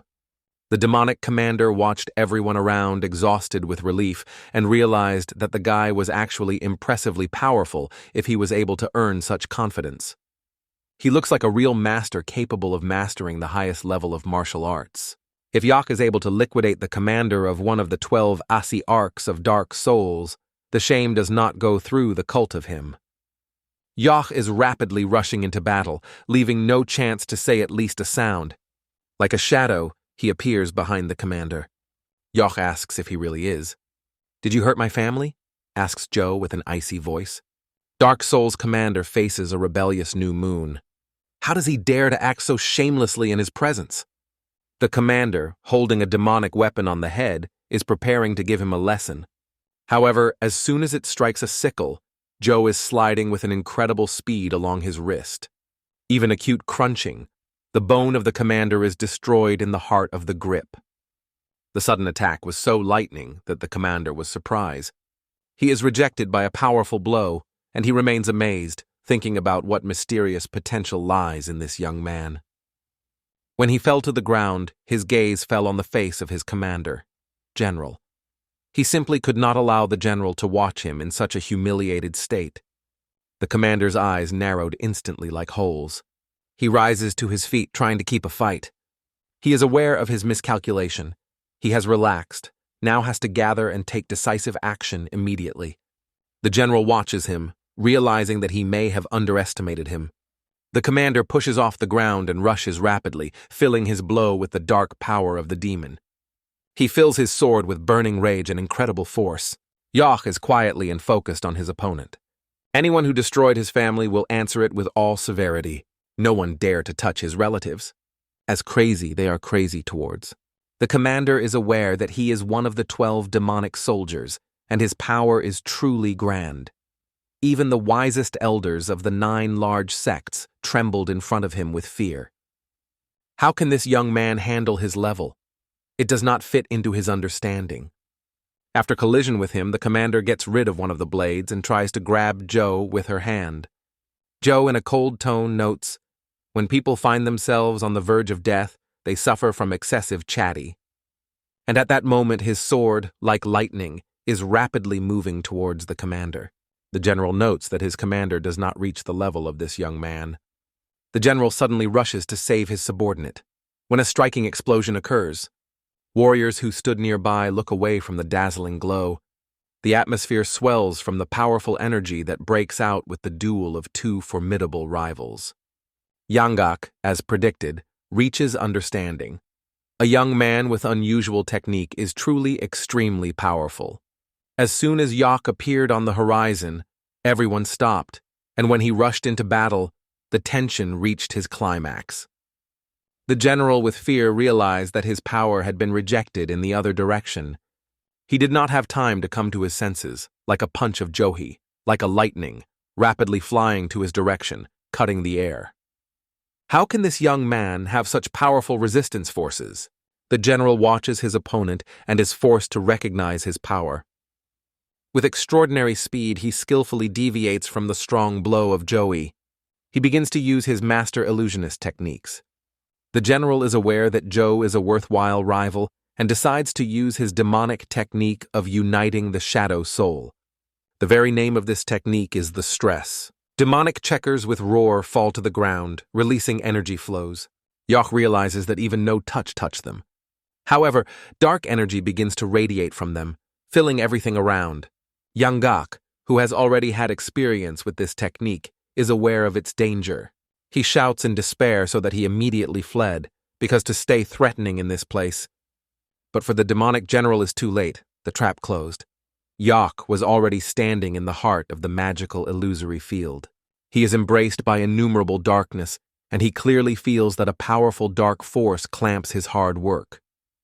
Dark energy captures it from all sides, as if a predatory search for prey. The commander is happy to smile behind Joey's back, enjoying the result of his desperate self-confidence. He is convinced that this technique does not leave any chance of survival. Looking at Joe, the commander realizes that it is his finale. Where the checkers fell, a giant spherical whirlwind has an extremely powerful technique of destruction.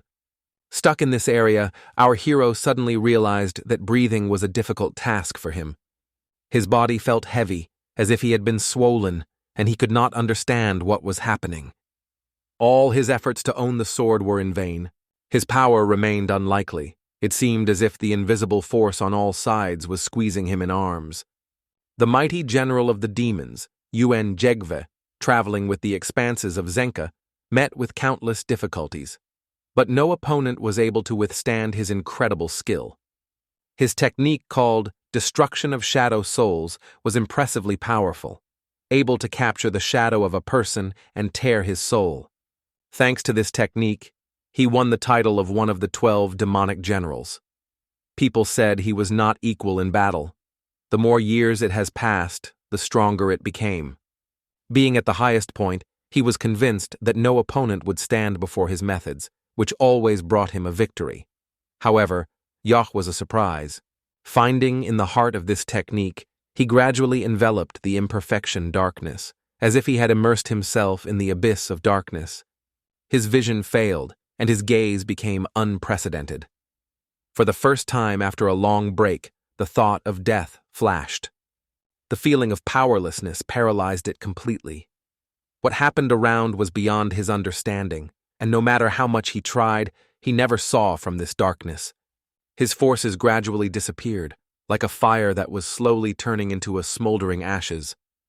The master always taught him that clash with unconventional techniques shows a lack of simple, gross power. It is important to understand the basic principles of confrontation of charm. The master always reminded him that although he could overcome numerous powerful techniques, the sorcerers should be especially careful due to lack of experience. The master warned in advance, if you get under their equipment, it will be incredibly difficult to escape. And what to do in this case? Yoka asked. The master said, for the most part, they require preparation before applying equipment. If you cannot interfere with the preparation and you are already under their influence, the only thing that remains is to destroy the foundation of their equipment. Although it was difficult for him, he realized that it was at this moment that he was tested on one of the magical techniques that the master told. He remembered how 4 smoke checkers crashed into the ground. Finally, it has come to him that these mysterious objects that resemble sticks have a direct connection with the technology that keeps it trapped. He was absolutely sure that the source of the power of this young man was hidden in the mysterious smoke they released. However, in this state, he could not destroy them directly because he felt nothing. So he reflected whether or not to destroy the ground under their feet. Apparently, he will have an opportunity. Without pulling where the earth lies, he struck from all sides, using the technique that split the surface. The sphere was spreading around Joe, absorbing the space at a lot of speed. His friends decided that he was no longer a chance of salvation. No matter how loudly they did not squeeze their voices, Joe did not hear them. This mysterious technique was indeed devilish. The general did not think that he would have to use this technique against some simple young man. However, he realized that this guy was really interesting. The commander decided to apologize to the general, feeling the shame for his forced entry into such a grand battle. The inability to use the right hand worried him, and he did not expect that the events would go so far. The commander, looking carefully at the girl, ordered to end it. His purpose was to turn their requests into a prayer for the inevitable death. The general cast his gaze on him, intending to make something, but suddenly stopped. The earthquake caused by mysterious mechanisms began. He glanced at the smoke checkers lying in front of him, and he watched the earthquake splits the earth, destroying everything around. He was stunned. In his eyes, this technique was literally dissolved in the air. The outside world has become an incredible force. The rays of light began to break the sphere into pieces. The sphere was gradually dissolved under the pressure of the rays of light that penetrated inside. The stunning explosive wave has blinded everyone for a moment, absorbing everything into the darkness. There was a powerful explosion, the force of which was equal to the bomb. No one could take his eyes off this unforgettable sight, but some were convinced that Joe was a true monster. His sword pierced this area as if she were made of thin paper. He escaped from this, depriving any doubt. Feeling the breath of freedom, he seemed to be re-moved to the world. He directed his mind on the opponent, but felt that his techniques were completely in vain. The general watched as Joha managed to break the powerful technology of shadow souls. No one on Earth could avoid its influence. However, this guy was able to do what seemed unreal. He not only survived it, but also managed to destroy it. This will accurately angurate the great demonstration, and it is possible that even the commanders will feel the manifestation of its incomparable power. The commander believes that now the power of the general will surpass everyone, becoming so fervent that it will destroy everything around. However, the general frozen with his mouth open. It seemed that they all got into hopelessness, and he no longer had hidden cards in the sleeve. You have become eyewitnesses to something that is difficult to believe. Just in your eyes is incredible, and at the same time terrible. They called for fear without taking their eyes off this monster. How can such an incredible creature be real? The young master turned to a magician or sorcerer, not being sure how best to call it. But even through his grace, he was able to endure the most terrible and disgusting feeling in his life. Now is the time of the general. He will have to pay for stirring up our hero's anger. The embarrassed demonic general looks at the young man and is surprised to grunt that he faces only a 20-year-old snot. And yet, this stump was able to reveal the threat of demonic art on its own, which destroys the shadow souls. The young master with a cold look turns to the general. It was at this moment that the general, barely standing on his feet from excitement, said in a trembling voice, "The core of a black shadow." As long as they are about to look from the side, let them move forward and stop this prodigy. The commander is covered by fear. With anxiety watches the general, realizing that he has lost his mind. The attack on this madman guarantees death. Even if the general suffered a defeat, what do they have to do? But when there is no choice, the duty must be fulfilled. The commander turns to the army and strongly gives the team, "Destroy this brazen youth on the spot." They rushed into battle without hesitation, striving at least somehow to change the course of events. Joho is watching their method and realizing that they thought again to take advantage of the amount to overcome it. However, in his eyes, all these warriors are just helpless toys. He, with a powerful scope of the sword, causes a stunning blow to the general and his soldiers, which causes them such a horror that they almost lose their self-control. The warriors were destroyed. Until the last moment, the general does not realize that he is dealing with a true monster, and his chances of triumph leave no hope. He was aware that Tsayan was an unsurpassed master of martial arts, but until now he did not reveal all his capacity. The general has only one way. In his pocket he feels the cold of a metal bell, his last opportunity to put an order into life.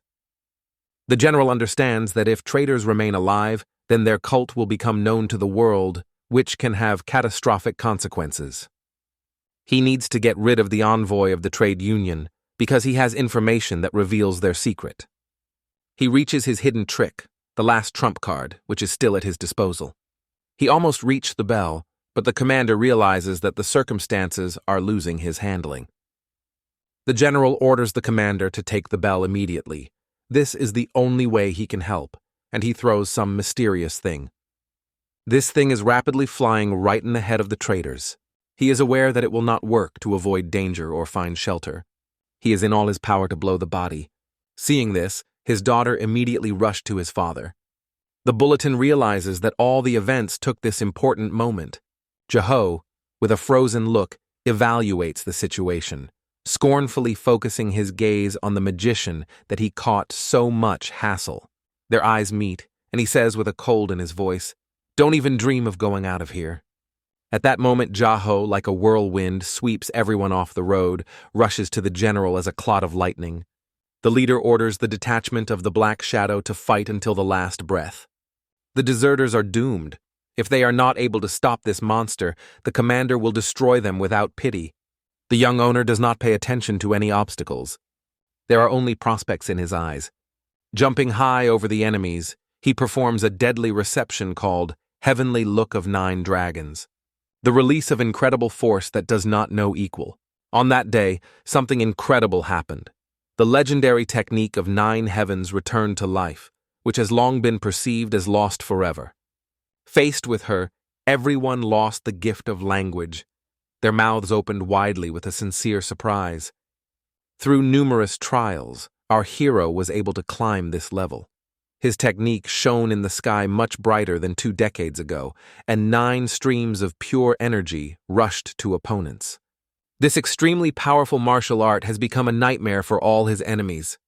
The core of the Black Shadow, along with the Jom Gun, the elite detachment of killers designed to destroy 9 significant sects, was powerless against this skill. Captain, one of the 12 demonic soldiers, rushed to flee. Only a few assassins were able to survive, and those who remained were scattered like a frightened locust. The great demonic general, the most powerful in the whole cult, left the battlefield in a state of unspeakable shock. His belief in his own invincibility was collapsed. The boy, who was not even included in the top 10 of the most prominent masters of martial arts, has stirred it. Just some young stroke managed to get him on the road. Meanwhile, Yahello holds the storm of emotions that raged inside him. His soul seeks revenge on the elusive assassins who have caused evil to his family, but he matures awareness. His friends are immersed in deep despair. He decided to help 10 heroes of 5 peaks. It was a more important task. Ponyancho was pleased that Yahello coped with the villain, but he noted that everyone had experienced because of his perseverance. The words about heroism did not find a response in Yahello's heart. He regretted that he did not have time.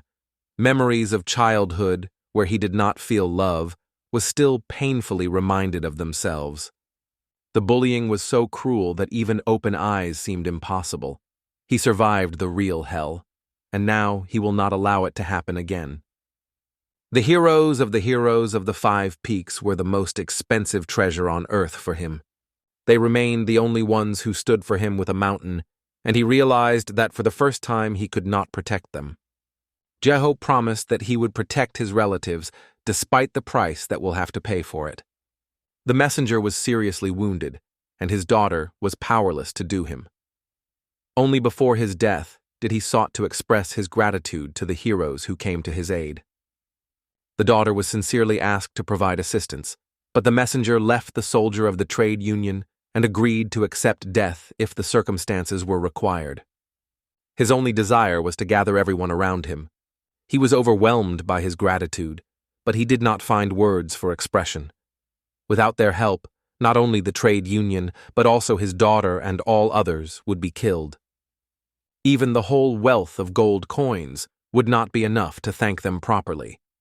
However, he assured that the trade union would reward them generously as soon as it appeared. They helped incredibly. He asked again, to protect his people until they reached the city. The messenger, seriously injured by a demon, finally rested in eternity. To fulfill his last request, a group of 10 heroes went to the case. One of the reasons was that the route of merchants was fully consistent with their intentions. In addition, everyone was injured and needed medical care. There was another reason, silent. It was she who eventually became decisive. Soon they went on the road again. Pun once warned that their path would lead to the fortress of death. Unfortunately, there was no choice. A huge crowd gathered around the mountains. The only opportunity to shorten the path is to take risks by crossing these dangerous land. Mangacap encompassed alarming anticipation. It was among the snow-covered mountains, distant from outsiders. The Demonon general appeared at a meeting of the General Council. He touched the stone of knowledge with his hand. When he approached, the gate, built into the rock, opened, inviting him to enter. Demonic leaders have paid attention to the delay of the general. He has only recently become a great general, and such behavior testifies to neglect. The general apologized, confessing that the circumstances became much more complicated than he predicted. He was imposed no longer late. General meetings are infrequent, and it is important to maintain their reputation to avoid similar difficulties in the future. He had to deliver a bell decorated with 8 beads. Despite all the efforts, he failed to keep it whole. They now have 7 ringing bells, each of which contains 8 little beads. The Queen of the Demons was delighted. the battle power of the cult increased significantly. Given his impressive achievements, he was entrusted with the honorary role of the Great General of Demons. One of the leaders opposed. Why do they have the seventh demonic lord? He was convinced that 6 were enough. Given the festival of conscription of the souls of the Heavenly King, it would be unreasonable to lose the opportunity to use the bell. There are already 7, and find at least 3 more would be a great achievement. However, another voice questioned, to find 3 more bells, the task is not easy. With a smile, Demez assured that she was just a joke, and called not to take it to heart and not worry. The supreme leader of the cult officially approved the decision to appoint a 7th great general. However, as long as it is not, you do not need to hurry to the festival of conscription. Soon, 7 demonic lords plan to use bells to expand their troops. A real fascinating adventure will begin as soon as they enter the Tan. Due to the power of the 7 demonic lords, they effortlessly master the world and conquer this in the design of the head. However, the general stopped them, emphasizing that this would not be such an easy task. The biggest enemy was some young man. He was able to defeat even a captain who headed 12 demonic soldiers, destroying him with one single blow. This young man is far from ordinary magician.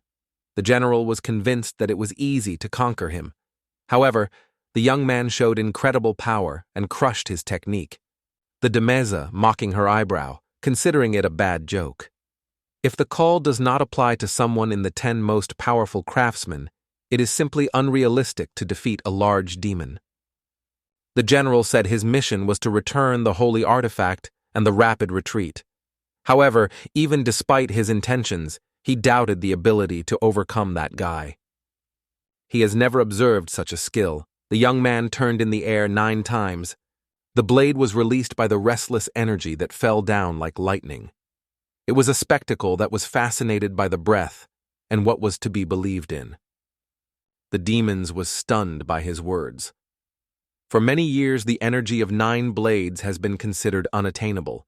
If this is true, they should definitely investigate this issue. The majestic mountains of Polgon died one of the soldiers. These scoundrels are too self-confident. They climbed the slopes of the mountains like cunning mice. Undoubtedly, their nerves were strong, like steel, so it came from the fortress. The sacred bloody Topaport warned that anyone who dared to approach these mountains became part of the green forest. To survive and go on, each of them has to pay 200 gold. Pun Yensho realized that it would be too expensive, especially because there were about 20. Yanggak warned, these robbers control everyone. All you have to do is get into the trap, and there is almost no time to the gathering of the green forest. One of the salesmen noted that the ability to pay them is limited, because on the way they were recently robbed here. It was clear that they even lost their vans. She genuinely begged for them. The leader acknowledged that the situation is not easy. It is waiting for an important meeting, and some unnecessary coins would not hurt them. The girl assured that there was nothing left between them. Then the leader stated that they were expected to be destroyed. He personally intends to verify their true poverty. At this point, the deputy chairman entered, offering only to search their pockets. It seemed that the simplest solution would be to pay. However, Yanggak warned that this is just a common green forest bandits, and the real problems are still waiting in front. Puno Yensho was thinking about what to do in this difficult situation. If they approach, their faces are easily recognized at the next meeting. But refusal to pay and possible conflict promise even more complications. The hostess whispered that the young man with the axe has a face reminiscent of mold caught with rats. Their last expectant remained a real miracle, that they would still be missed. Pun Yensho did not want to part with money. However, if Jaho is angry, they will be catastrophic consequences. One of the bandits rushed to a cry, claiming that their leaders have completely lost common sense. The deputy chairman caught their mockery and strictly asked, "Do you sometimes do not want to die?" Circumstances took an extremely stressful rotation.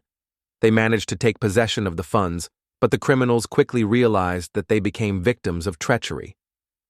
The girl did not withstand tensions and stated that this money was not the property of the trade union, so she could not return them. The reaction of the gang leader was instant. Angry, he rushed to his sword. The boldness of the situation stunned him, forcing him to think of an inappropriate joke. Vice Chairman noted that they themselves called for misfortune. Now, even if they agree to give everything, they will not be able to leave this place alive. One of the girls laughed, even more of a bandit's indignation. "What is your laughter?" The vice head in the fierce head, calling them unreasonable, which is not at all aware of the depth of the problem. How did they generally manage to get here alive? Despite the meeting with him, they still cherish naive hope to avoid the inevitable execution. Notwithstanding the tension, someone threw a bag of gold, hitting the vice head directly, dropping it off and making it faded. Yangak looked into the bag and found that gold had disappeared mysteriously. The gang leader watched as his associate was immediately disconnected. He felt tense because he could not understand what had happened. He was puzzled by the fact that he did not even feel the approach of danger. Suddenly he realized that among them was a real master of martial arts. Poninoko realized that they were now in a hopelessness and got into a real trap. Jaho was throwing something up, watching a bandit who had a moss on a beard. With calm coldness in his voice, he said, "You are too uneducated." It didn't matter whether he said something or silent. Jaho was convinced that no one dares to harm his family. It was at this moment that the gold coin hit the bandit leader just in the forehead. Following her like balls, coins also flew in different directions, hitting his army. Pun once warned everyone to cover his face, naively believing that it would help them go unnoticed.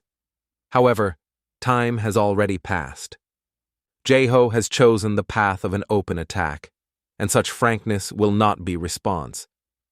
Meanwhile, before the start of the Green Forest, only one day remained. In the walls of the fortress, thieves were robbery to the travelers to impress the assembly. Everything developed great until John Jaho suddenly appeared on their way. All the leaders of the Purple Death were defeated before the gathering began. It was a real defeat, and they would certainly regret their cheeky behavior.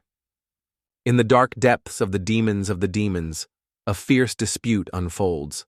One of the demons cannot grasp, as it is some kind of young boy, could resist the invincible general. Its skepticism provokes a whole flurry of emotions among those present. The general reveals that he left the battlefield because his priority was to obtain a sacred artifact, and this goal was out of all others. He notes that he has not yet met such powerful combat force that impresses and inspires fear. This guy, the general recalls, he twisted in the air several times and crashed into me as lightning. However, the general has doubts about whether the elders will give faith to his words because it seems almost incredible. He thinks whether 9 wedges can actually exist, whether it is just some of the legends and legends. Meanwhile, the moon fairy of the booze, seriously biting the lip, a cleverly clenched fist, plunging into deep reflections on what she has just heard. She recalls that this technique was considered lost because the master who mastered it died many years ago. However, even for the most experienced soldiers, mastering such technique remains a real rarity, an art that cannot be learned in one life. General firmly claims that it was a young boy, who is not more than 15 years old, and possibly less, with red hair and the behavior of an experienced Orthodox school. Therefore, it is very possible that that master really had a son, and this probability is quite significant. 26 years ago, the leader of their sect was built by Ponton Kanami Temple. At that time, a young man arose from the clan of Gun, accompanied by a mysterious warrior whose skillful style of martial arts left an unforgettable impression of even a general. That temple has turned into ruins, and since then, the young fighter has been called a sword that destroys the moon.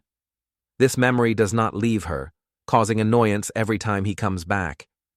Once upon a time, she was only one of the 12 demonic warriors, but now her power is equal to the power of a large demonic general. Meanwhile, the team is discussing, if the cult decides to strike in Senhu, it is time for revenge on stolen young men. Jochi's maneuver caused a storm of emotions. Some were fond of his courage, while others considered such a step inadvertent. A new danger was coming from the village. Recent events have stunned ordinary inhabitants and caused a wave of panic. From numerous fortifications scattered across the green forest, gangs of a variety of suit were flooded to the village. Fortunately, fear and distrust between different groups prevented them from starting riots. The festive old man and his majestic companion leisurely walked the village street, studying the surrounding landscape. They studied every person who met on their way. From the point of view of these Shibai-goals, it seemed that the fortress expanded its boundaries even harder. Did these bonds really have received the respect of the Green Forest? The rumors were widely spread. They may have been chosen for their attractive appearance. While the travelers were walking through the village, their view grabbed an interesting fact. The bandits were hiding intricately, giving them a trade union. If it comes to the fight, winning them will not be a difficult task. The fighters considered the heroes' detachment, assuming that they were only invited to create the illusion of numbers and that they would fall to the ground from the first blow. Such reflections could be detrimental to partners. Recklessness can lead to a tragic end. If he wants to survive and live a long life, he needs to avoid conflicts with red-headed conflicts in every way. It is not necessary to look at the lower sex, because by crossing their road, you can significantly worsen your life, worse even than hell. The night covered the world with its dark cloak, immersing everything into a deep, impenetrable darkness. Montefen's terrain turned into a disorderly camp, with tents where the bandits were found. Those who gathered around the fortress of the Green Forest did not give the impression of either particularly powerful or threatening. However, it is time to stay on vacation and unfold your things for the night. Some people have felt to express the admiration for the leadership of the fortress, because they were able to achieve such significant success. One of the monks exhaled hard, shaking his head dissatisfied. Why is it so hurry if the meeting with them is still inevitable? Broken fatigue. The only thing he really wanted was to rest. Yoha left the crowd and lay down on the soft grass nearby, moderately staring at the depths of the night sky and a shining glow with a silver disk of the moon. Soon the lady came to him, with notes of reproach in her voice, asked what he was here, because her search was brought everywhere, except for that place. She wondered how he could just relax and do nothing when everyone was busy with a parsing of his things. Yoha said he came here to spread his thoughts on the shelves. His mind is overflowing with excess of different ideas. He noticed that the girl was usually always in the company of her girlfriend Chen, but now they are walking separately. Maybe there was a quarrel between them? The girl discontinued and immediately rejected this assumption. She said that Chen has been constantly busy and spends a lot of time with Chol-san. Therefore, in their society, she always feels unnecessary. She was comforted that there was no controversy between them. It was obvious that she sought to join Yozi. Deciding to stroll through the forest, the girl could not but be surprised by Joey's ability to stay unmoved in all circumstances. She started a conversation about his strength, because she never heard he lived somewhere in the Fortress of Five Peaks. She was very interested in finding out his past. Joach made every effort to remember his parents, but he did not even help his faces. The mother left this world immediately after his birth, and his father appeared in his life only once. At that time, he was only 6 years old, so he could hardly remember it. However, in his memories, a person to whom he feels the deepest hatred in his life was forever etched. This is the same person who once sought to cause him to death. The girl involuntarily shuddered from his words. She could not understand whether they were real events from his childhood or just a fiction.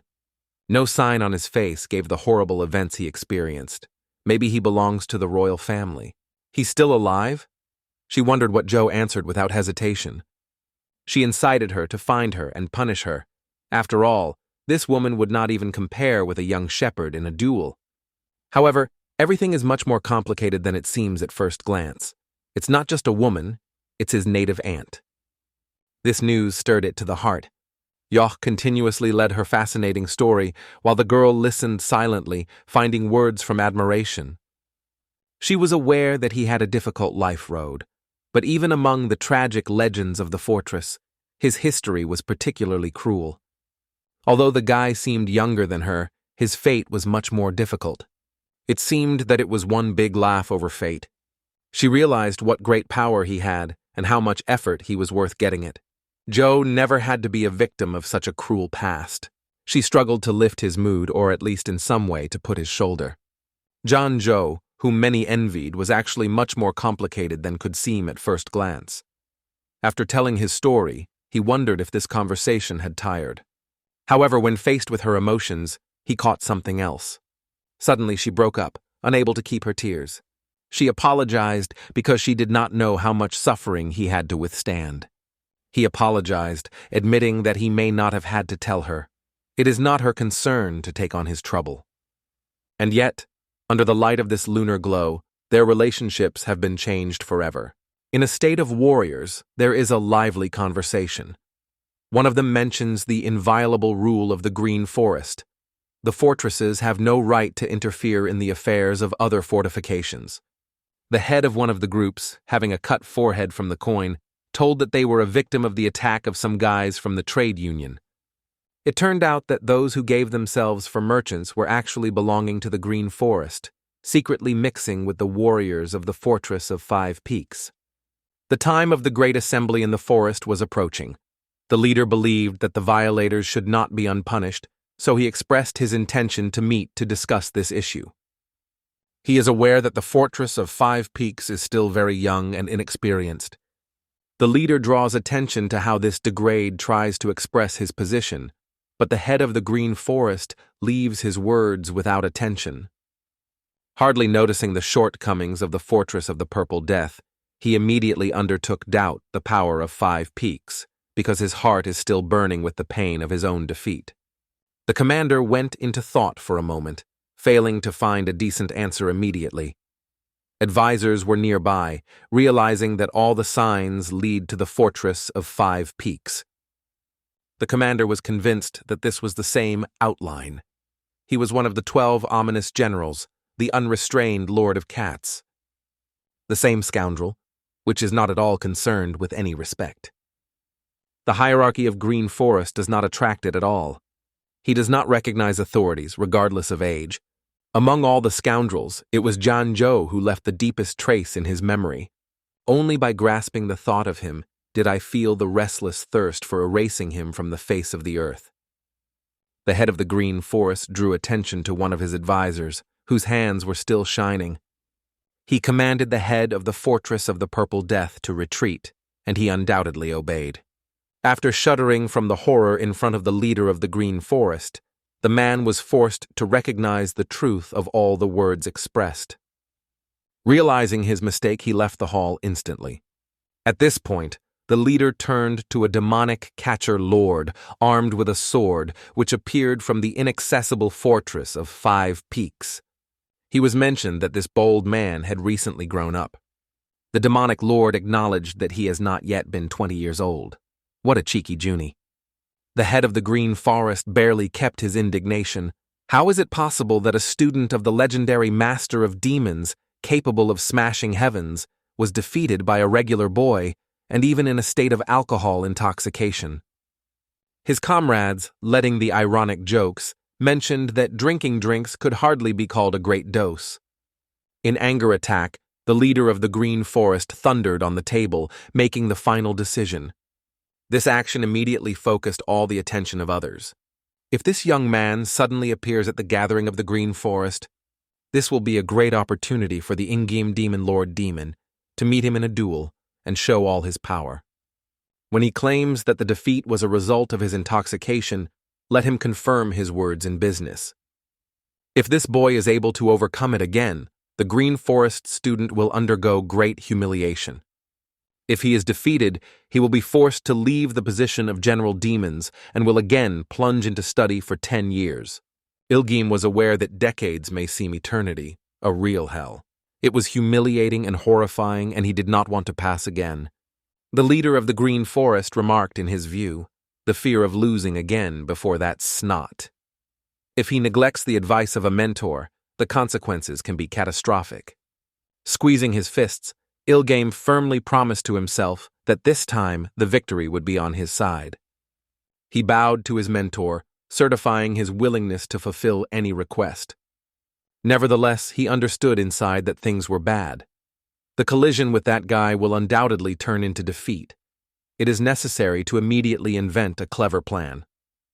Subsequently, time imperceptibly flashed, and in the palace, Punyencho, with a greeting smile, turns to the famous and eccentric cat's lord who proudly appeared in front of them in the green forest. They were interested in finding out what caused it to appear here. It was rumored that the 5 peak warriors should be here, but he could not reveal them anywhere around. "If I was invited, I would have appeared without thinking," he assured. Punyencho congratulated him, inviting him to sit at the table. "Pass, brother, we have not seen so much." The young warrior immediately recognized the familiar spirit of Koshach Lord, whom he had once encountered. Basket Lord was looking at this bastard, feeling only disrespect for him. If it were not for the fatal mistake, he would not have thought of sitting with him at one table. Sebek met him with a gentle smile. She was delighted to see him with her friend. From the last meeting, he grew significantly. Basket Lord felt embarrassment of such a compliment. Does she not hint that he gained overweight? However, the girls immediately assured him, "You are now a brother of 10 heroes, and therefore our brother is also." Everyone was aware of the events that night. Basket Lord soothed himself at least what is now called his brother. In fact, the true cause of his delay was completely different. He sought to make sure that there would be no failure in the graph of the Green Forest. He felt that he would not do without unexpected twists or even possible confusion. The boys did not go where he was talking. All present focused on it, looking closely and carefully. The Lord continued. Among the participants of the assembly, the envoys of the Fortress of 5 Peaks are mentioned. In the depths of thought, he realized that he said he seems complete nonsense. Now everything depended on how others react to it. Punyencho wondered what the need is, because everyone has long been aware of their situation. The only one who did not pay attention to what happened around was John. He focused and carelessly enjoyed his dinner. Yoch did not even notice how an important guest appeared nearby. For him, this impostor did not cost the least attention. In the imagination, Ilheim boiled from indignation. This young fool acted exactly as he predicted. If he is not able to overcome him in battle, he will at least try to convince others that Joe is not entitled to participate in the gathering. It was his cunning plan. The voice of the supreme leader, similar to a mighty cry, spread throughout the meeting room, attracting the attention of even the most remote corners of the Green Forest. "From now on, we will stop being a flock of bandits." His voice roared like a thunder. "We will eclipse the famous 5 big sects," he said with fire in his eyes and unbreakable determination in his voice. "We will establish ourselves as the most powerful organization in the world, regardless of whether we adhere to orthodox or unorthodox approaches. From now on, no one will dare to underestimate us." These words wrote every warrior and the inhabitant who gathered here. "Green Forest is preparing for rain that happens only every 1,000 years. On his face glowed a constant desire to act. "This news should be heard," he proclaimed, turning to the gathered crowd. Having said these words, the gathering of the Green Forest solemnly started.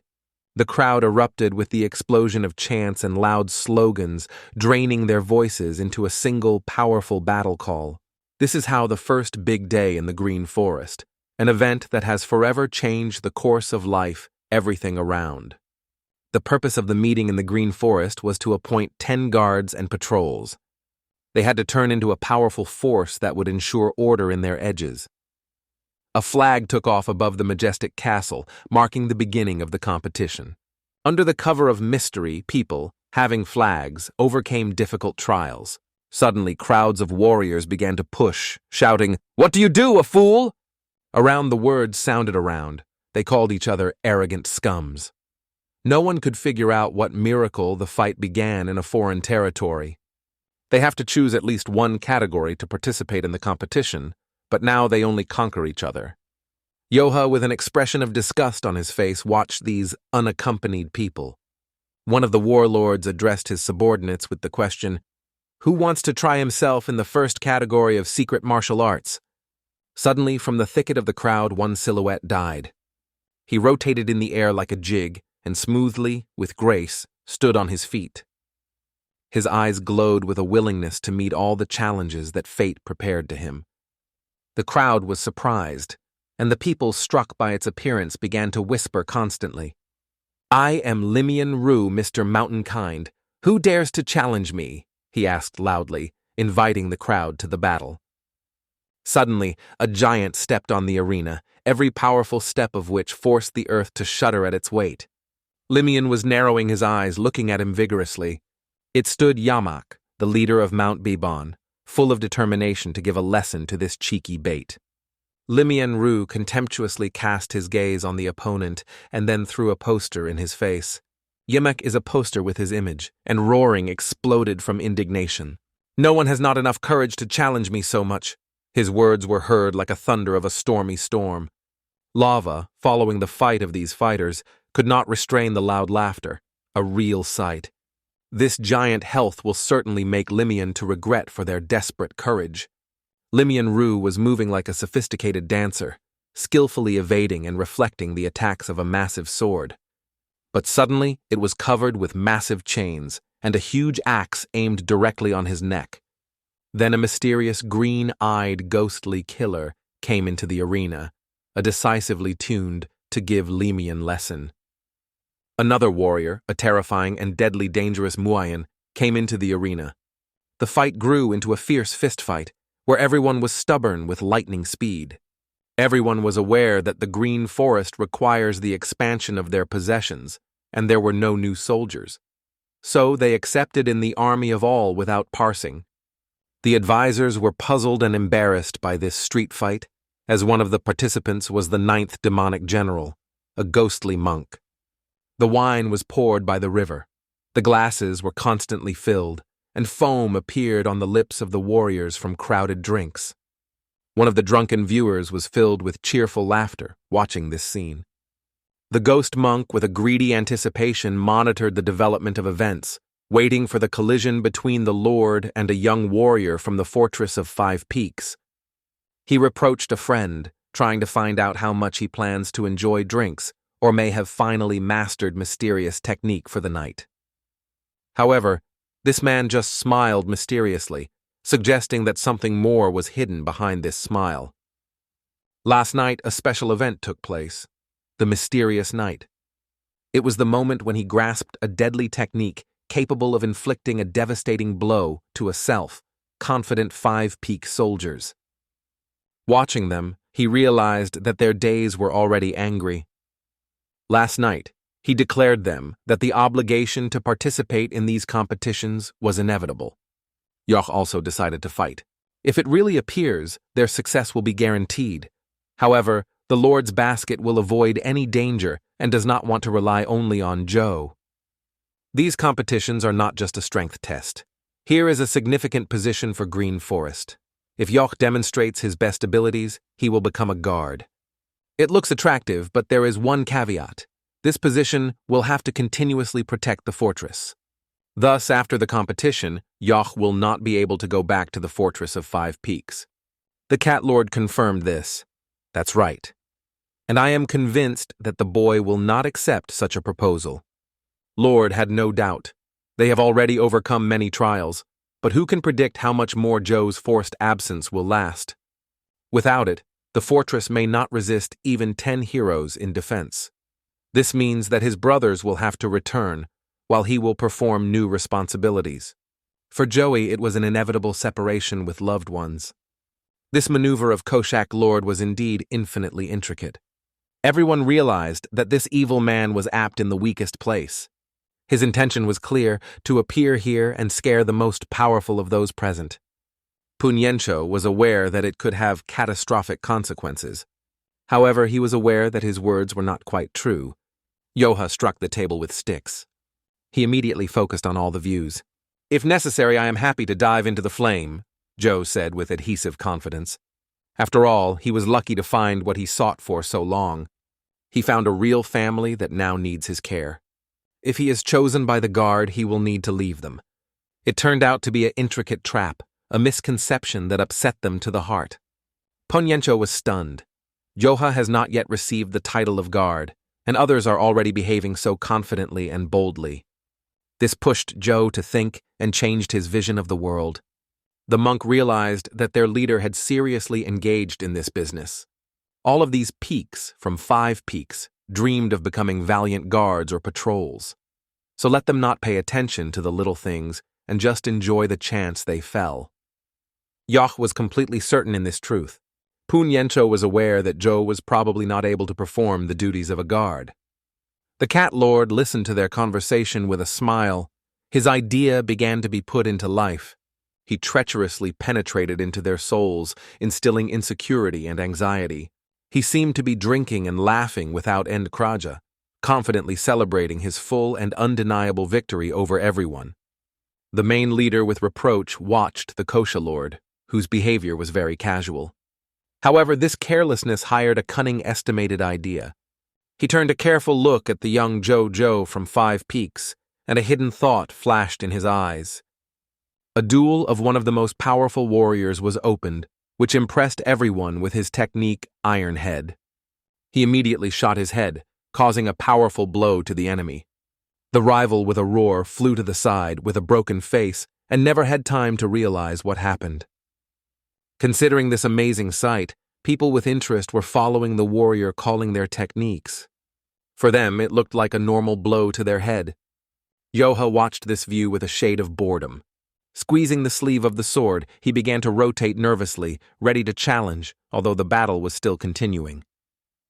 He tried diligently to reach the finals, as his friend wanted. However, the desire to find a toilet every minute became more unbearable. At this time, he left the competition area. But why did he need a sword? This question has filled the thoughts of his friends, leaving them in great surprise. The old man realized that this was just a dejection, and Joe was likely to go into the woods.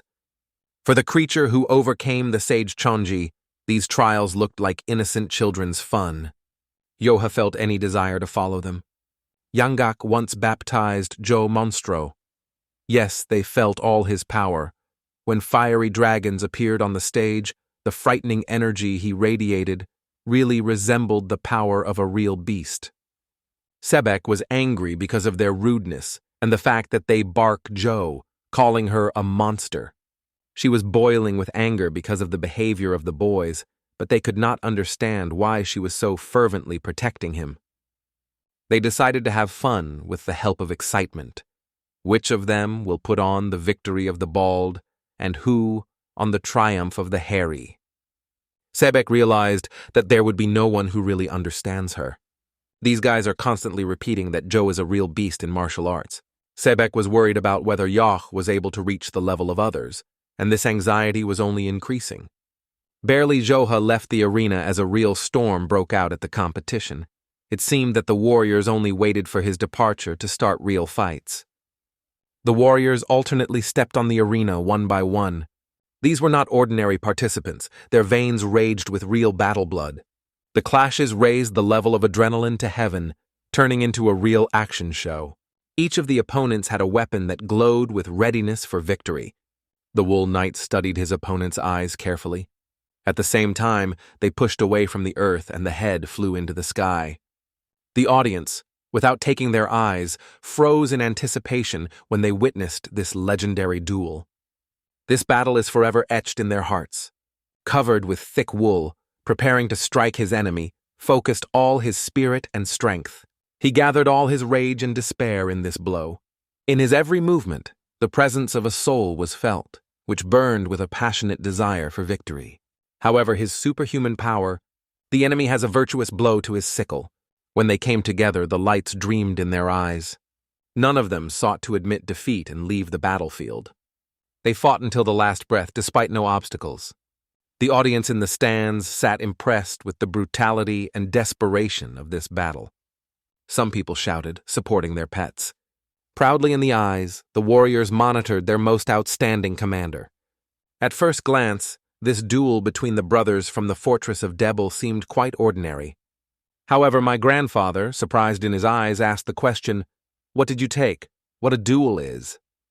In his opinion, it looked like absolute nonsense, doomed to collapse from the beginning. He asked himself if the guys were aware of what the consequences of this match could have. In the end, they parted, and one of them was powerless to the ground. Punyeno asked the old man, "Do you claim that the winner was determined in advance?" The old man reminded, "None of them plans to concede. One of the warriors was a student of the owner of the demons. It was one of the 12 demonic generals, the Red Eye known as the Red Eye. He was opposed by a rather powerful and skillful opponent. The leader of the Green Forest closely followed the battle, and in his soul, doubts about the abilities of the commander of the fortress. The rival was much more powerful than it seemed at first glance. Who could predict that it would be such a difficult challenge for the Red Eye?" Suddenly, the sharp sound of the blow on the table interrupted the silence in the room. This immediately attracted the attention of the elders. He sought to convey extremely important news. He felt nervous, but the elders did not hurry to comfort him with words of support. They were well aware that this warrior took time to gain momentum and is usually inferior to the start of battles. The competition has just started, so the best thing to do is just enjoy the sight and not strain. The ghost warrior understood that the Red Eye always should remember who he really was. At the gathering of the Green Forest, it was planned that all 12 demonic generals would be present. The hairless fighter exhaled deeply, adjusting to the future battle. As the head of the fortress Debel, he had the opportunity to face the enemy. The best opponent for training was not possible to imagine. His opponent did not understand the meaning of these words. However, Lysi felt boredom.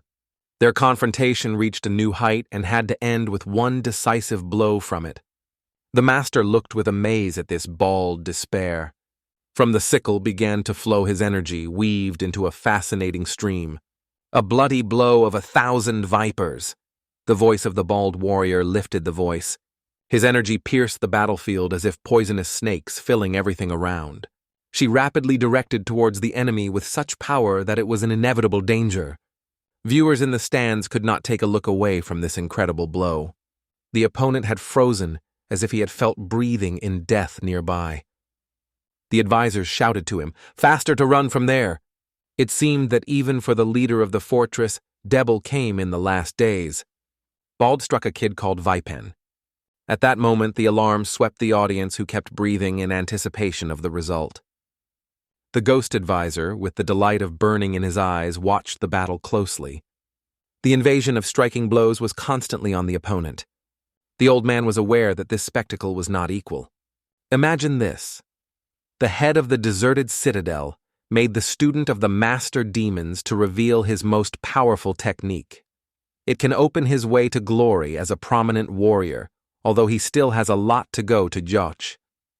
This crazy man broke out of place as if a whirlwind, hitting his claws into the ground. Like a cat, he slightly slid among the dangerous maneuvers, skillfully waving the sickle towards the opponent. The bald warrior, filled with a demonic power, raced forward at a relentless speed. The blow froze at the point where a second ago stood the enemy, raising a huge chicken dust and stones. Even Joe, watching from a long distance, was able to feel the power of this explosion.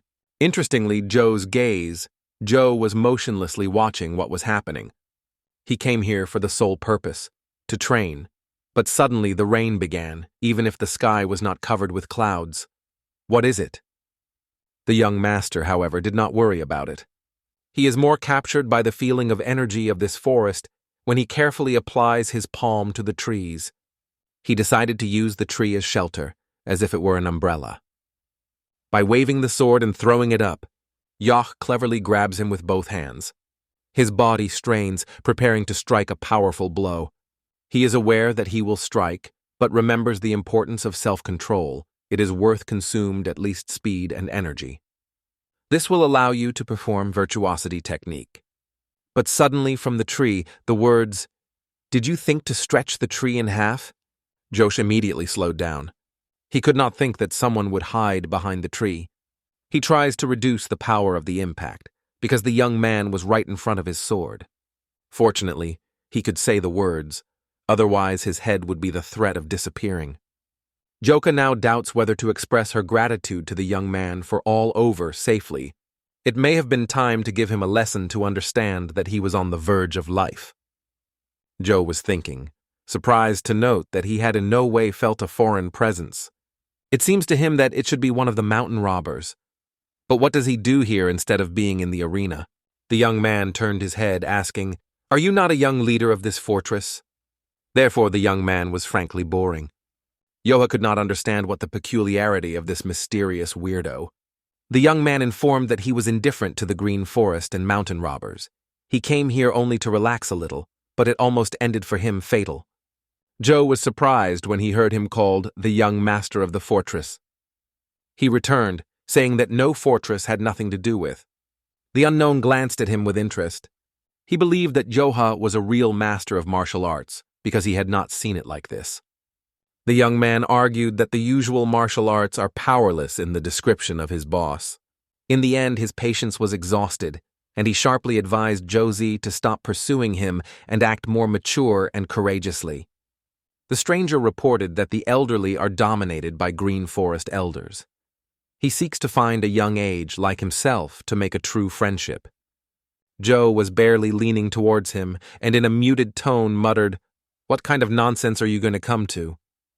The guy fired, "Brother, well, you are stupid!" He tried to convey that his understanding of friendship has a completely different meaning. However, it was extremely difficult to understand his words. Suddenly, having grabbed the leaf, he threw him directly towards Johi. The leaf rushed forward, like an arrow aimed at his head. Joe burst sideways, although he realized that the situation was continuing. It was definitely not the same, bro. He grabbed his sword, realizing that this garbage had enemy intentions. Only now did Yak realize what kind of friendship this brazen type meant. Despite anything, Joe did not deny he was set to accept any turn of events. The young owner was distinguished by its exquisite appearance and even somewhat feminine beauty. He seems like a guy in this manga. Sorry, not sure the guy is or a girl. I hope that everything will clear in the next chapter. The guy watched a fracture with passionate excitement, and his eyes glittered from impatience before the future duel.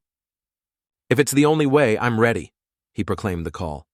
After that, he clarified that he was feeling some disappointment. However, even in such a situation, Yocha's power made him impression of his exotic and uniqueness. How amazing it is to face someone who is able to repel the attack only with a regular leaf. The boy assured that Yoch invented the treasury, what he, not Yo, was resting under a tree. He waved his hand as if drove away from doubts and added, "Considering your talents, it would be wise to turn to the elders of these 5 large orthodox sects." He rushed forward, directing his attack on Joe. Running his hand, he lifted a whirlwind from the leaves that sprouted in the dance around him. "The elders will be delighted with you," he proclaimed with a warm smile. The guy gathered all his determination and fulfilled his black, heavenly floral blow, directing him in Joe. He was genuinely glad, meeting someone who could confidently accept such a challenge. Joe rushed forward, squeezing his fists, ready to beat the blow. His sword destroyed the enemy's technique, cutting his strength into small debris. With horror in his eyes, the guy watched Joha invisibly deprived his flower flow of life. Joka, as if he was throwing shuriken, broke the enemy's technique, forcing him to doubt him in his own power. Johi's blow was steadily rushing straight towards the young man. With an inviolable cold-blooded face and a shimmering sword in his hand, Joe was rapidly fighting. The young man was somewhat upset because Yoch did not meet his hope. He could not imagine that Yoch was so rapid that it was only in a moment. Only the father and 12 demonic generals had the ability to break through this technique. Meanwhile, on the battlefield, among the soldiers of the Green Forest, the bald fighter won, successfully completing his fight. He demonstrated that his abilities, at least, are not inferior to the student's level of one of the 5 known orthodox sects. He climbed over the audience, and his red eyes glowed with a victorious glitter. He apologized for spending so much time his master. The leader looked at him with pride that he blossomed in his gaze. Even among the elders, there were several who were delighted with the spectacle of battle. But they had to wrap their eyes as a bizarre scene appeared in front of them. The young man swept the dark power, paralyzing his every movement. One of the advisors in the podium exclaimed that the red eye would focus. The duel had not yet ended. His rival stood on the verge of exhaustion, but continued to hold on to his feet, desperately avoiding the fall. Amazing energy that was moving like a spider came out of it. In the eyes of the boy, a rage flashed, and the smile hinted that he was not in a hurry because the battle had not yet ended with just one blow. The guy was able to stand before the attack. He clearly argued that he was an unsurpassed leader in this battle. Thanks to the workshop spider goo poison, he attacked an opponent with angry, unrestrained, without leaving him any chance of distracted. The bald pushed away from the earth, flew into the air, but even if his blow was neutralized, it did not change anything for him. The dual boils and bald tensely reflected another insidious attack of his enemy. The young man, like a spider glove, felt a sharp rush of adrenaline from every collision. His demonic energy was insanely rushed forward, aiming directly at the bald one. Unexpectedly, Bald realized that the defeat in this battle was quite possible. The boy was raised above him, smiling just in the face. Laughing at the title of demonic general, he ironically thanked for the beautiful duel. The Loud could not understand how this battle turned his defeat. A huge poisonous spider, created by hostile technique, struck it with a devastating force. The general rejected back, struck by a fatal blow. Drooping and humiliated, he left the arena under the noise of the crowd. Everyone realized that his role in this match ended. He swept on the ground like a fallen fighter. Meanwhile, the Triumph cleverly hid his sword, clearly emphasizing who was the main figure of this confrontation. All present, stunned by an unexpected sight, frozen in place, covering their mouths with surprise. People around could not hide their hobby, but the young commander stood proudly, feeling his first victory. The leader of the Green Forest remained puzzled. What was the mysterious outbreak of force just? The elders around him were stunned, could not believe their own eyes. Is it possible? The follower of the owner of the demons, the destroyer of heaven, was defeated by the head of the mysterious fortress. However, he did not lose his life and could still move. The old man emphasized that Yoch did not intend to kill his enemy. He remained unharmed. However, if this young man used cultivation technique, it was a phenomenon that the old man had not observed for many years. Finding himself into the unknown, he remained with many questions, not understanding what horror is going on here. It seemed that at this meeting, the Green Forest matured something grand an event that was about to unfold. Looking around, he noticed the many flags that fluttered over the arena. Because of their backs, an incredible demonic aura exploded from one of the members of the group. His face was a self-confident smile, testifying to the joy of victory of his candidate. The mustachioed man could not restrain the admiration of the battle that each gesture emitted. The events on the battlefield gave him real pleasure and strengthened the faith in his own power.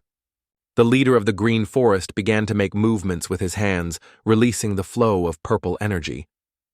Feeling deep calm, he connected his palms in a meditative pose. The energy sphere was slowly born in his palms. All these efforts had the sole purpose of helping the student to restore health. Advisors and students stood away, focusing on this action, watching silently as if the words had frozen on their mouth. The warrior without a single hair on his head stole from repentance in front of his commander. Although his healing was successful and he felt much better, the feeling of shame did not retreat. One of his advisors approached the master. He wondered why it was the leader who decided to personally transfer the energy of the baldness, because this task could easily be entrusted with them. The leader replied with disappointment, "Is it not clear? Our young student has lost strength for a duel, which is why he was defeated." There was no other option for a large teacher full of inexhaustible vital energy. Everyone tilted their heads, expressing their respect. However, the main purpose was the confidence of the leader, who sought to feel direct contact with the damaged power of the Red Eye. He may have been interested in revealing the mysterious personality of the head of the fortress Devil, but what was wrong with this person? Bald, full of shame, continued his story. "I realize that it is a serious spot on my name, but the technique used by the warrior, this was the style of a bloody sword or muzzle. Mujin is a striking skill that amazes the imagination. She is able to sow horror in the souls of even the most fond enemies. As soon as Joch flew into the air, the bald immediately felt all the power and mystery of this technique. Only the mention of her caused it trembling. One of the advisors confessed that the Devil Fortress has been working with them for many years.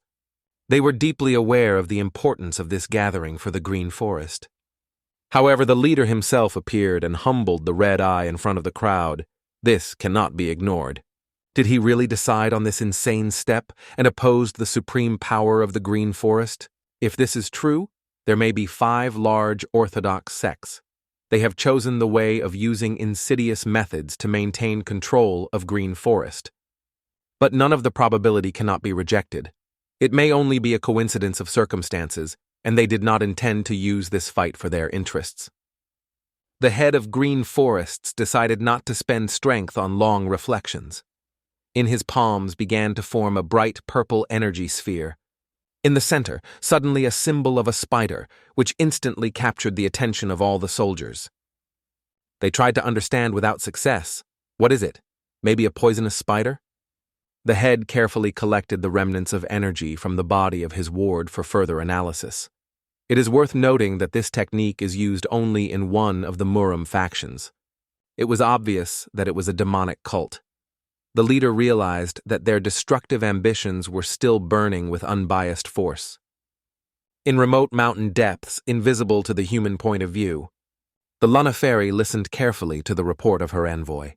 It became known that Li Mujin was brilliantly proven in the battle. The students of the Supervisor of Demons were defeated. However, she was worried about how other demonic warriors feel. She was informed that according to the list, 4 more soldiers would perform in the battles. One of them, a warrior from the Fortress of 3 Blades, known under the formidable name of a cold-blooded demonic sword. Another is the leader from the Storm of the Storm, endowed with incomparable power. He was able to catch a wild boar with his bare hands without instruments. And not just one boar, he brought his companions all his catch. Fighting Butcher will also join the fight. Further, a warrior came out of the Don River Fortress, a prominent fighter who impressed with his inexhaustible potential. It has such a force and charisma that its appearance is caused by both fear and admiration. He does not devour the flesh of his victims. Instead, he sucks their blood. Because of this, he was nicknamed the Blood Burner. Another competition is a hermit from the solid river Yansne. His arsenal has a secret equipment designed specifically for this event. In addition to these guards, 5 more soldiers are instructed to patrol the area and ensure its safety. However, is this enough for reliable protection? The Moon Fairy laughed with the mischief, as if before her eyes, the leader of the Green Forest at a time when 12 demonic generals were helplessly lost, struck by the resistance of ordinary demonic soldiers. However, it becomes obvious that the cult as MUN seeks to turn the Green Forest into a strategic base for its attacks against other Muram groups. Leader Green Forest is recommended to act without delay. However, his reaction is vulnerable and rapid. He disrupts his voice, frantically questioning why his reliable support, "You have not yet come." From the very beginning of the duel, Riche was not visible, and everyone just thought where he could disappear. The conductor realized that something clearly did not happen here. It is extremely important to find it quickly, because it seems that you seem to have gone a false road. This is just what a devious demonic cult achieved. At the same time, in the tent of the Fortress of 5 Peaks, the warriors delved into a conversation about a recent battle. Is their fortress so significant to affect the events in the Green Forest? They were worried about the mysterious guest who visited them. It was the young man who caused suspicion of all others. Yoha could not understand why this boy followed him, but he just smiled mysteriously in response. This guy behaved mysteriously without revealing his true intentions. This guy's arrogance simply struck Yoch. The young man approached the secret repository of their team. Looking at them, he expressed anxiety that it could lead to poisoning and death. Yoha could not understand what he had sowed this opinion in his mind, but the boy seemed to try to convey to him some hidden instructions. Probably, after a successful battle, the guys only need 2 things. First, it means to fight the last breath. These words were awakened by the entire detachment. Everyone kept breathing in anticipation, which would say the next, because his silence only increased tension. Ponjancho addressed Joch. "You probably guessed what my question would be addressed to you?" Yoha only nodded his head with a smile. "And what next?" he asked. After listening to this, the clever boy quickly pointed his finger on Joe, seeking to see his reaction. After that, he carefully led him to the side, creating an atmosphere of mysteriousness. Of course, his curiosity was played. His eyes were concentrated and inseparably watched the Jocko. Without a word, he reached out to a big jug with wine. The boy, lifting him, began to drink eagerly without rest. His actions impressed with their power and contained some rigidity. The second thing he had in thought was to exchange stories for a glass of wine, becoming brothers in spirit. Yoha could not understand what this guy refers to when he talks about getting brothers. Despite all the circumstances, Yoha noted for himself that among all the acquaintances with whom he had to cross, it was this boy who attracted his attention the most. However, this did not mean that he was ready to trust him. Watching his emotions, Punyencho predicted that all the questions would have to be addressed on behalf of his older brother Johi.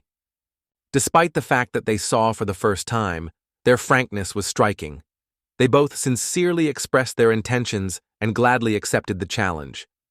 Puninakio suddenly jumped and gladly rushed to hug the boy, greeting him as if she were a longtime friend. How long have they not tasted the tube? It was worth the guilt to appear on the horizon as the warriors of the head were grabbed and began to fill their glasses. Yoha watched with admiration and surprise to how his friends began to greet the wine eagerly. They turned to the young owner loudly, urging him not to stay away, because their guest was extremely generous as no one before. They sought to comfortably seal and enjoy the drinking. In the end, Yoha decided and agreed to join their company. At that moment, the guy realized that his name is Joe and showed interest in the names of his other brothers. His playful flirts did not subside. Sebek noted that this young man conceived something and behaves unusual. However, her girlfriend tossed the idea to follow the snacks.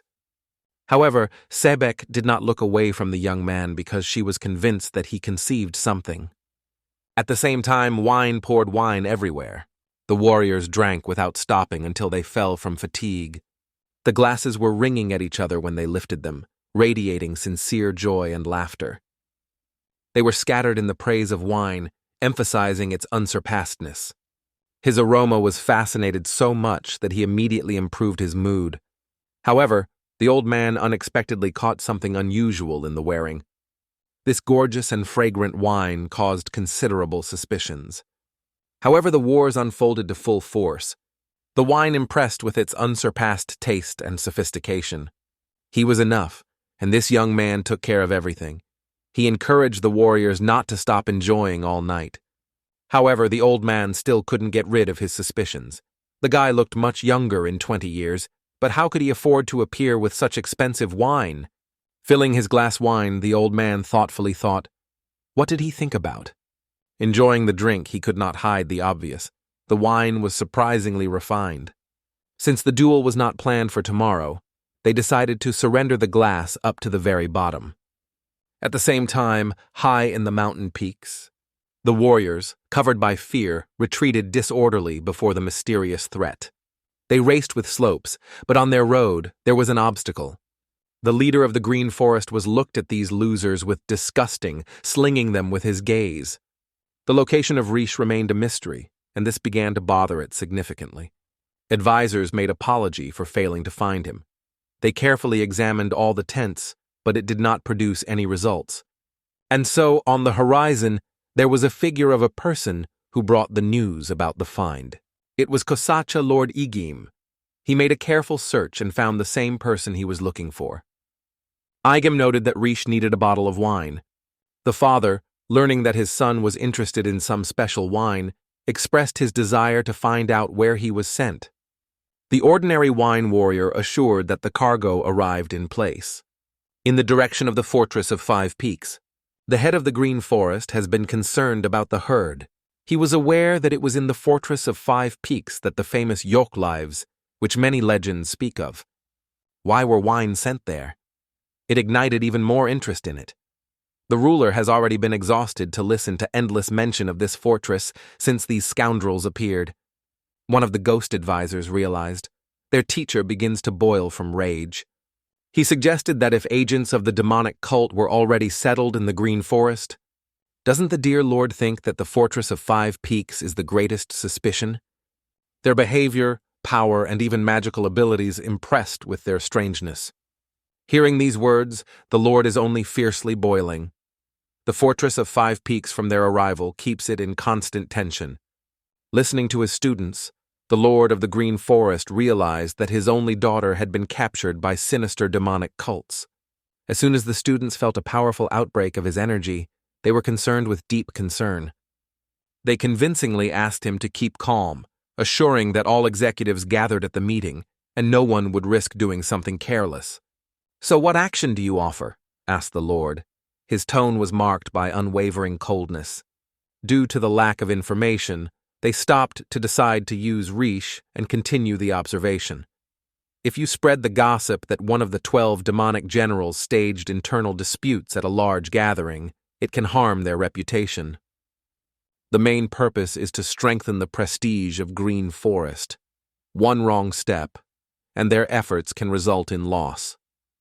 The ruler agreed that the probability of this is still.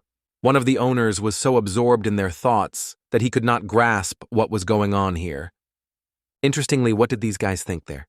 He remembered the moment when he was among them. Yoha watched with everything that was going around. In his memory, he restored their faces and characteristics of behavior.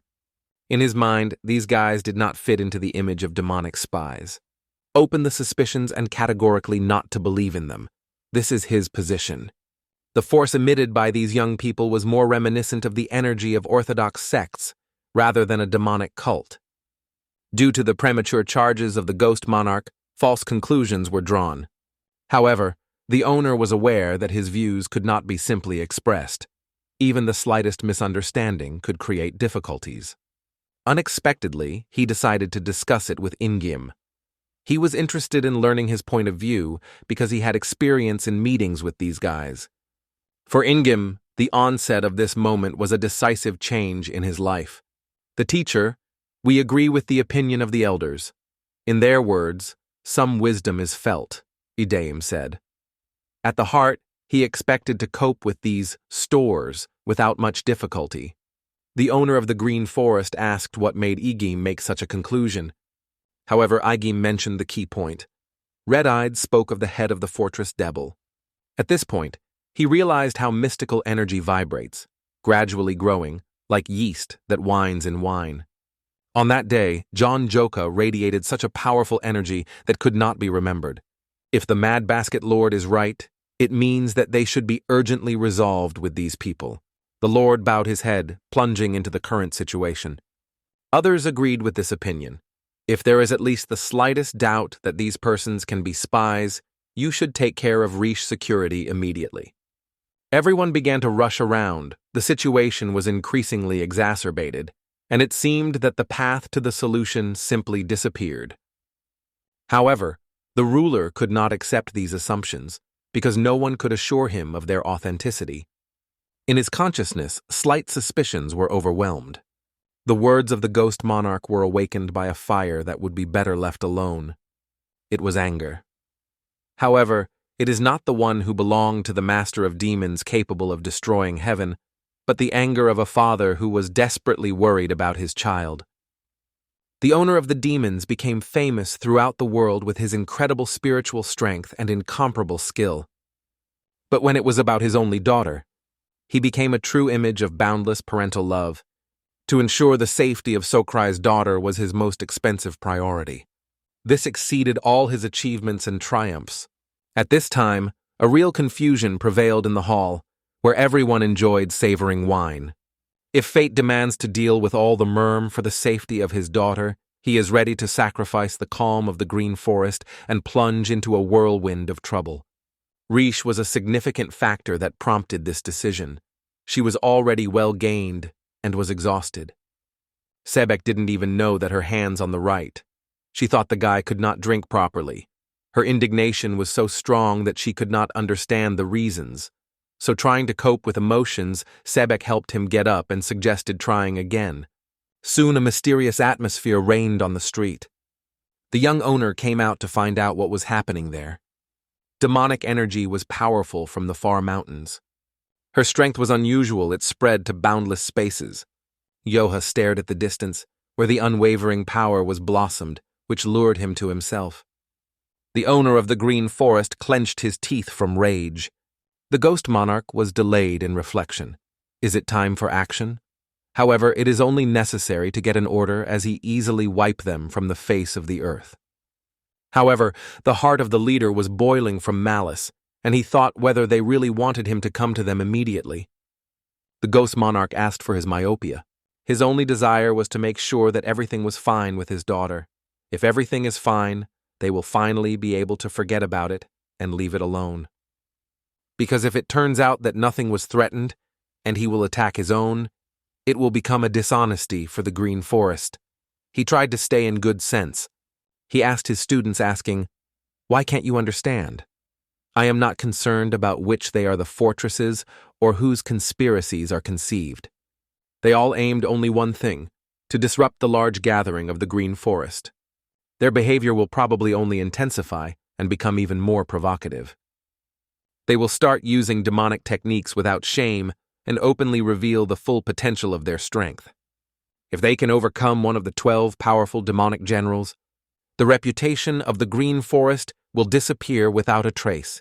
If they do without reason attack their own, spooky rumors will fly.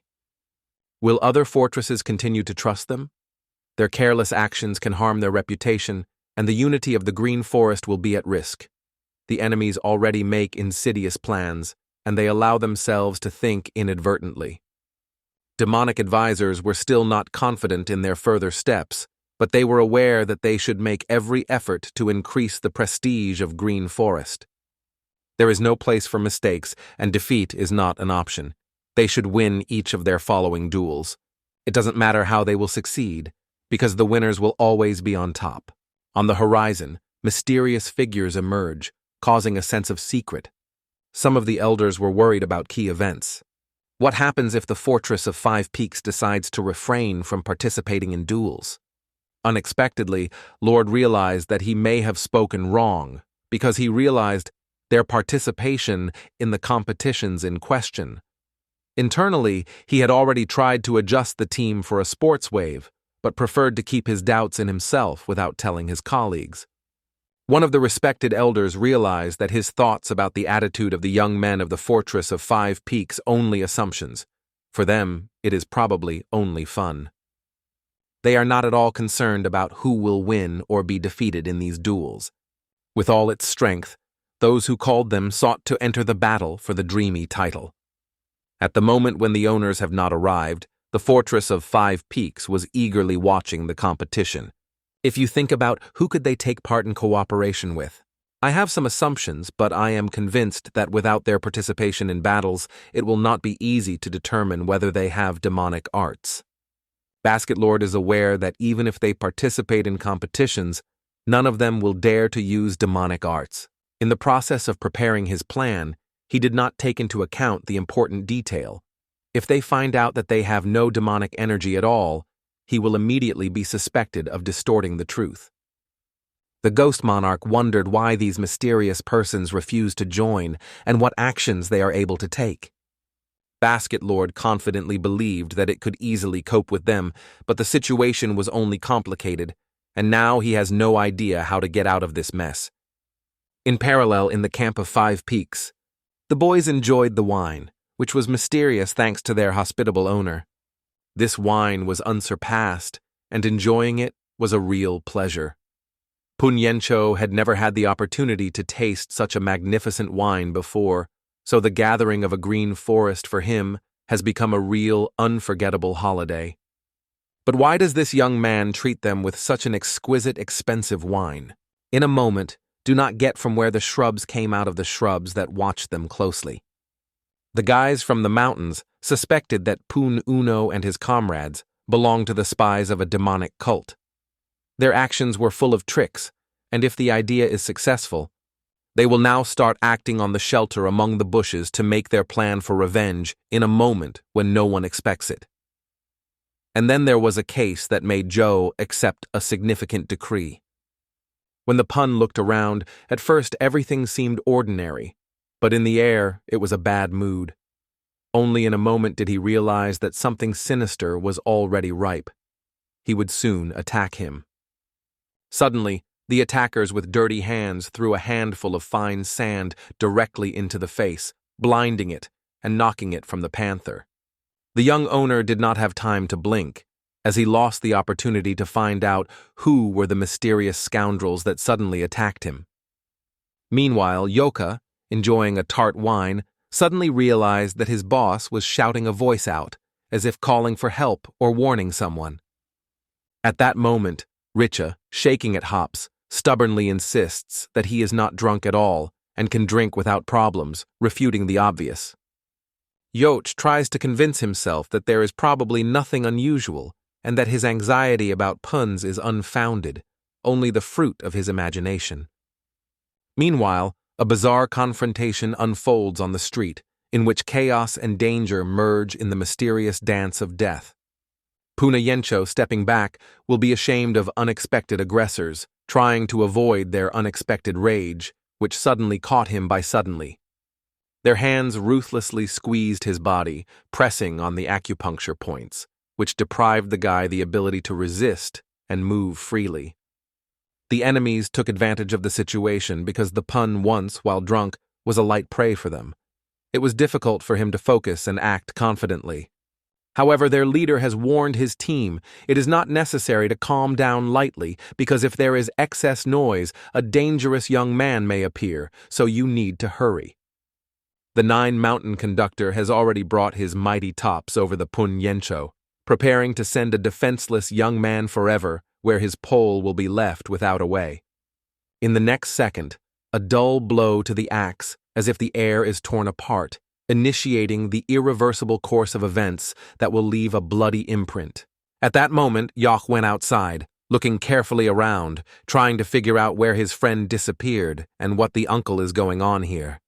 He is embarrassed to understand where the Pun Unu went and where this oppressive feeling of anxiety in the air comes from, as if something bad is hiding around the corner. Years flow, and events move to the steep slopes of the harsh mountains, where the cold wind sounds over the rocks, hiding dark secrets. Near the shining waters of the river, the leader of the Nine Mountains sighs. It is certain that they are now at a sufficient distance to act unnoticed. They immerse the punks in the ice water, hoping that it will not die before their cruel game, which they planned for so long. If he died at this point, they would lose their fun, because it is important for them that his suffering is long and painful. One of the attackers immerses the head of the Pun Oncho under the water, trying to stifle him, as if he were drowned by a pathetic creature. Hardly erupting on the surface, the young man greedily grabs the air, as if a drowning one, which has been deprived of light and breathing for too long. One of the scoundrels abused the punch with a helpless rat, which is in vain to spill in the unwell waters, not realizing what is happening around. Puzzled and annoyed, Pun Oncho cannot understand who these people are, why they try to help to come to his senses, and even press on some strange points. Suddenly, the idea that it could be a fraternity from a purple group, famous for its brutal methods and a complete lack of honor, slept. Suddenly, one of them raised his foot in a mask and asked with irony, how could they be expected by brothers when they embarrassed his boss? Brought to the extreme limit of anger, Puno Uno seals his fists, standing on the threshold of causing these scoundrels who brazenly invaded his life. With one decisive and rapid movement, he hit the back of the warrior Bagriani, putting in this blow all his rage and indignation. The leader of the attackers barely noticed how panic is born, because the enemy's power was quite unexpected. Because he lightly rejected their warrior, showing incredible strength and skill in the destruction of destructive blows. Outraged Puno boils from rage, because these scoundrels pulled him into a senseless state and deprived the inner balance. If the owner of this stronghold planned such a cunning trap, then it is likely to be preparing to deal with Joey's anger when everything is in place. The leader of the Purple Death looks like, because his victim was much more sober and stronger than he seemed at first. In the power system of the Green Forest recently, their stronghold has become part of the structure, but they remain in ignorance of who now manages all power at the top. Pun Yencho cannot understand how this pathetic freak has dared to address it. But now he doesn't care. We need to take action.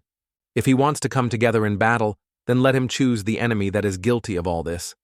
Instead of Joey, he was taken to Pun Uno, and it was time for a fair pay. However, the leader emphasizes that the Pun once, as the head of the fortress, is also responsible for all actions and will not be able to avoid punishment. Obviously, Joe was scared, so they decided to attack a simpler object, expecting to quickly overcome it without unnecessary problems. These words pity the leader like a poisoned arrow, and in his soul he begins to rage anger, as if he had come across a predatory manifestation of injustice. Finally, they got here because they considered Puno a simple goal that could provide them with easy victory without unnecessary effort.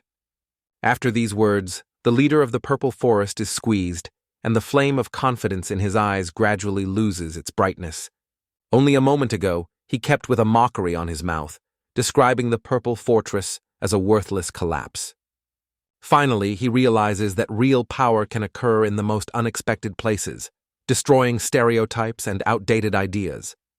The attacker, feeling the power, appeals to the leader with the assumption that he only plays a role, so premature fears are superfluous. Pun Inocchio exclaims to the attackers, calling for those who consider themselves a brave not to be laid and attacked by the whole crowd at once. Blinded by anger, the leader of the Purple Forest calls Pun Oncho a shameless freak for making him so boldly challenging him. He raises his hat over his head, strongly aimed at knocking out all the whims out of Pun once and show who actually prevails here. Pun Yencho realized that his opponents were only threatening. However, without weapons in his hands, it was difficult for him to use his hidden skills and techniques. However, he has a secret trump, a power that rivals are not suspected, and he plans to use this advantage in his favor. The enemies are convinced that the Puno is defeated, but they are deeply mistaken because its power is not so simple that it is so easy to break it. It is difficult to explain in simple words what Pun Yencho really is. The mention of John Joe only emphasizes his extraordinary talents. Among the many talents of his talents is one that is amazing and outperforms the human imagination, hidden deep inside it. The gift, given by the heavens themselves, turns the Puno into a creature that can exceed the usual laws of strength and resistance. And here the massive stone, as if torn away from the rock, the head flies forward and with a roar strikes one of the warriors. In the eyes of the leader, the giant stone turns the last moments of his associate's life into a horrific scene of bloodshed. The views of the young man and the leader of the Purple Forest were crossed, and the young master turned to him with respectful confidence, emphasizing that only he remained now. The colonel looks intently into the eyes of a rival who burns madness. Anxiety breaks his heart because he deals with the beast in the human body. Pun Yencho again repeats his words, as if asking whether there is another argument for the enemy to finally realize the obvious. The embarrassed leader begins to retreat, confused in his own words and trying to explain everything as an unfortunate misunderstanding. However, he is afraid of the mysterious force that prevails around the Pun once. He was going to reveal the true purpose of their visit, but suddenly on the top of the slope, a mysterious figure emerged. This incredibly strong creature accidentally found itself on a fascinating stage, where the leader of the 5 peaks shows its extraordinary abilities. The stranger claims that this time he will find mercy and closes his eyes on the chaos that prevails around. Seeing the shadow, the attackers are surprised as such a powerful creature was in this universal mountainous place.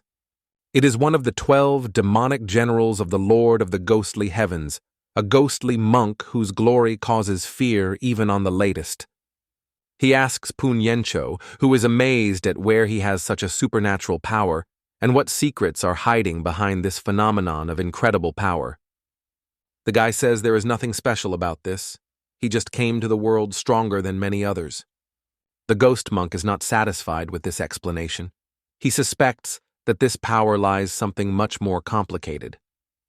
His inner sense feels dark energy, and he simply cannot close his eyes and ignore the impending threat. Punyuno suddenly sees how a ghost monk rushes to him, ready to challenge his courage. He waved his sword, cutting the air, releasing a powerful splash of energy that threateningly flew towards an unarmed young man. The monk causes a powerful, merciless stroke that pours everything around with blood, seeking to apply such a wound to Pun Oncho to wipe it forever from the surface of the earth.